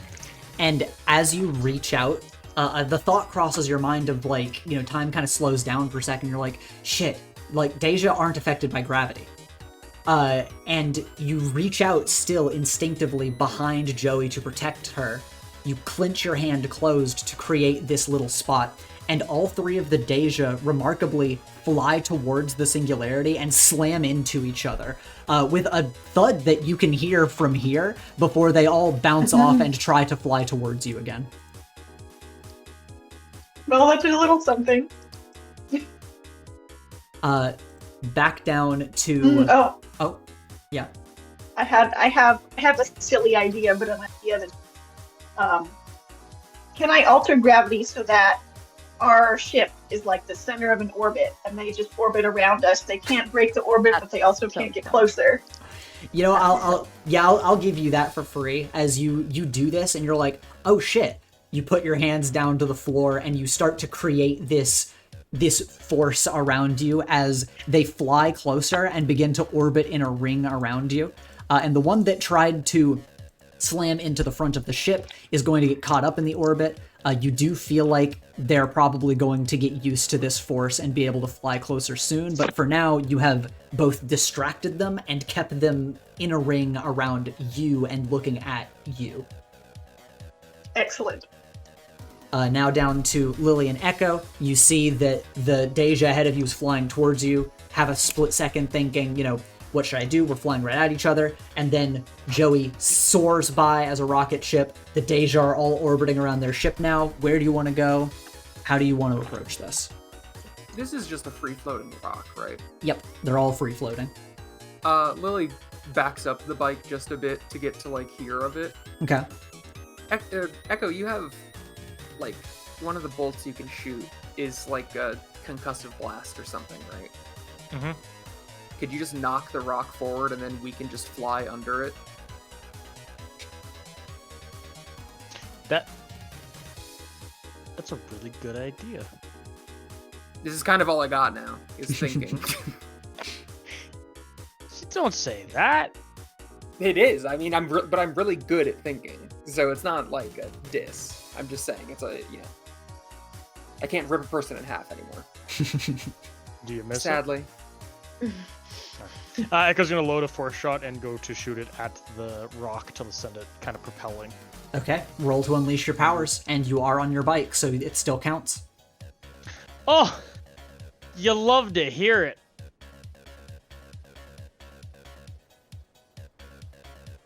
Just making sure it's superior that I roll. Yes, I do. Okay. You love the bike. You love the bike. Yeah. You draw back the force bolt, fire it, and you are able to very easily push the rock as if just shoving it through outer space. It flows forward, and you are able to fly underneath it and stealth pretty far as you knock that rock out of its orbit. and move. I mean, in what direction actually do you want to hit the rock and move forward? I assume Lily wants to, this way. Or this Yeah, way? probably to try to get like here between these two little islands Okay. is like the direction. You can say you maybe take a wide arc just to be safe, and Yeah. you get here. You notice, you kind of look back. You're like, okay, Joey and Alex have created this opportunity for us. We're able to get ahead without a hitch. And as you two are flying ahead, you kind of see in the distance Terry, you're on the back of Lawrence's broomstick, and he is like weaving around roots that are almost like lashing out at you. It feels like weaving between threads, eventually making his way to these platforms as he like soars up along them and around this way, as it seems like he's just following the whims of gravity because he kind of can't help but do that. But eventually it spits you guys out up here on top of this platform, as you see Lily and Echo are like passing under the platform. Do we see them up there? Yeah, you guys all see each other. Well, I mean, you two groups see each other, and of course, Joey and Alex are staying back and distracting. Yeah. We're I lock bouncing around. eyes with Lawrence and then point to the Dey'ja up there that's like still kind of in our way, Mm-hmm. and then just look at him. Lawrence like looks back to you, and just kind of like points at you with a raised brow. I point to it and then look at him. He just sighs and then looks to Terry and is like, I think I'm gonna be a distraction. Do you want to wait here? No. I Okay. can help. All right, well then hang on. And Lawrence is going to blast off ahead, and he is going to start soaring very high up, again, subjectively, but high up above this area, as he's going to soar towards kind of this side of the cages, and this Dey'ja is going to immediately pivot to fly towards him. The other two Dey'ja kind of staying in their lanes initially, but looking like they're kind of preparing to go in that direction. Lily looks back to Echo and is like, just for the record, I wasn't telling him to be a distraction. I was just telling him to do something. But I mean, I guess this is good enough. And yeah, Terry, as this Dey'ja is going to fly at you, Lawrence is going to cry out like, okay, Terry, do something. Clearly Okay, not ready for this thing to immediately pivot at them. Insane decision making from Lawrence. Incredible. Terry is going to make. It's very interesting. He's just gonna like, I don't know, shoot out fear gas at it and hope that like it tracks souls. Yeah. Mhm. It's coming. Is it coming like directly at us from the right side? Yep, it's coming directly at you, kind of off angle. I wonder if I can differentiate between souls. Terry is going to blow a smoke screen and try and time it like the smoke screen when we're closest to this spirit to see Okay. if it like misses and goes for something that's in a cage. Okay. Also, Terry is like testing hypothesis with that too. Then roll to provoke.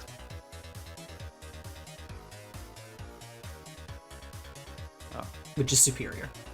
Yeah. Yep. Nice. You create a smoke screen. Do you tell Lawrence to hold his breath? Oh yeah. Okay. Then you tell Lawrence to hold his breath. You create a smoke screen, and from the smoke cloud, Lily and Echo, you are also able to see that they pierce the other side of the smoke screen, and the Dey'ja clatters onto the cage, and is like rattling the spirit inside. And as you guys appear on the other side, Lawrence is like, okay, awesome. Are we gonna have to keep doing that, do you think? Yeah, probably. The other option is I shoot at them, and I'm not sure how much more effective that will be. I don't know. I've always just been fucking afraid of them. I've never thought about if I had to fight them. Fair enough. Back down. Not specifically tell him to do this, just for the record. Back down at our distraction.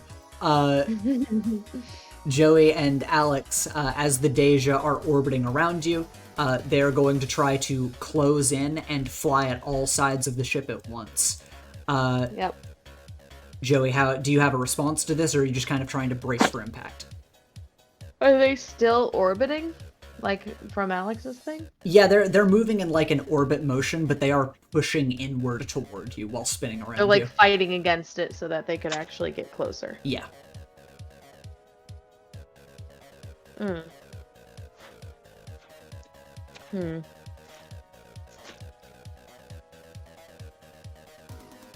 I think at this moment, Joey would just be like, they're closing in pretty quickly.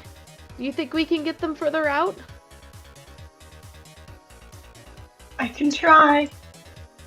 And this might be, let me think.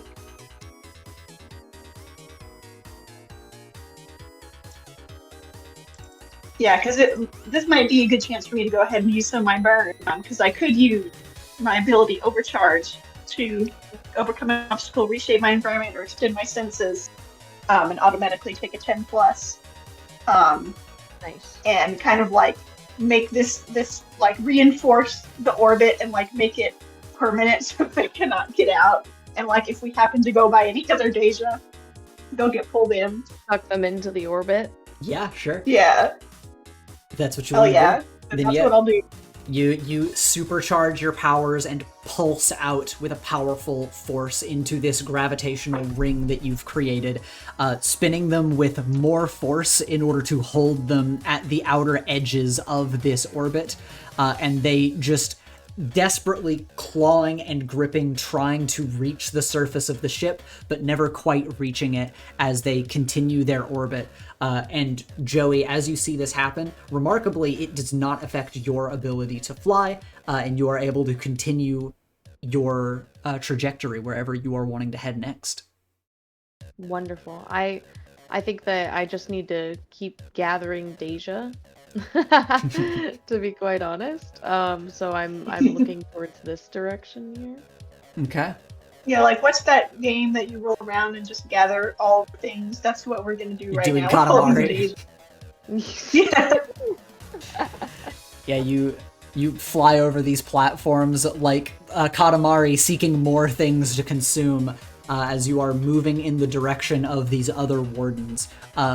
Lily, Echo, as you see Lawrence just dart off ahead of you, you're like, okay, well, that's not what I meant for him to do, but sure. You see the other distraction flying ahead towards the other side of the platform, orbiting with Dey'ja that are just caught in the ring around them. How do you two want to approach? Alright, I don't see any more rocks.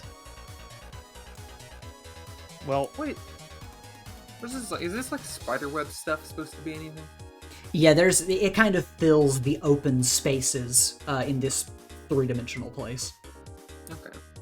Yeah, I was talking about myself like looping in and out of it, like using it to get Dey'ja away from me. You got any ideas, Echo?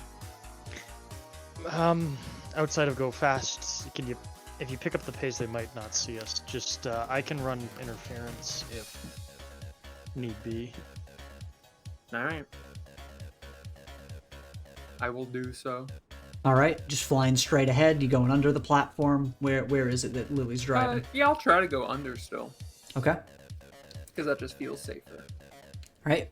Then you are driving ahead, and you can see ahead of you that Lawrence and Terry are, flying on the broomstick. And Lawrence is like, okay, I mean, if we can, play Bull and the red flag with them a few times, maybe that will be enough. But suddenly, all of you feel a rippling through the space around you.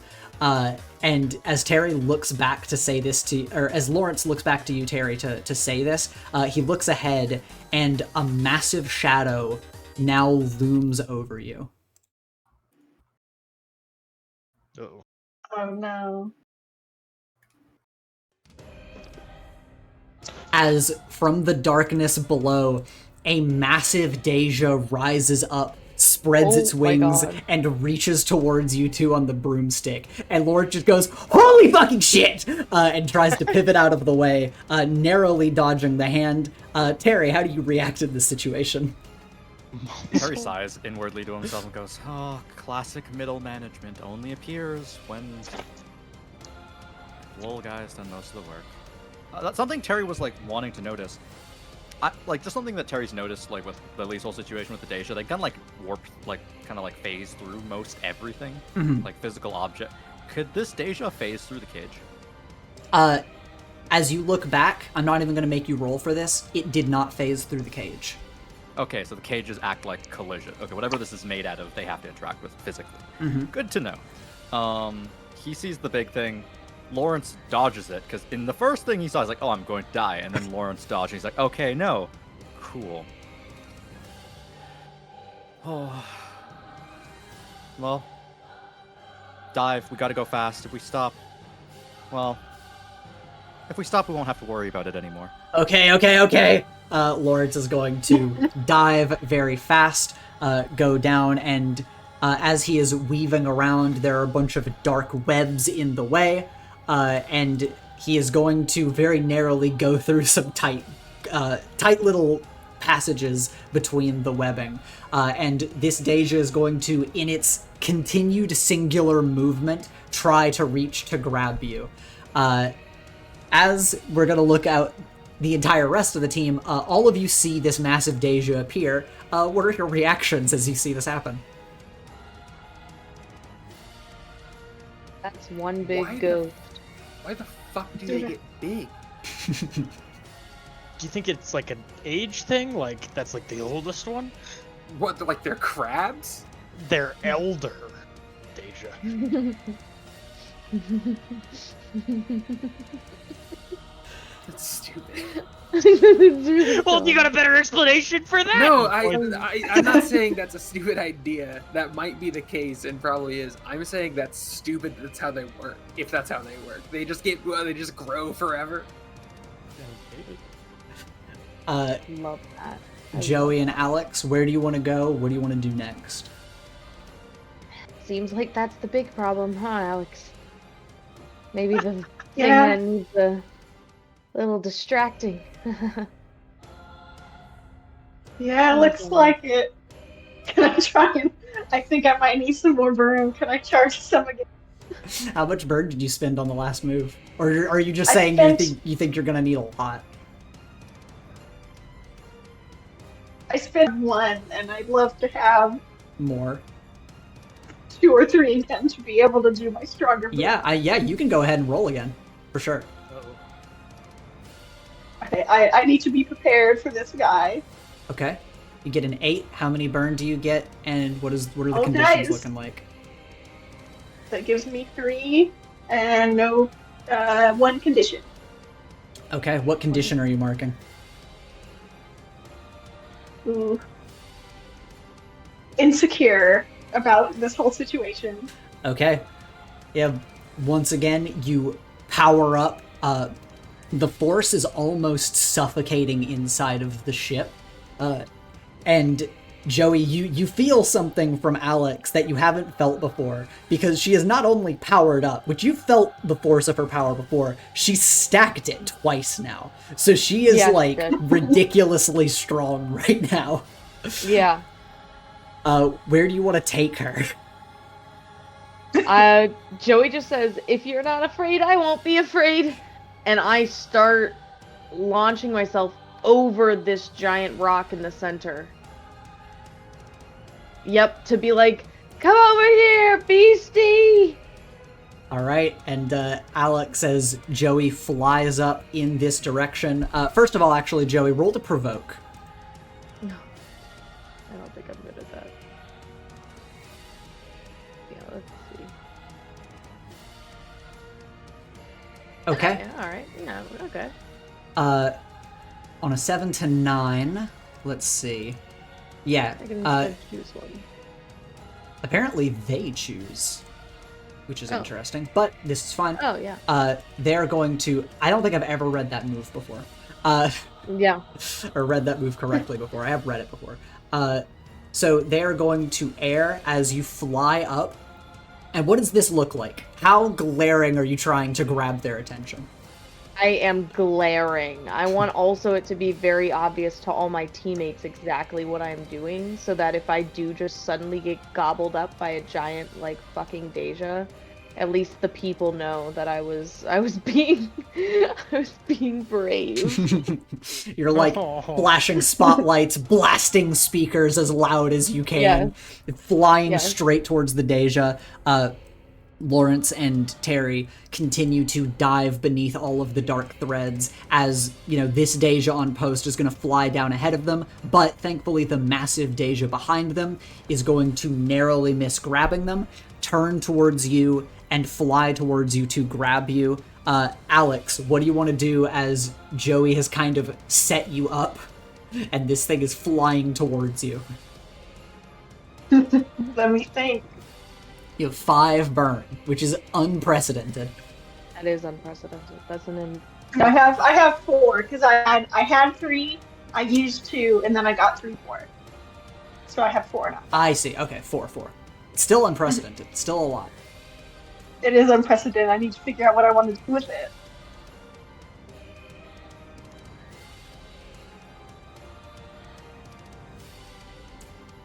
You know, real quick as you decide. Let's actually jump over to Lily and Echo on the bike as you see this distraction starting to happen. The massive Dey'ja looking above this platform, going towards them. You know, you see that there are a few Dey'ja ahead. The one Dey'ja still by this cage, evaluating the situation. Where do you want to go? How do you want to approach? Just go under, right? That's probably the best move. Yeah, probably. All right. We go under. All right, you go to fly under, and as you do, this Dey'ja will leap off of the cage and try to fly after you. So I want you to roll to directly engage a threat as you are trying to evade this thing through, like, the twisting roots on the other side of this platform. You kind of, like, spin around, and this side of the platform becomes the right side up for you. How much team do we have? Let's scroll up and see. I believe we have 4.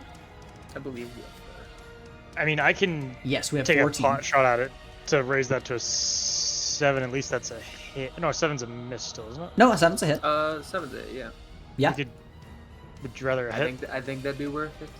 All right, I load a funny little dark energy shot and shoot it. Yeah, you load this crossbow shot, you manage to smash this thing. Where do you shoot it, actually? Where are you targeting? Right in the noggin. Okay, you shoot it into the darkness within its hood, and this dark energy is sticking out like a crossbow bolt sticking out of its head, and it seems to have a physical impact and, like, recoil slightly as it continues trying to chase you. Lily, which one do you want to pick from the directly engage a threat list? Probably just dodge, evade its blows. Okay, makes sense. And where do you want to pop out on the other side? Do you want to make sure you're near Terry and Lawrence, or are you going, like, full opposite side of the massive Dey'ja? Probably near Terry and Lawrence. Okay. Because we need Lawrence for the actual, like, thing. Makes sense. Yeah, you shoot ahead. Lawrence is flying forward. Terry, you're on the back of the broomstick, and you see a Dey'ja ahead of you that is going to try to fight you two as it's just flying at you. I want you to roll to directly engage a threat.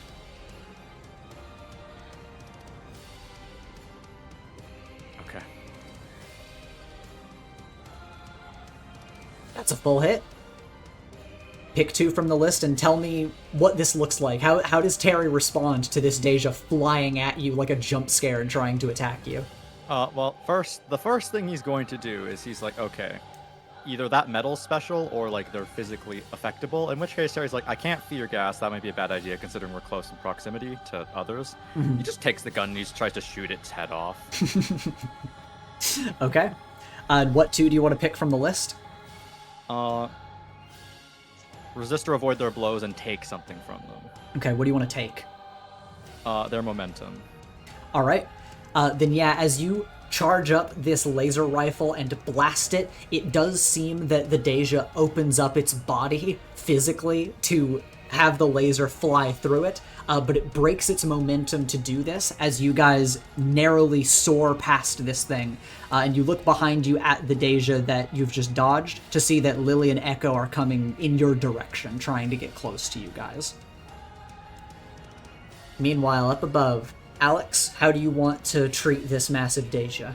How do you want to spend your burn? I assume, anyways. You don't have to, but you have a lot, so... Yeah, I kind of want to do overcharge again, and kind of my idea, which you can tell me like if I need to do multiple moves or whatever of how this would work. But my thought is kind of I'm going to start by taking all these Dey'ja that I have around us in orbit, and I'm going to basically launch them at full force towards the giant one. Okay. And then I'm going to do my atomization, ultimate gravity, atomic bond breaking power move on all of them together. Okay, you can fire them as one move. Atomization will be another move. So you're doing overcharge, right? So that means unleash your powers as max, or is that your directly engage a threat as max? What role does it give you? It gives me a 10 plus to unleash my powers. Okay, good to know. Yeah, so this massive Dey'ja is going to try... It basically is trying to grab the platform that you are on. So your power surges through the area around you. The spinning ring of darkness around you fires bang, bang, bang, bang! 4 Dey'ja like bullets into this massive Dey'ja. And it looks like it hurts. It looks like you have used a railgun to shoot this guy 4 times as the Dey'ja are going to fly through its robes out the other side. And the Dey'ja recoils at this as its hands come off of the massive platform. Joey, as this is happening, where do you fly? As this is happening, I think that I need to fly, because they're gonna start coming at me a little bit after this. Right. Because the thing is I'm making sure I don't want to fly in a direction that'll just end up making it everyone else's problem, and we're all pretty grouped up right now. Mm-hmm. I think I'm gonna fly hard left. Okay. Continuing kind of the trajectory and pivoting over here. Yeah. All right. Makes sense. And then, yeah, you pivot in that direction. Alex, you are thinking, like, okay, you know, I've got to concentrate some power for a big hit. Lily, Echo, as you come out from underneath the platform, off to your side, you see that Lawrence and Terry on the broomstick narrowly avoid this Dey'ja that is between you, and from the other path, another Dey'ja is moving to cut them off. How do you two want to respond to this situation? I really didn't tell him to be a distraction. I should have been so much more specific. How do we get him? Which one? Sorry, these two here? Yes. Are chasing them? Yes. The one behind them, or the one to the left of Terry, has been passed and is spinning around to go after them as you two appear, and then the one to the right of Lawrence is flying in to cut them off. So they're being pincered right now. Can Echo Pincer mention? pierce... Pincer? Echo's got a clean shot. Can he take the one that's, like, right... that's gonna cut him off? Yeah. Okay. Go ahead and roll to directly engage a threat as you are firing off. Okay, you get to pick one from the list.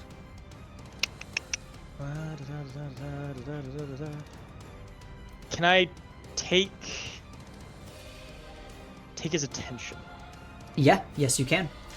As these guys are going to fly in this direction, and this Dey'ja is flying to cut them off, you quickly loose a dart shot to hit it, and it pivots towards you, and with a kind of sending its wing in a wide arc, shoots a bunch of black feathers at you that, like a couple of small bullets, pepper the side of your body and pierce into you. And then it is going to fly past Lawrence and Terry in your direction. Oh. Because you've taken its attention. Oh, did it shoot me? It did, yes. You've got a few black feathers sticking out of you, and Terry, you see this Dey'ja pass by you guys as you're flying in this direction. What is Terry's immediate reaction? Oh.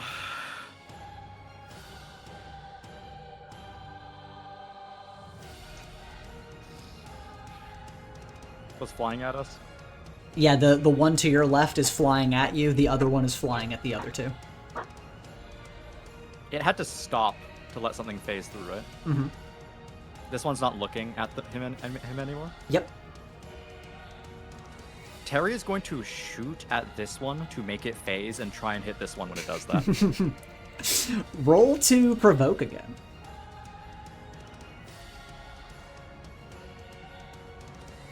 Yeah, you're really good at provoking people. As you line up a shot, Lawrence calls out, "Okay, I'm cutting a left," because he knows where the goal is. He is going to cut a left, start heading up this way, trying to not crash into this cage. You line up a shot, fire this bolt of plasma. The Dey'ja chasing after you opens itself up, and the laser blast is going to fly at the other side of the one coming after Lily and Echo, slamming into its back with a physicality that surprises you two.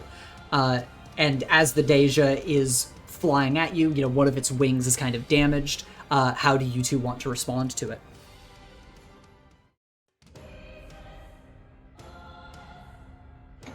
Specifically, Lily and Echo.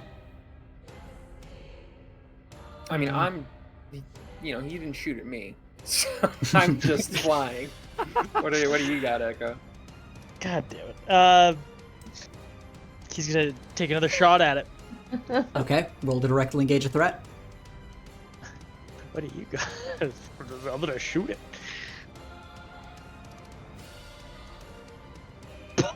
Kapow! Pick two from the list. Cause it's a kapow. Can I incapacitate it temporarily? Or Yeah, go for it. You can do that. cool. And I assume you want to resist their blows as well. Yes, please. I don't want more feathers in me. Echo kind of he kind of huffs, looking at these feathers as he kind of just gives a little bit of a hiss as he kind of lines up a shot and closes his eye, centering right on where that thing's head is as he sends a shot through under its hood again. Yeah, you send a long shot through this thing's hood, and it slams against this Dey'ja, definitely with more force than the laser rifle had, as it impacts this thing and sends it skidding along this middle platform. And it is taken out of commission as it lands on the ground. You maybe do a little fist pump to yourself, and Oh no, Echo flips it off. okay, you flip it off. And Lily, as you're coming at, kind of this cage area, do you want to go down the middle of the path? Do you want to cut a right? Just go directly under the cages? Where are you driving us? I think now that we're here, Lily is coming back up, and so that she's not under all this stuff, and would go up to the first cage basically, and would start to slow down. Okay. And just kind of lean towards the cage, grab the bars, and just be like, Olivia. And as you do this, off to the side over here, as Lawrence is flying on the broomstick, he kind of nudges you, Terry, and calls out to you, Lily, and says, "I think she's at the very end!" and kind of throws his arm and points to the end of the path. Okay, go fuck yourself then. And then I keep driving. And as Lawrence does this, he looks ahead again. And Terry, you look ahead. Oh, left turn. And Lawrence is like, fuck! And you guys are flying straight in this direction, and Lawrence is preparing a pivot. Lily, as you are driving down the center of this lane, off in your periphery, you see the Dey'ja rising out of the darkness towards Lawrence, and off your periphery to the other side, you see yet another Dey'ja rising out of the darkness. There are 4 titanic Dey'ja surrounding They your probably group. haven't seen me yet. But you do see them. Terry, as you are on the back of Lawrence's broomstick, he is weaving around these webs and desperately trying to pull back towards the cages. You can tell that he is scared out of his goddamn mind. You can feel it, other than just seeing it on his face. And you kind of look behind you as the one Dey'ja's chasing you, and then the two Titans are like grabbing in your direction. So as we set this scene up above, down below, Joey, you are flying down this left path of cages, and you feel boom, boom, boom, 3 more shuddering waves throughout the entire space as you and Alex look in the distance, and behind the massive Dey'ja already in front of you that you have shot, 3 more Titans are surrounding your friends. What do you two want to do in this situation? Yeah. I What think do you it's what do you think, Alan? It's time for another overcharge, Uh-oh. and I need to try to pull them all to this one, I guess, or pull them all together into central location somewhere. And I'm going to try to atomize them. I will say, you can use your move to pull the other 3 Dey'ja towards this big one, but atomizing will be a separate move. Because atomizing is a big deal, but you can use overcharge to pull them all to this one for free. Get that 10+. Okay, I will do that. Okay. I get the alternative, of course, being if you want to roll for this one, it's just deciding which one you want to roll for. Okay. Yeah, I will. I'll guarantee that I get them there. Okay. And then I will roll to hopefully. We'll hold off on rolling the atomization move, but describe visually what does it look like as overcharged with power you're bringing all of these Dey'ja towards this central point. I'm kind of almost like strong winds that they're fighting against, and like their robes billowing dramatically in the wind as they try to resist, but they are just pulled to the same spot, and there's nothing they can do about it. So these massive creatures just drag through the air until they're basically glued together. All right. Mm-hmm. And you know what? Let's change the music. Let's get our wonderful team theme.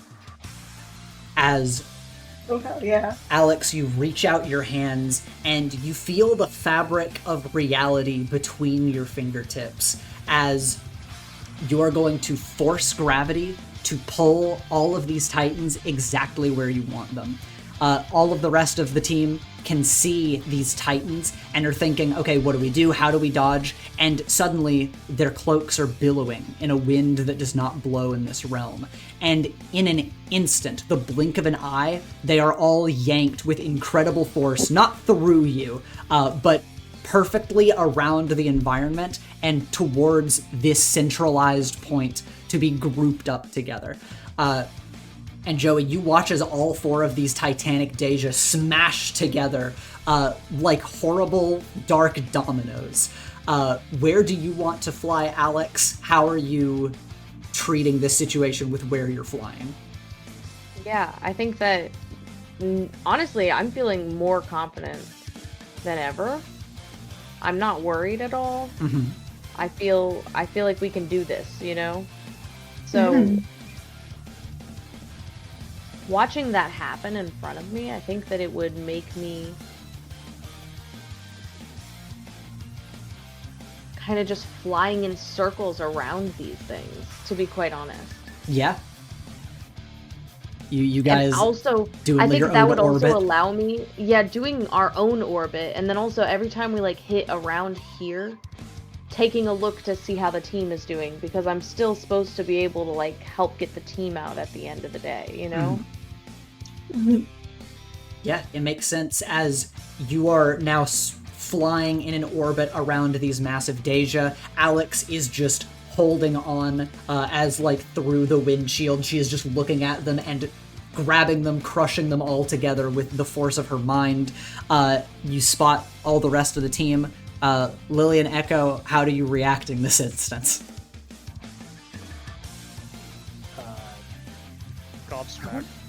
I wonder if it's because they interact with material from this dimension. So I guess, is gravity here? I mean, literally it's different, but like, is it a different force altogether than gravity from our dimension? Lily, And I don't that's mean why to it stop your affects- train of thought, but can you please watch where you're driving?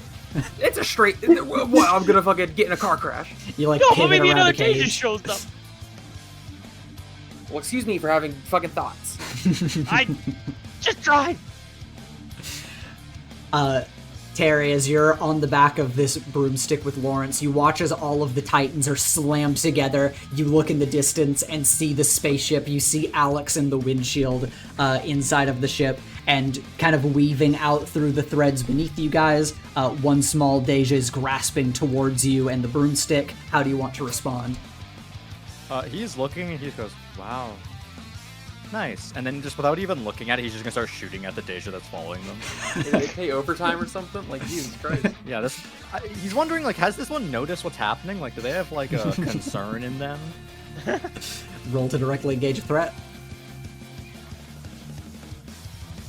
Alright, you can pick one from the list. Resist or avoid their blows. He's not really, like, there's not, like, a direct plan, it's just straight up chasing them. But he knows that if he just keeps shooting at it, it will have to, like, stop a little.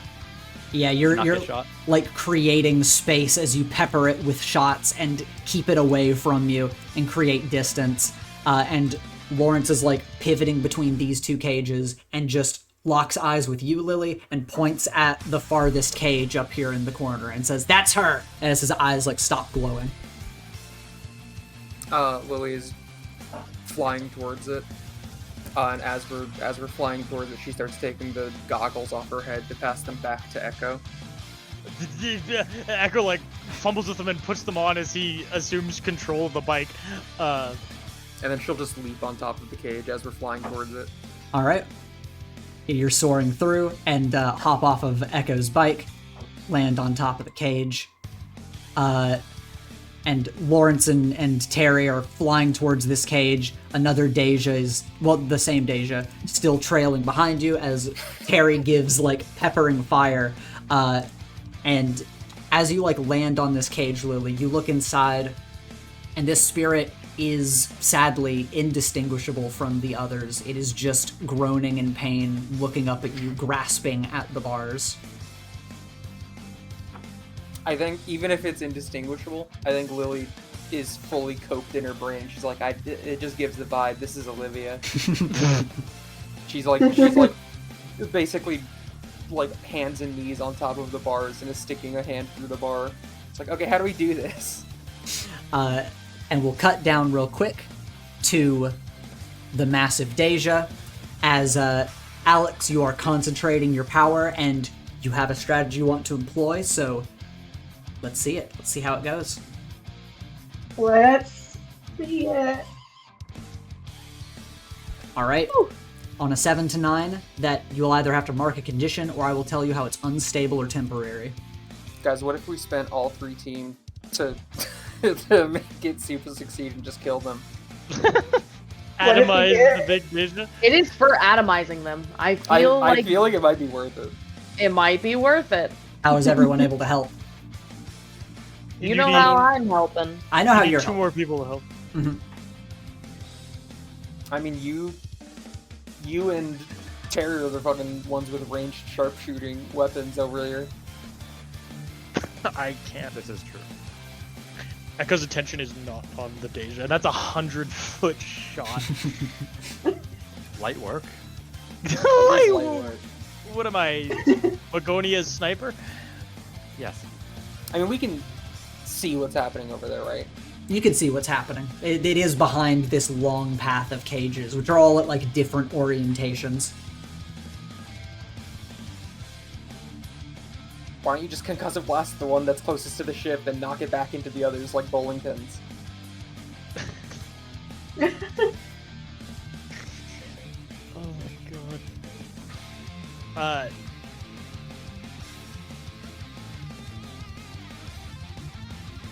Echo can see this going on, right?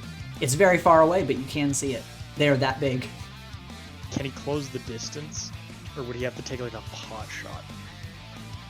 You can close some of the distance, but it'll sort of be a pot shot. You can, like, close half the distance, maybe. He needs to be here, though, because he has the funny thing.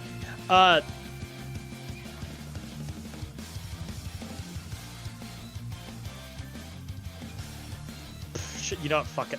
Echo's gonna see this and kind of rev the engines a bit of his bike. He's gonna zip. How far does he make it? To about, like, here-ish. Okay, he gets about here, and he is going to kind of stop for a second, level his shot, and shoot it. Okay. Let's roll to directly engage a threat to see if you can hit this shot. It's a big target. It's a big target, And let's see how strong the shot is.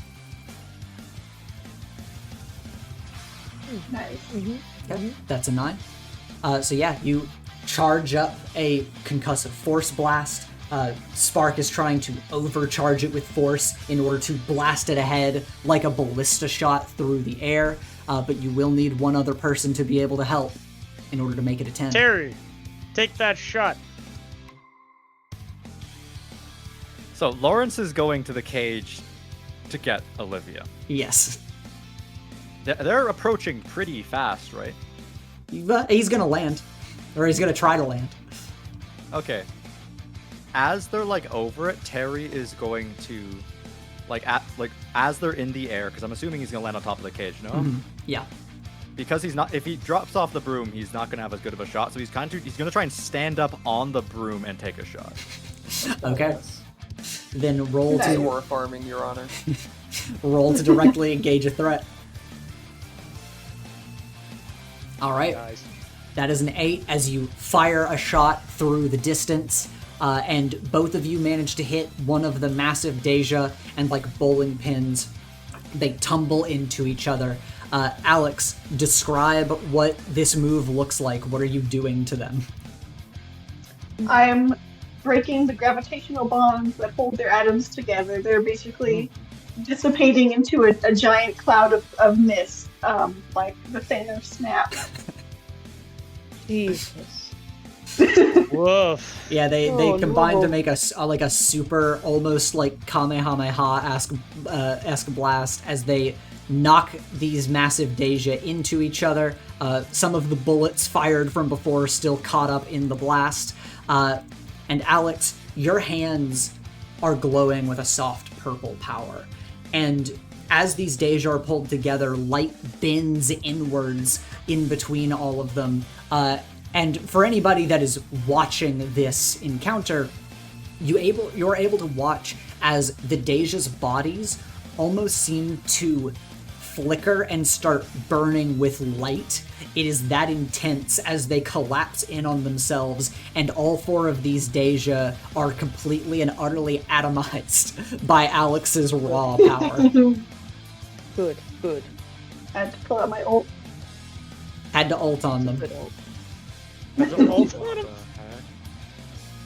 And as you atomize these massive Dey'ja, Joey, first of all, what is your reaction as you see this happen? Holy shit!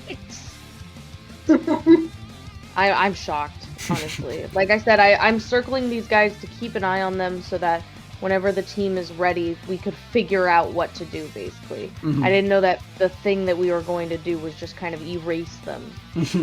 It's like, oh, fuck, okay, they're gone. Whoever's Dey'jas those were just got like reduced to atoms like randomly. No, they Yeah. live forever. They're immortal, wait, they're immortal! No one's gonna collect those souls. My Lily- new theory, by the way, was that those big Dey'ja were the Dey'ja for like a giant species. So we've just made 4 Okay. immortal giants somewhere. What if we're killing like the accounting Dey'ja?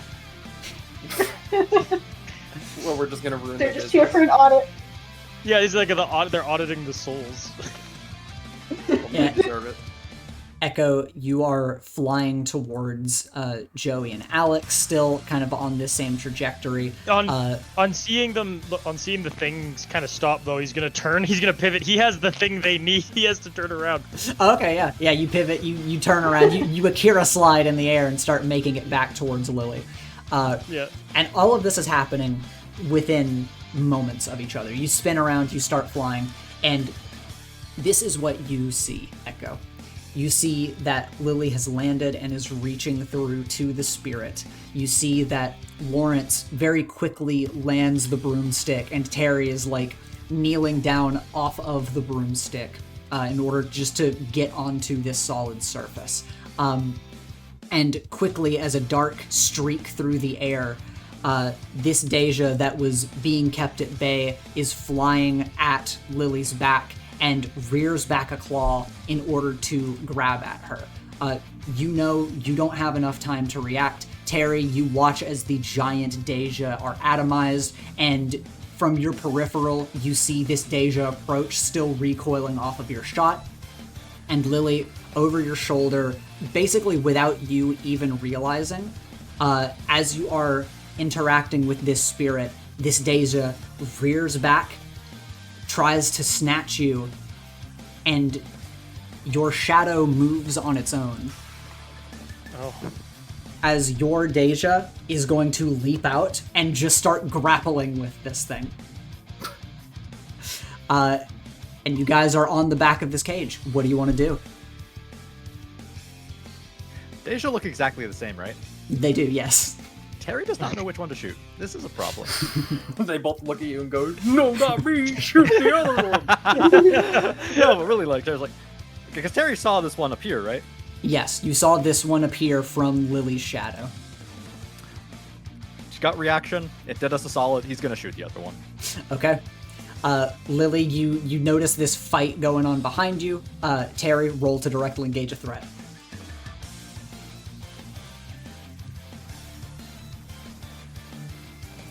Sadly, you miss, but you do watch as you've kind of thrown it off balance, and Lily's Dey'ja is going to continue grappling with this thing, and you just watch as it starts punching this other Dey'ja in the face. Like, it's like they're having a fucking bar fight.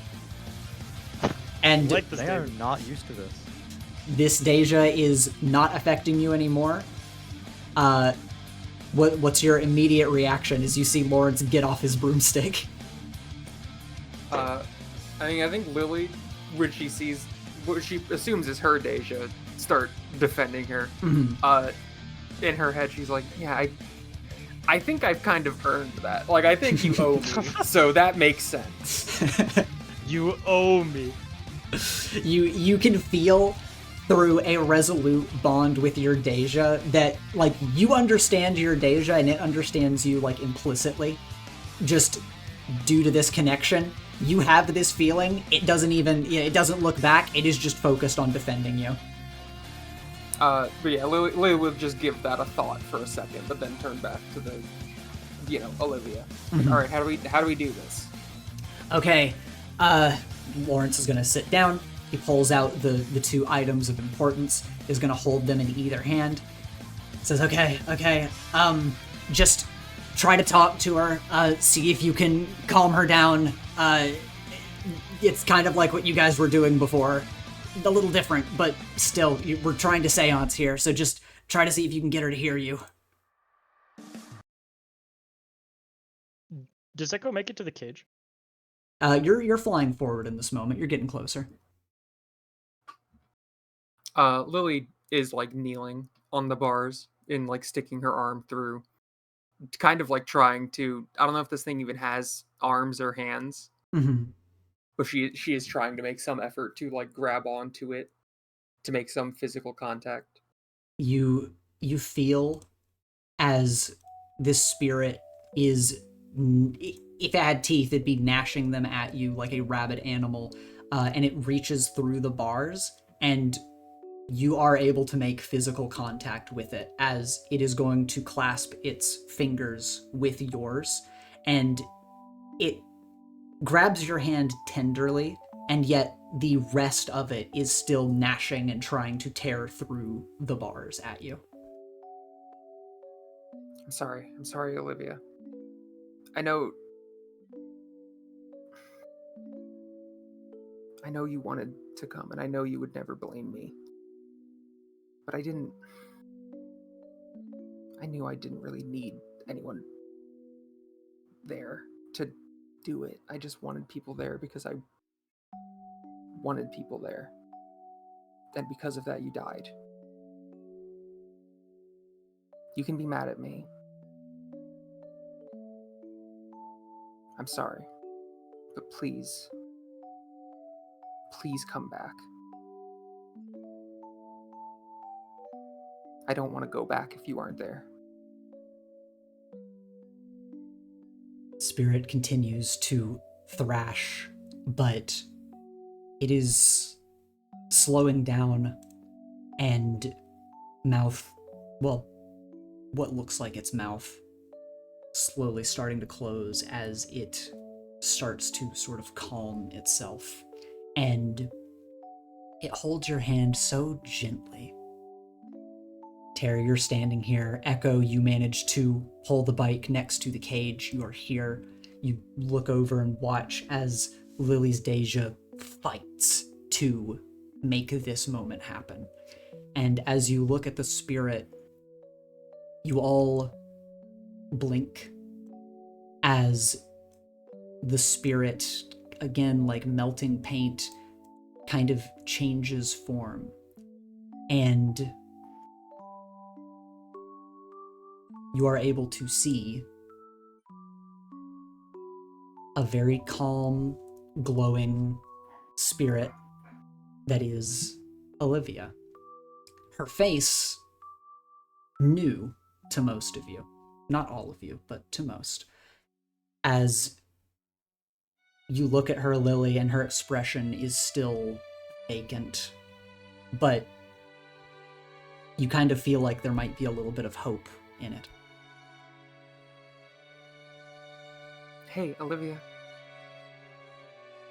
Is she still holding onto her hand?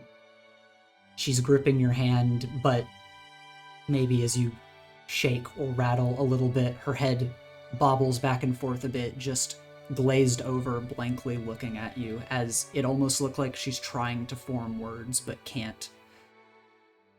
And Lawrence says, "Okay, we gotta try to put her in the thing if we're going to. She's calm, which is good. Echo, do you have it? Yeah, I do. Do you just need me to drop it? Just or- toss it to me." All right, and he does so. Lawrence grabs it, place it on the ground, over the cage since she is still inside. How the fuck do you work this thing? Fucking... Echo, open it. Spark, help him out. Spark jumps into the device, and it spins open and begins trying to pull Olivia's spirit. But it's not quite successful. Lawrence sighs.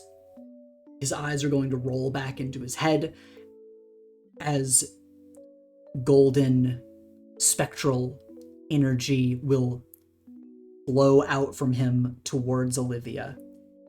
And he kind of looks at you, Lily, and says, "If I'm gonna try this, I need you to let go." You can't do it. Alright, Olivia, I'm gonna let go, but it'll only be for a second. Olivia nods. Lily will very tentatively let go. You let go. She's still gripping your hand, but after a second or two, she lets go. Lawrence is going to, with this golden torrent of energy, rise her out of the cage, phasing through the material as it creates a sort of whirlpool above your heads. He says, "I'm sorry, this isn't gentle, but this is just how the spell works. I'm sorry. You don't have to apologize. And Thank you for doing this.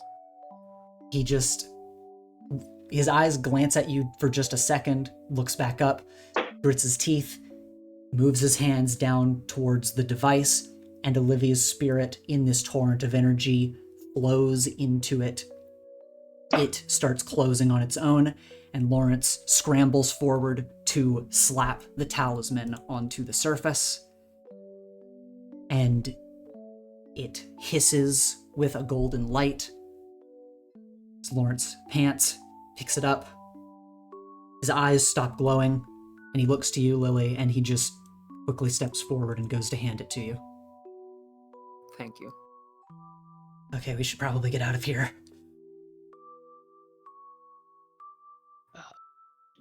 Do we have our comms on us? I You assume do? we do. You do. Echo looks over, puts puts 2 fingers to his ear, and looks over to Joey's ship, and goes, "We got her. We gotta go."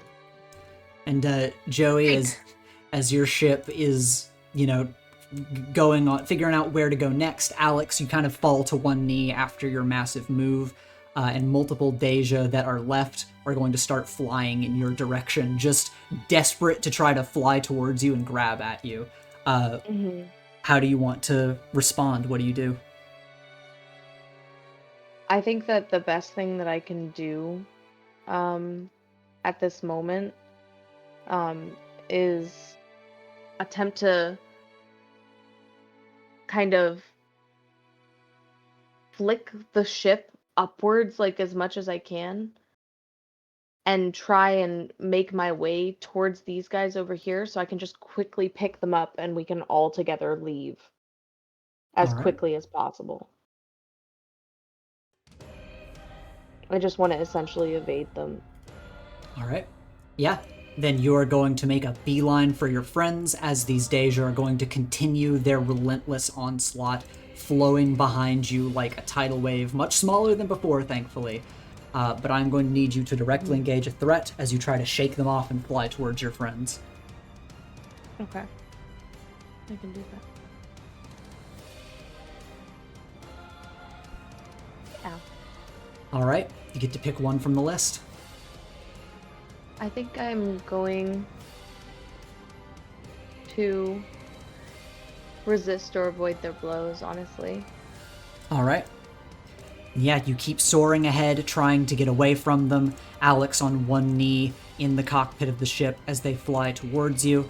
And how are you going to pick everyone up? Everyone is on top of the cage at the moment. Echo's bike next to him. Well, what is the pickup strategy? I have that side door that opens, and I want to like very quickly open it, and essentially not even fully stop, which might be chaos, but I'm being called over, so I'm gonna open this door and come to like a slow speed in the hopes that everyone will jump in. Okay. Then yeah, as Joey is doing this, everyone that is going to board the ship, I want you to roll to directly engage a threat. This is just a dangerous situation. I'm so good at that. Oh boy. Me too, Deiko, me too. Wait, real?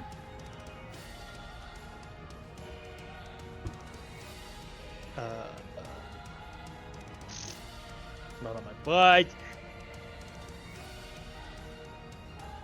Okay. And Echo, do you, like, are you gonna try to bring your bike with you? Are you leaving it? Are you, like, sending it through a portal? What's happening with Echo's bike? Or are you just leaving it and jumping on It's the probably ship? gonna come. He's probably gonna come with him. Like it's gonna fly beside. Okay. Then yeah, Echo, you manage to just barely jump onto the ship. Terry, you run forward, jump into the door as well. But despite the slow speed and just due to the situation and how chaotic everything is, Lily, you don't quite make it onto the ship as it passes by, and neither does Lawrence. As he runs forward, stops at the edge. The ship is going to keep flying ahead.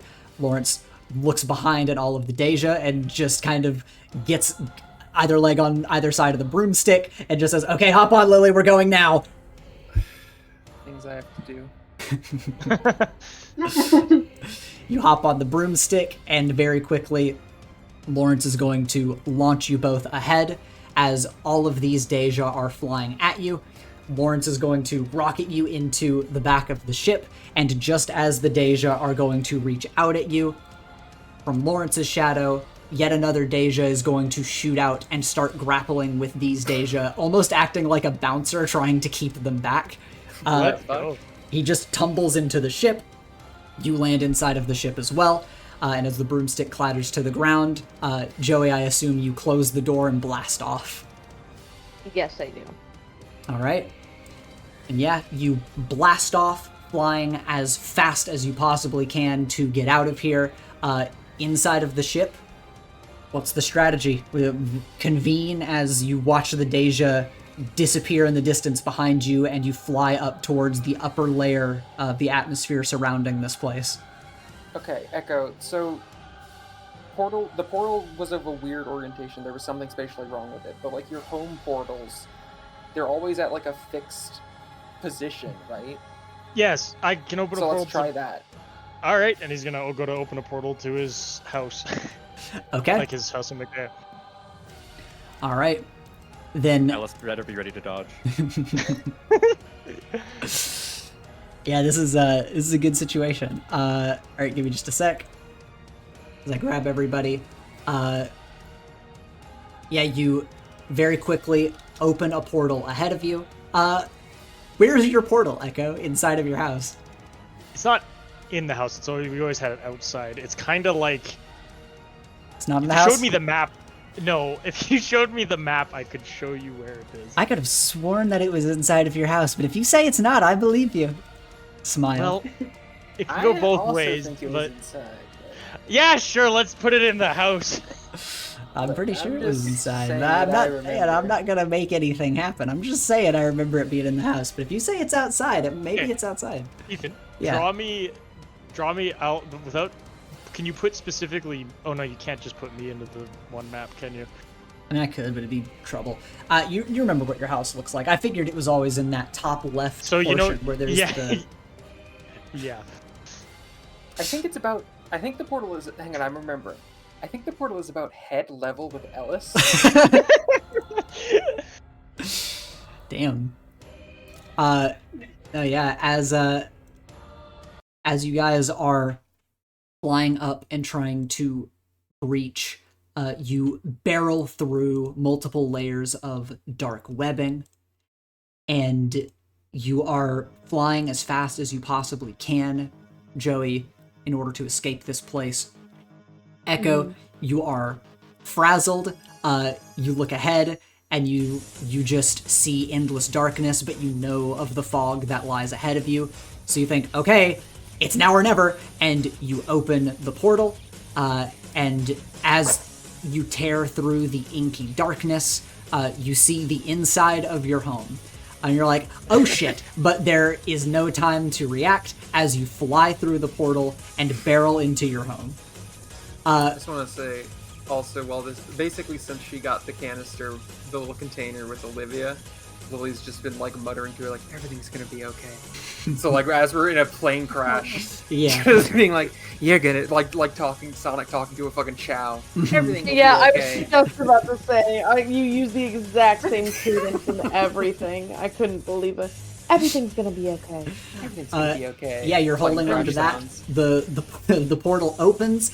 You immediately slam into Echo's house. Everyone roll to take a powerful blow. I die. Oh, wonderful. Oh, okay. Parried. I'm so good at this. Fuck. Parried. Don't worry, Jake. I'm about to hit a 12 as well. Solidarity. I'm gonna give ground. My opponent gets an opportunity. Gravity gets an opportunity. Surely Well, physics gets an opportunity. Then. you that's know what? fine. All right, let's do this. Elias is about to... All right, yeah. The rocket barrels through.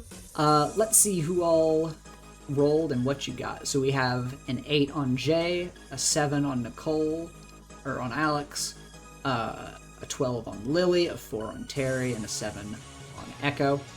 I also rolled for Lawrence, so you'll get to see how that went. You all smash into Echo's house, and it is a crash landing. You have crash landed the rocket in Echo's house, utterly destroying it. But you skid through the sand, tear through the metal. Going down the list from the top, Joey, you've gotten one thing from the bottom take a powerful blow list. What do you want to take? Actually, you know what? This will be better. For the people that have gotten a 7 to 9, mark one condition. Just about to Oh, ask, boy. yeah. Mark Because two. I was gonna ask if I could mark damaged again, Yeah, so everybody considering, yeah. mark one condition. Lily. I was gonna take Mark 2, so I'm down to Mark 2. Yeah, I was gonna say for the full, I was about to just say, yeah, you just go ahead and roll it. Honestly, just go ahead and mark 2 conditions. Okay, so that's all my conditions. I pass out. Okay. Yeah, the rocket crash lands, Echo's house, his shack explodes. So everything's gonna be okay. Loud explosion sounds, and then Lily, Family Guy death pose. And as Joey, you crash, you kind of reform back into yourself, and everyone is just scattered about the area. And just off to the side, outside, Ellis is cooking some stew, or I guess, just has a fire going under the stew and is eating it, and then suddenly the house explodes. It's like, holy shit! And he just looks over. As the rocket explodes, the house falls apart, and all of you come tumbling out of it.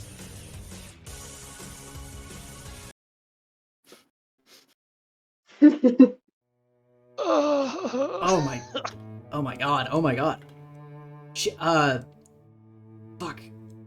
Like climbing up the cliff to you, Terry, who's just like against one of the busted walls. Shit, Terry, hey. Man, wake up. You okay? Come on, Terry, come on, wake up. How's Terry doing? Might be muted, Kai.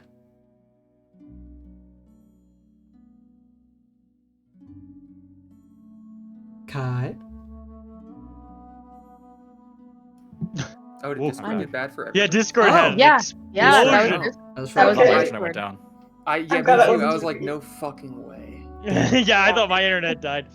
Okay. No, yeah, so Terry, Alice rushes over, is like, Terry, hey. Terry, come on, wake up, man. How's Terry doing? For flavor, because I rolled a 4, can Terry have hit the bed? Yes, What you, was left you, of the bed? you, So good. That's you, so you- good. you land on the bed and roll up in the covers. He runs over, he's like, hey, are you good? Landed so hard, you tucked yourself in. Yeah.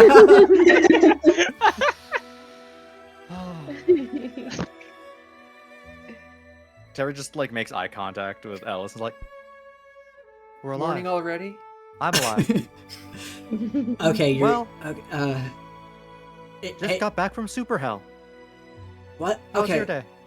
If you're good, fuck, alright. He's just gonna, like, run and try to, like, wake other people up. He's like, okay, there's, like, a bunch of fucking crash victims.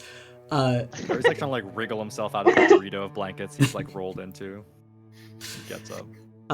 How's everyone's conditions looking? Let's go down the list. Let's go, so Lily conked out, as you... I do just want to ask, because I want to make sure I remember how the rules work. When your conditions are full, it's like the same as like either it's you either like pass out or have to like leave a scene, right? Like, Yeah. flee a scene. Mhm. I pass out, but I do like that the way the option is posed. It could also be Lily hit the ground like, I gotta get out of here. I thought you were gonna say you hit the ground so hard you kept skipping along the sand and just went into the distance. That's also good. Looney Tunes ass reaction. I gotta get out of here. And I so gotta get out of here. Lily, you land. You are in kind of off center of the crater. I think Lily was so focused on like making sure the container didn't get damaged that she just balled up around it and then slammed into a rock. Yeah. And the container's not damaged. Joey, how are your conditions? How do you look when the crash landing is over? Well, my conditions, I have 3 conditions marked right now. But most of all, I'm damaged. And so in crashing in here, I think Joey would have come through and realized that we were colliding in with Echo's house. Mm-hmm. And in that realization, at first trying to minimize people actually getting in a legitimate crash, you know? So it's not like people colliding with the jet. Mm-hmm. It's more so that Joey kind of almost immediately disassembled, which was painful and kind of did damage them, and which is why that damage condition is there. Yeah. Um, um, but yeah, like I almost like immediately disassembled and split apart so that the pieces of me would just fall to the ground and everyone else would just kind of launch into the room, Mhm. essentially, instead of it being that people were literally getting in a crash and like hitting up against hard sheets of metal and stuff like that. Yeah. If people's seatbelts were on, I want to say, if people's seatbelts were on, that would have been pretty good because they would have essentially been just safely ejected from the jet. Moving at the speed you were, you want to roll to defend. See how well you managed to soften the blow for everyone, Yeah, sure. or if you have any relevant moves. Oh my But never mind. Yeah, It I'll doesn't take matter. Let's do that. You're amazing. I love Uh, saving people. So yeah, how does it work? Like mechanically, what have you done? You obviously you split yourself apart. That's how you hurt yourself. That's how you made sure. But ensuring like okay, everyone was like seatbelts on. Like do parachutes form? Like what does this look like? It's almost like airbags. Okay. It's like airbags around all of the seats. So you might have still like if you're hooked up to the chair, you still probably would have gone like flying, but instead of your face just hitting a wall or something, you hit a whole bunch of airbags. Okay.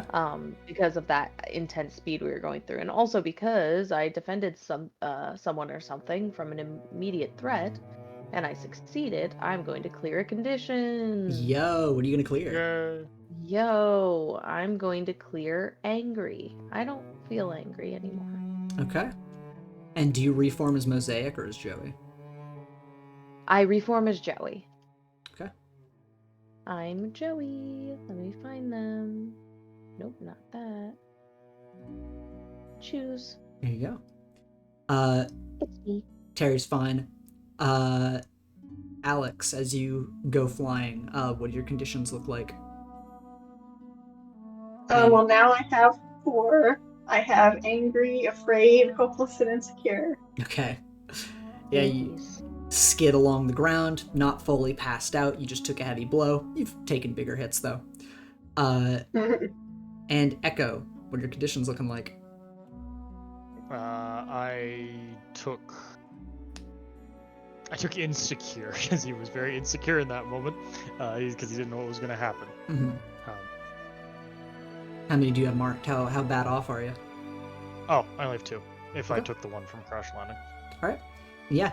Your seat skids along the ground, is about to smash into this rock, but the airbag protects you, and you take a hit, but it's not nearly as hard as it could have been. And you guys are able to pick yourselves up. Ellis, do I not mark the condition, or do I still? Yeah, you mark the condition. Oh, okay, sorry, I misunderstood.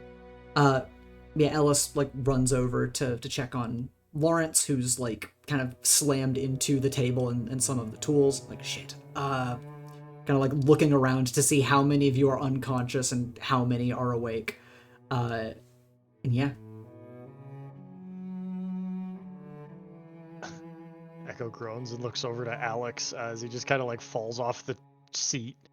You all right? I'll survive. You okay? Oh, my head. She's unconscious. Looks over to you, Joey, as you're like pulling yourself back together. Okay, thank God. I'm all right. Oh. It seems like most of you are awake, but the girl's out, this girl's out, and this guy's out. I don't know how bad it is. Oh, Terry. Shit, this place is wrecked. Echo, you're awake, right? Yeah. Oh, my Terry's gonna check house! on Lawrence. Like skids down the sand, is like, yeah, I'm glad it was lunchtime. Are you okay? I'm fine. You guys took a massive beating. I'm glad Karish stopped by. He gave me some stew. Do you have a med kit or anything? There are a few of you are kind of banged up inside. Is my desk okay? There's one in my desk. I mean, everything's kind of all over the place. I think it's been kind of smashed. Spark, where's my desk? He's like, as Spark analyzed the immediate area. Evaluating. It's here, and over there, and over there. Oh, Remnants in upper atmosphere. where's Lily? I can see if I can help her out. Okay, that's probably the girl that landed against that rock. oh, against a rock, and he like scrambles to his feet and starts Why running. does he just have Oh, a yeah. rock Corner in rock. his house? I couldn't remove it. Okay, I had to build around it. This is like a fucking Chekhov's gun. Whenever we came in here, like early on in the campaign, it's like, oh, that's the rock Lily's gonna die against in episode 36. That beef with that rock, you knew. Ellis walks over to you, Alex, and is like, "You good?" I'll be all right. Okay, cool. If you need help, or I'm good. And she'll slowly rise to her feet and trudge through the sand to join everybody else. you just get up and walk inside, and he just like shakes his head under his breath to himself and just says, "Damn, what a badass," and just like walks after you.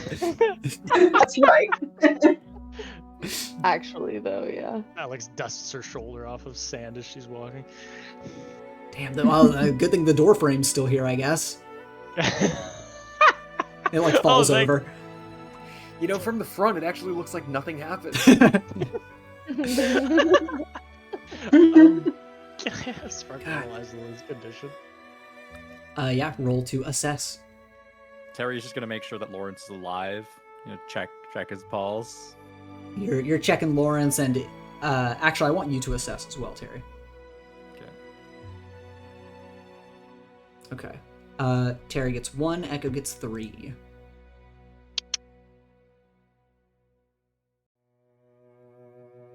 We'll start with Echo's questions. Yeah. Oh, okay. What's Lily's condition?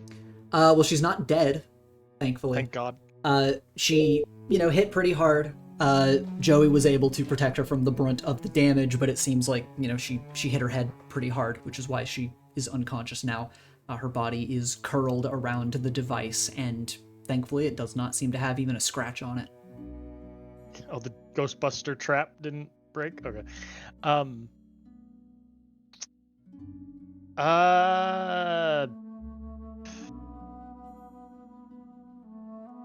Is there anything I can do to help her condition, or at least make her, stabilize until we get her somewhere better suited? There's some bleeding. You think if you can at least stop the bleeding, goddamn. If you can stop stop the bleeding from her head, you think that would help. And currently, just due to the hard impact, as you're kind of listening to her, it seems like she's having trouble breathing. Why is she having trouble? I guess that's my third and final one. Why is she having trouble breathing? Just hard impact overall. She didn't just hit her head. Her head took a big hit, and that's why she's unconscious, but, she has also just slammed her back against this wall, so... You got the wind knocked out of her, it sounds like. Yeah, and Rock beats bones. being Yeah. unconscious and hitting a rock this fast, it's a miracle that she is alive. She doesn't have... I guess you actually don't really know how many bones she might have broken, but you think that she's in a remarkably good condition compared to what she could be right now, which is a paste. Yeah, fair. Jay, we should just lay her flat on the ground. Can you help me move her flat? Yeah, I can help you. Just go slow, okay? Okay. We didn't. I kind of extend my arms out in a way so that I am capable of kind of almost making like a gurney type thing, but with my arms. So that whenever I'm sticking them out, I'm able to kind of just catch her head perfect. Mhm. And not move her around too much. After Lily is like that, Echo is gonna just take the device and put it in his poncho for a second. And he's like, "Sorry, Olivia," and he's going to try to he's gonna rip some of his shirt off and go to bandage Lily's head. Okay. Roll to comfort or support. Let's see how good of a job you do at this. Right. You got this.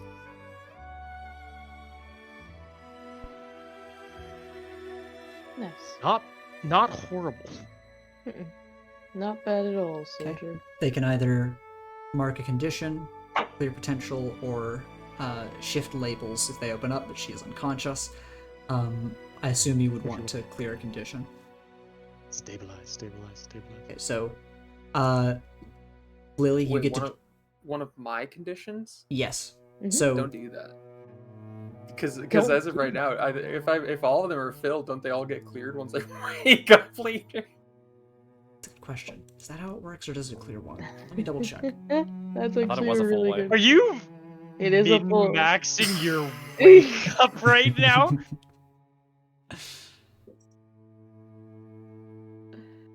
Oh, I respect it, but wow. Okay, no, yeah, you clear one condition when you return. So this means that Echo will clear one, and then you'll clear one again when you wake up. All right. So what do you want to have cleared? I guess. I'll clear afraid. Okay, makes sense. love that. What do I have to be afraid of at this point? True. Rocks. My horrible medical skills. Well, surely he'll get rid of the rock in his fucking living room after this. The place is busted. I can build wherever I want. Maybe, Probably yeah. gotta take the rock. Hey, why didn't you build your house 5 feet back so that you could have built it It's on a hill. It's on a hill. It's a vantage point. Great like- view. But like, look behind. There's no ledge back here. You know what? I think the reason we had the rock in here, Ethan, because I asked when I first saw this map, and Ethan was like, "Oh, you just built your place around it. You couldn't move it." And I didn't argue with that. I just said, "Sure, I'm okay with that." Little did I know it was Chekhov's rock. I thought The it was, amount of so joy much Ethan must have funnier. felt when we Yeah. crashed in here, and he was like, "Oh, I can have someone hit the rock." I thought it was Yeah. so funny when I put the rock in here initially. I mean, that we is funny. crashed. We crashed into the full metal building with metal floors and metal everything and a big It's death like rock in the corner. it's like made of sheet metal. It was very easy to blow this place apart, Except the rock. except for the rock. The rock is like the foundation of this place. Ne- You next hit place the you one build, thing. next place you build, Ethan's gonna put a bottomless pit in the middle of it, and You be built like, around "Yeah, you it. just built around it." Like Yeah. a starlight Yeah, eats people. Oh, it's the hole. it's the hole. You've the never hole. you've thrown stuff down it, never heard it hit the bottom. Echo, why is there a hole in the middle of your room? Oh, that's the hole. Was there when I built the place. Echo kind of just stabilizes Lily and checks her heart, like pulse, and just kind of sighs. Lily will be okay, but we got to get her. You think Somewhere it might else. be a good idea to do chest compressions, chest compressions, chest compressions. Ah, yes. Thank you. Just Not breathing. Echo Or having a Echo hard time with it. does indeed start doing chest compressions. Chest compressions, chest compressions. And yeah, Joey's got a gurney. Ellis looks around and is just like, okay, first aid. We need medical expertise. She kind of like looks to the group and then looks to the guy with portals. Alex, if I open a portal to Star Heights, can you go get our favorite doctor? I can. Okay. I'll leave the portal open in my room. Thanks. Hopefully we don't get yelled at. And he's gonna go to open the portal. Oh, Okay. we're definitely getting yelled at. All right. Definitely. But first, You open up I'll the jump through this portal. portal. You open up the portal. You send Alex to run and try to get some help. And eventually, Alex, you're able to run onto campus, and your tablets have a function that in an emergency you can hit an SOS button. So you get back onto campus, get to your tablet, hit an SOS button, and then try to make your way to find Catalyst. But who would find you first other than the monitor? And you quickly explain the situation to Oh him. no. You quickly explain the situation to him, and he rushes in order to help. And as you guys are being Okay. ushered through the portal, he is going to move to take over care of Lily, and also He tells Echo tells Elias to like fucking hide. wait. When Elias hears this, he's like, "Okay, I don't have a place to stay anymore. Krish can hook you up with a place. Don't worry. You want me to stay? Do you want to come back with us? I don't want to be in the middle of this place. Nobody's here right now." Okay, when we go through, I'll leave the portal open. Well, no, you'd be stuck at Star. Just stay in my bedroom. I'll drive you back to the main city after. Okay. We'll just deal with it later. And you pile through the portal.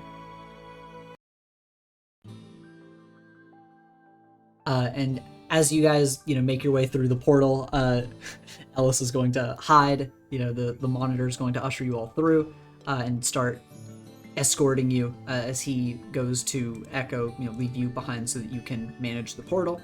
He's going to take control of Lily's care. Lawrence, as Terry, you see that the monitor is checking on him. It's like, okay, his breathing seems to be fine. Everyone quickly this way with me to the medical bay, and starts leading you all into the school. Echo, meanwhile, the portal open. Ellis will step through into your dorm room. Just be like, shit, I'm sorry, man, but I heard some rumblings earlier today, and I do not want to be there if there's going to be a sandworm. No, you know what? Fair enough. Just stay here. I'll come back for you in a bit, okay? Yeah, okay.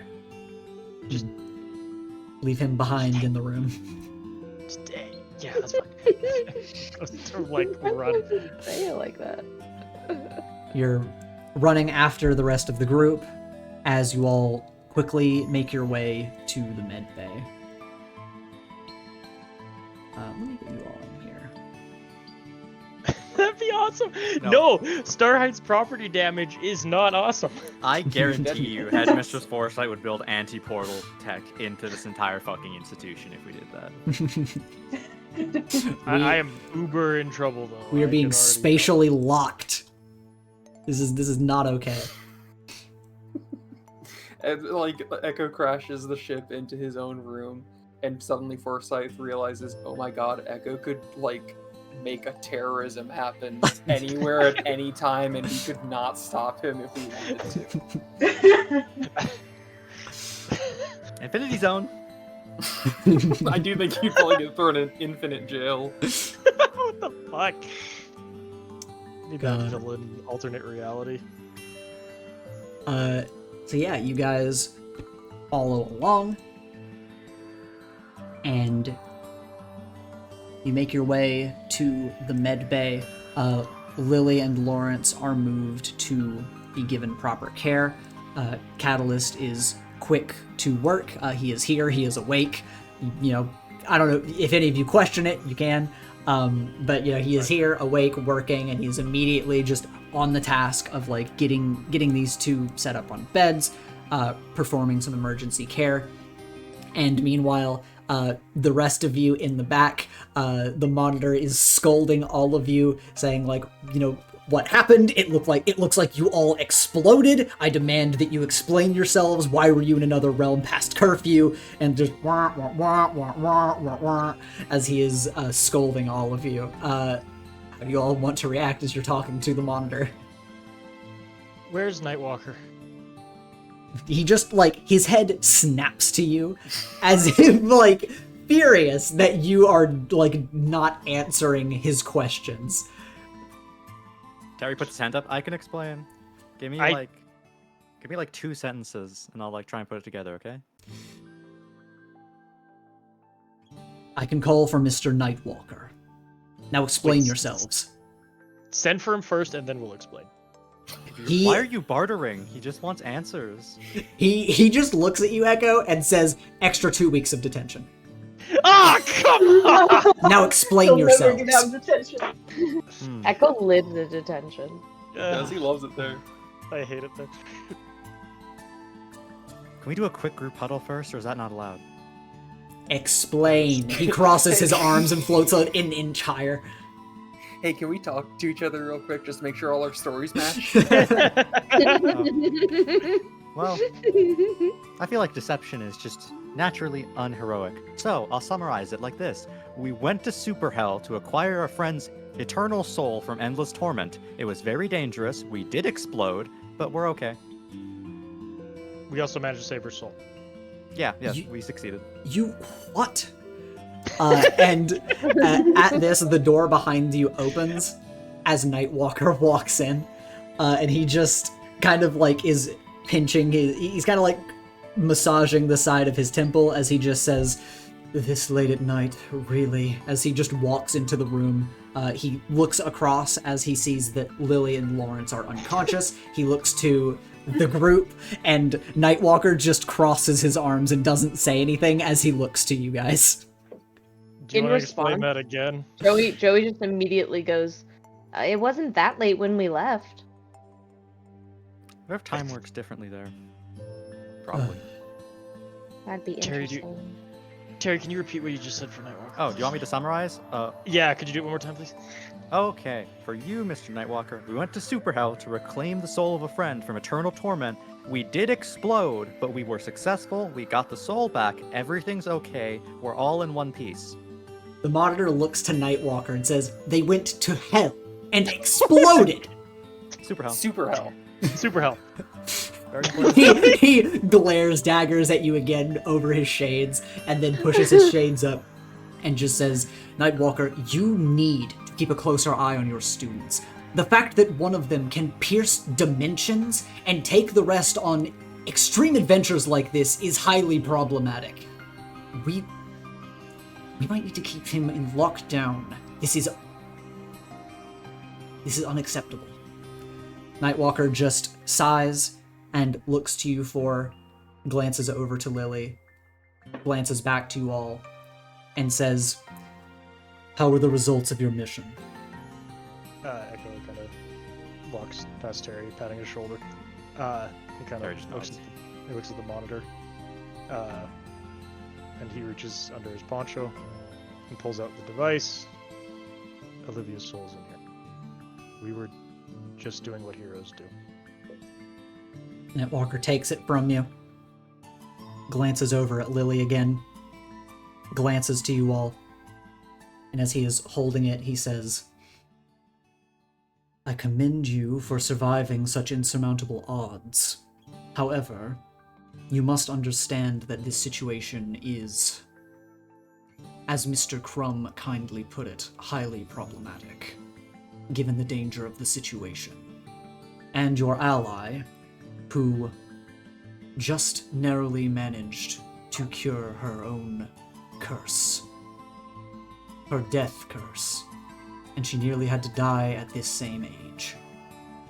And Lily, at this point, as you are being tended to, you are starting to come to, and you may clear another condition.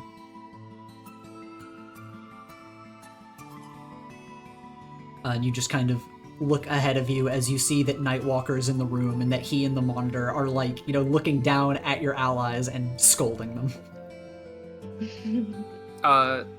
From this angle, can I see the device? Yes, you see that Nightwalker is holding on to it. Okay. Then Lily's happy.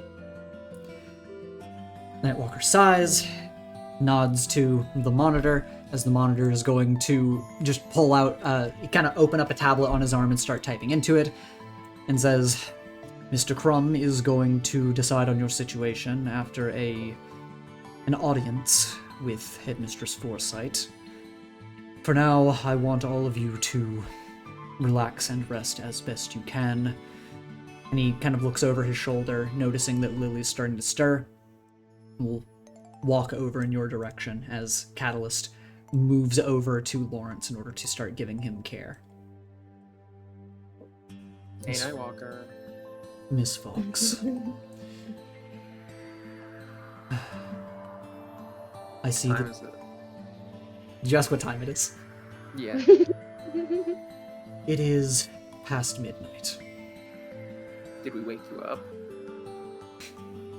No, you did not. I guess that makes sense. You are called Nightwalker. I see that your team's mission was successful. Yeah. We did it. So long as Lawrence makes it. Catalyst is, hooking up Lawrence to some IVs, and just nods and says, "Mr. Graham will be fine. Just a little bit of extra care, he will be right as rain." And Walker nods and just, glances to the rest of the party to Echo and back to you, Lily, and just says, "So, Olivia's soul is in here." Yeah.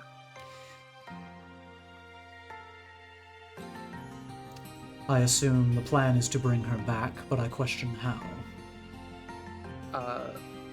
Well, it was originally one of the plans Lawrence gave me to, dodge my own debt. We got her soul. There's some ritual thing he can do. to put it back.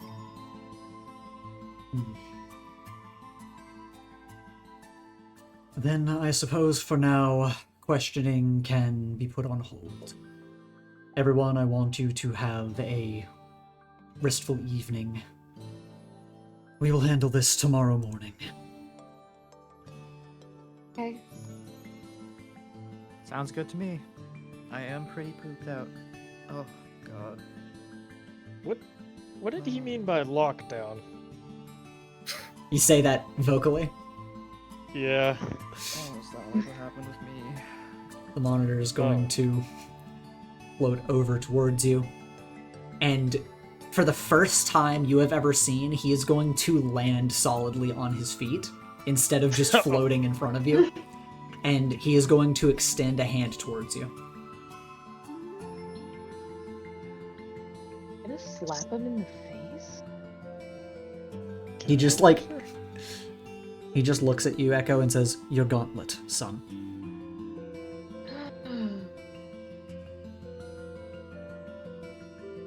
You can't take Echo's gauntlet? I am taking a weapon until he is in training or in need of it. I'm confiscating your gauntlet. And if I refuse? Then we are going to have a problem.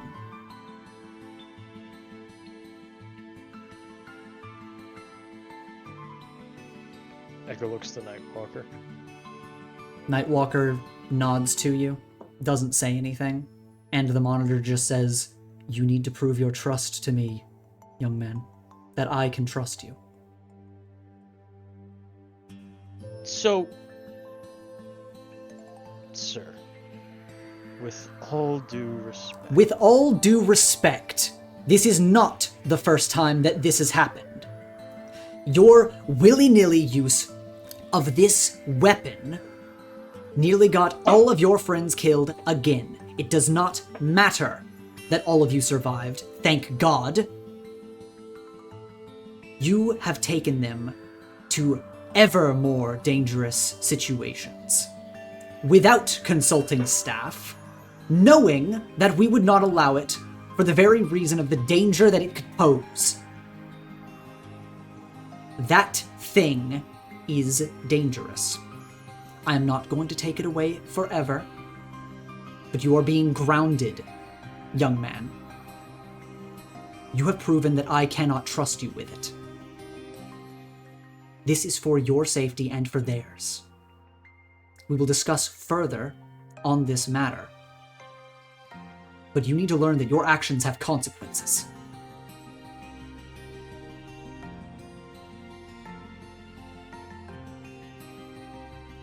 So,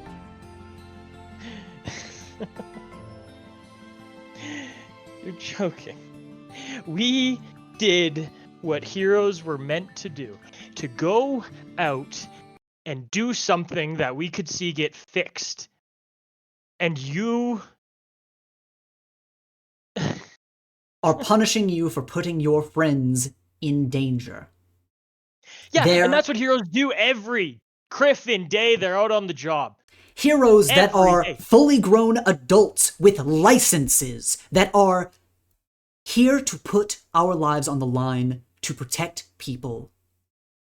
Did you just expect us to sit on our ass and let one of our friends possibly die when we had a solution? I would have at least... Yes, we could have...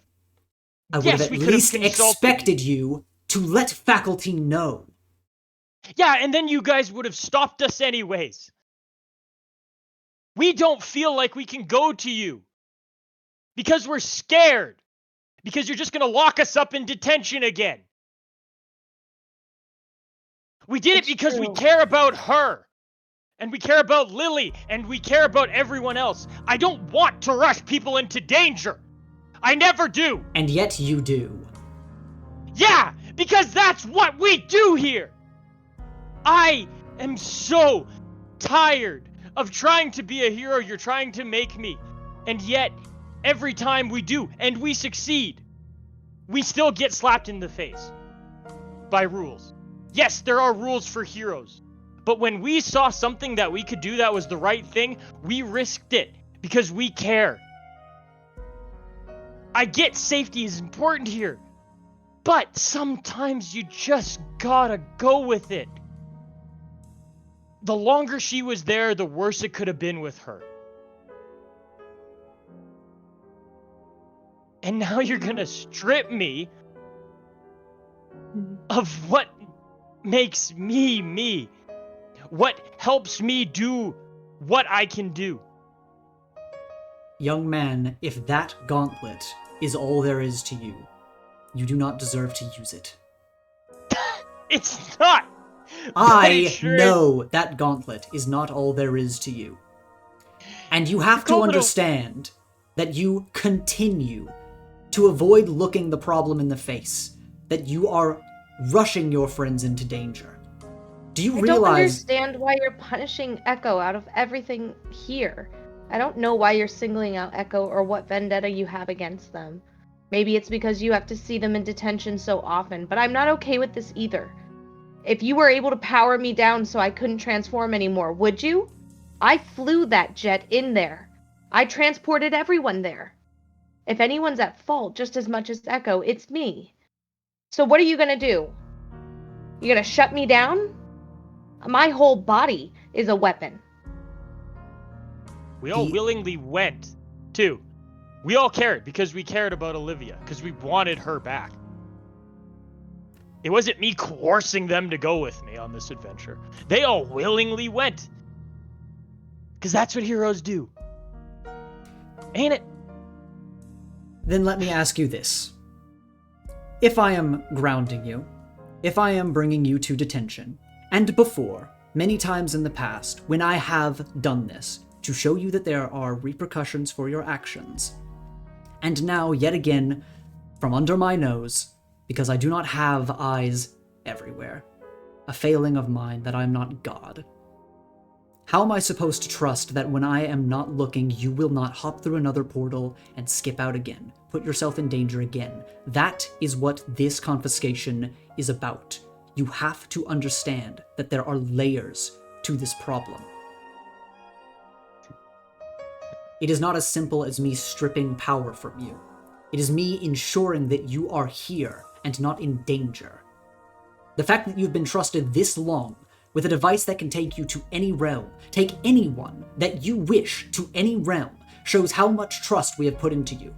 And now we hear that you went to the afterlife without even so much as warning the staff, who, yes, would have stopped you.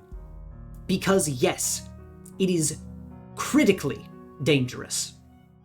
You are lucky that your friends over there on those tables are not dead. Would you have just gone to grab them? Is that all a life is? To be snatched back up? I understand that you have succeeded in a mission to bring your friend's soul back to this world, of which I do not understand the ramifications of. What rules does this break? What dangers does this bring to the school, the other students here not involved in this, to your friend that will be brought back? Is this allowed? Was this even considered?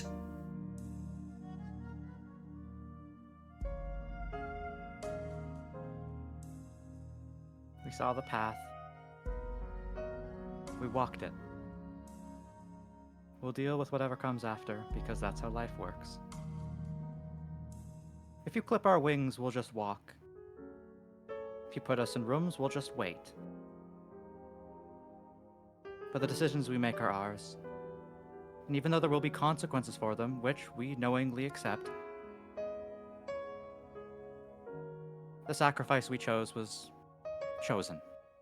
It wasn't forced. I accept that you all chose to go on this mission. If anything, I can applaud your bravery, even if it comes hand in hand with reckless abandon. But heroes have rules for a reason. There have been dark ages in our society, where rules were tossed aside, people were hurt. Rules are here for a reason. I need to ensure that you can follow them. And young man, you have proven to me that you cannot. That is why I am asking for you, Gauntlet. You can run all you want, but it will not change the truth. Like I said, this is not forever.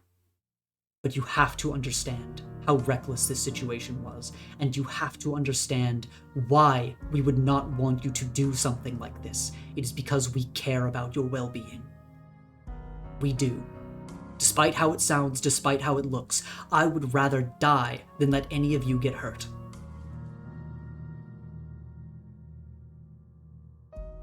Now please give me your gauntlet.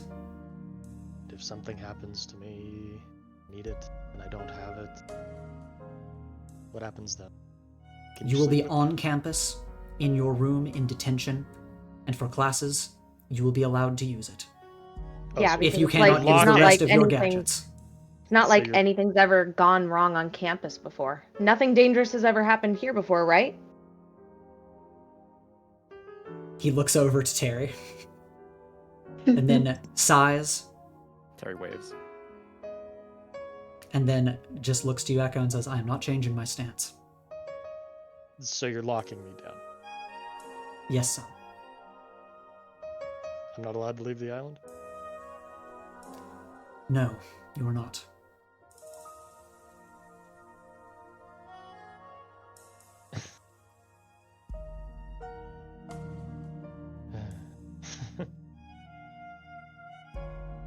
Please do not resist.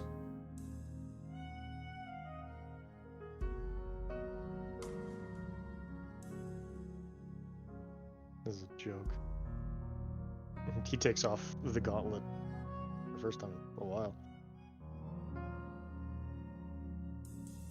And hands it over. He takes it very gently in his hand, holds it in his arm, nods to you. He goes to turn and float and leave the room.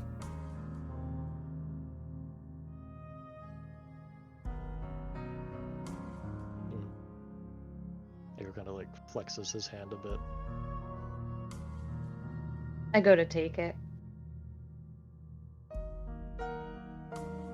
Kind of giving a small smile. Not like one where I'm actually happy, but kind of just to comfort you and like kind of show you that, we're still here. And Alex grabs his other hand and, yeah, just kind of tries to comfort him silently. Walker walks over to all of you, still holding on to Olivia.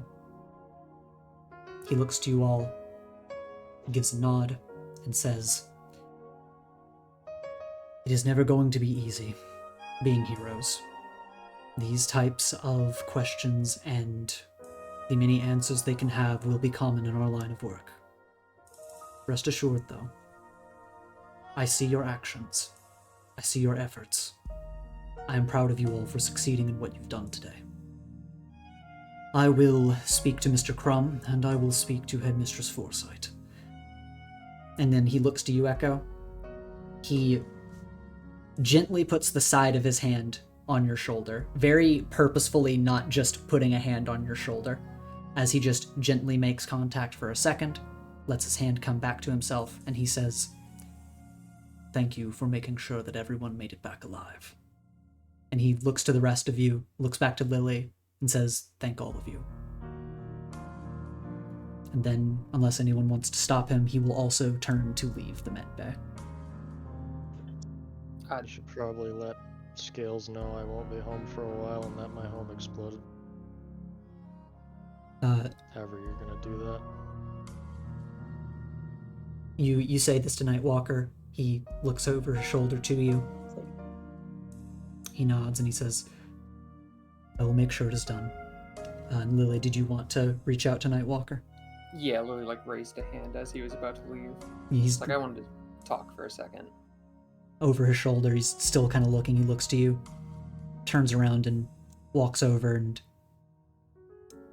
just quickly, quietly asking, do you want the others here? Does it? I mean, they can be here, I guess. I mean, do you guys want to go to bed or something? I think I'm just gonna go for a walk. Do you need company? I'll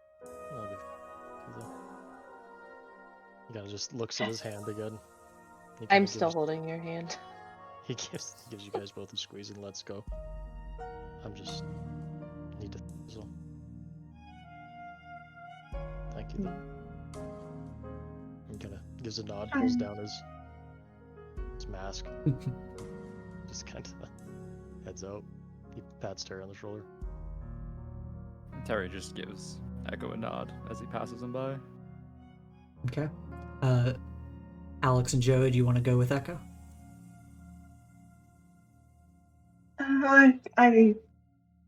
I'll let him have some time alone. This is a big thing he needs to process. I'll probably check in with him the next day. Okay. Yeah, I also should let them have their time. But also because I am so damaged, I need to get fixed up because I'm not even like in a good condition to be walking around too much. I'm gonna lose bolts and stuff all over the hallway. Mm-hmm. I have to go to a different type of medical bay. I assume you go there, and Alex, do you want to stay here, or do you want to head to your room? I think Alex is gonna go to her dorm after all this. It's time to sleep. Okay. You guys head Everyone out. else leaving. Lily's just looking at Terry like, okay, so you're gonna leave too, right? Yeah, what does Terry do? He's standing there, like, kind of like motionlessly for a second, looks over to Lawrence, ponders something for a second. Yeah, I'll go. Tonight's given me a lot to think about. Much rumination to be done.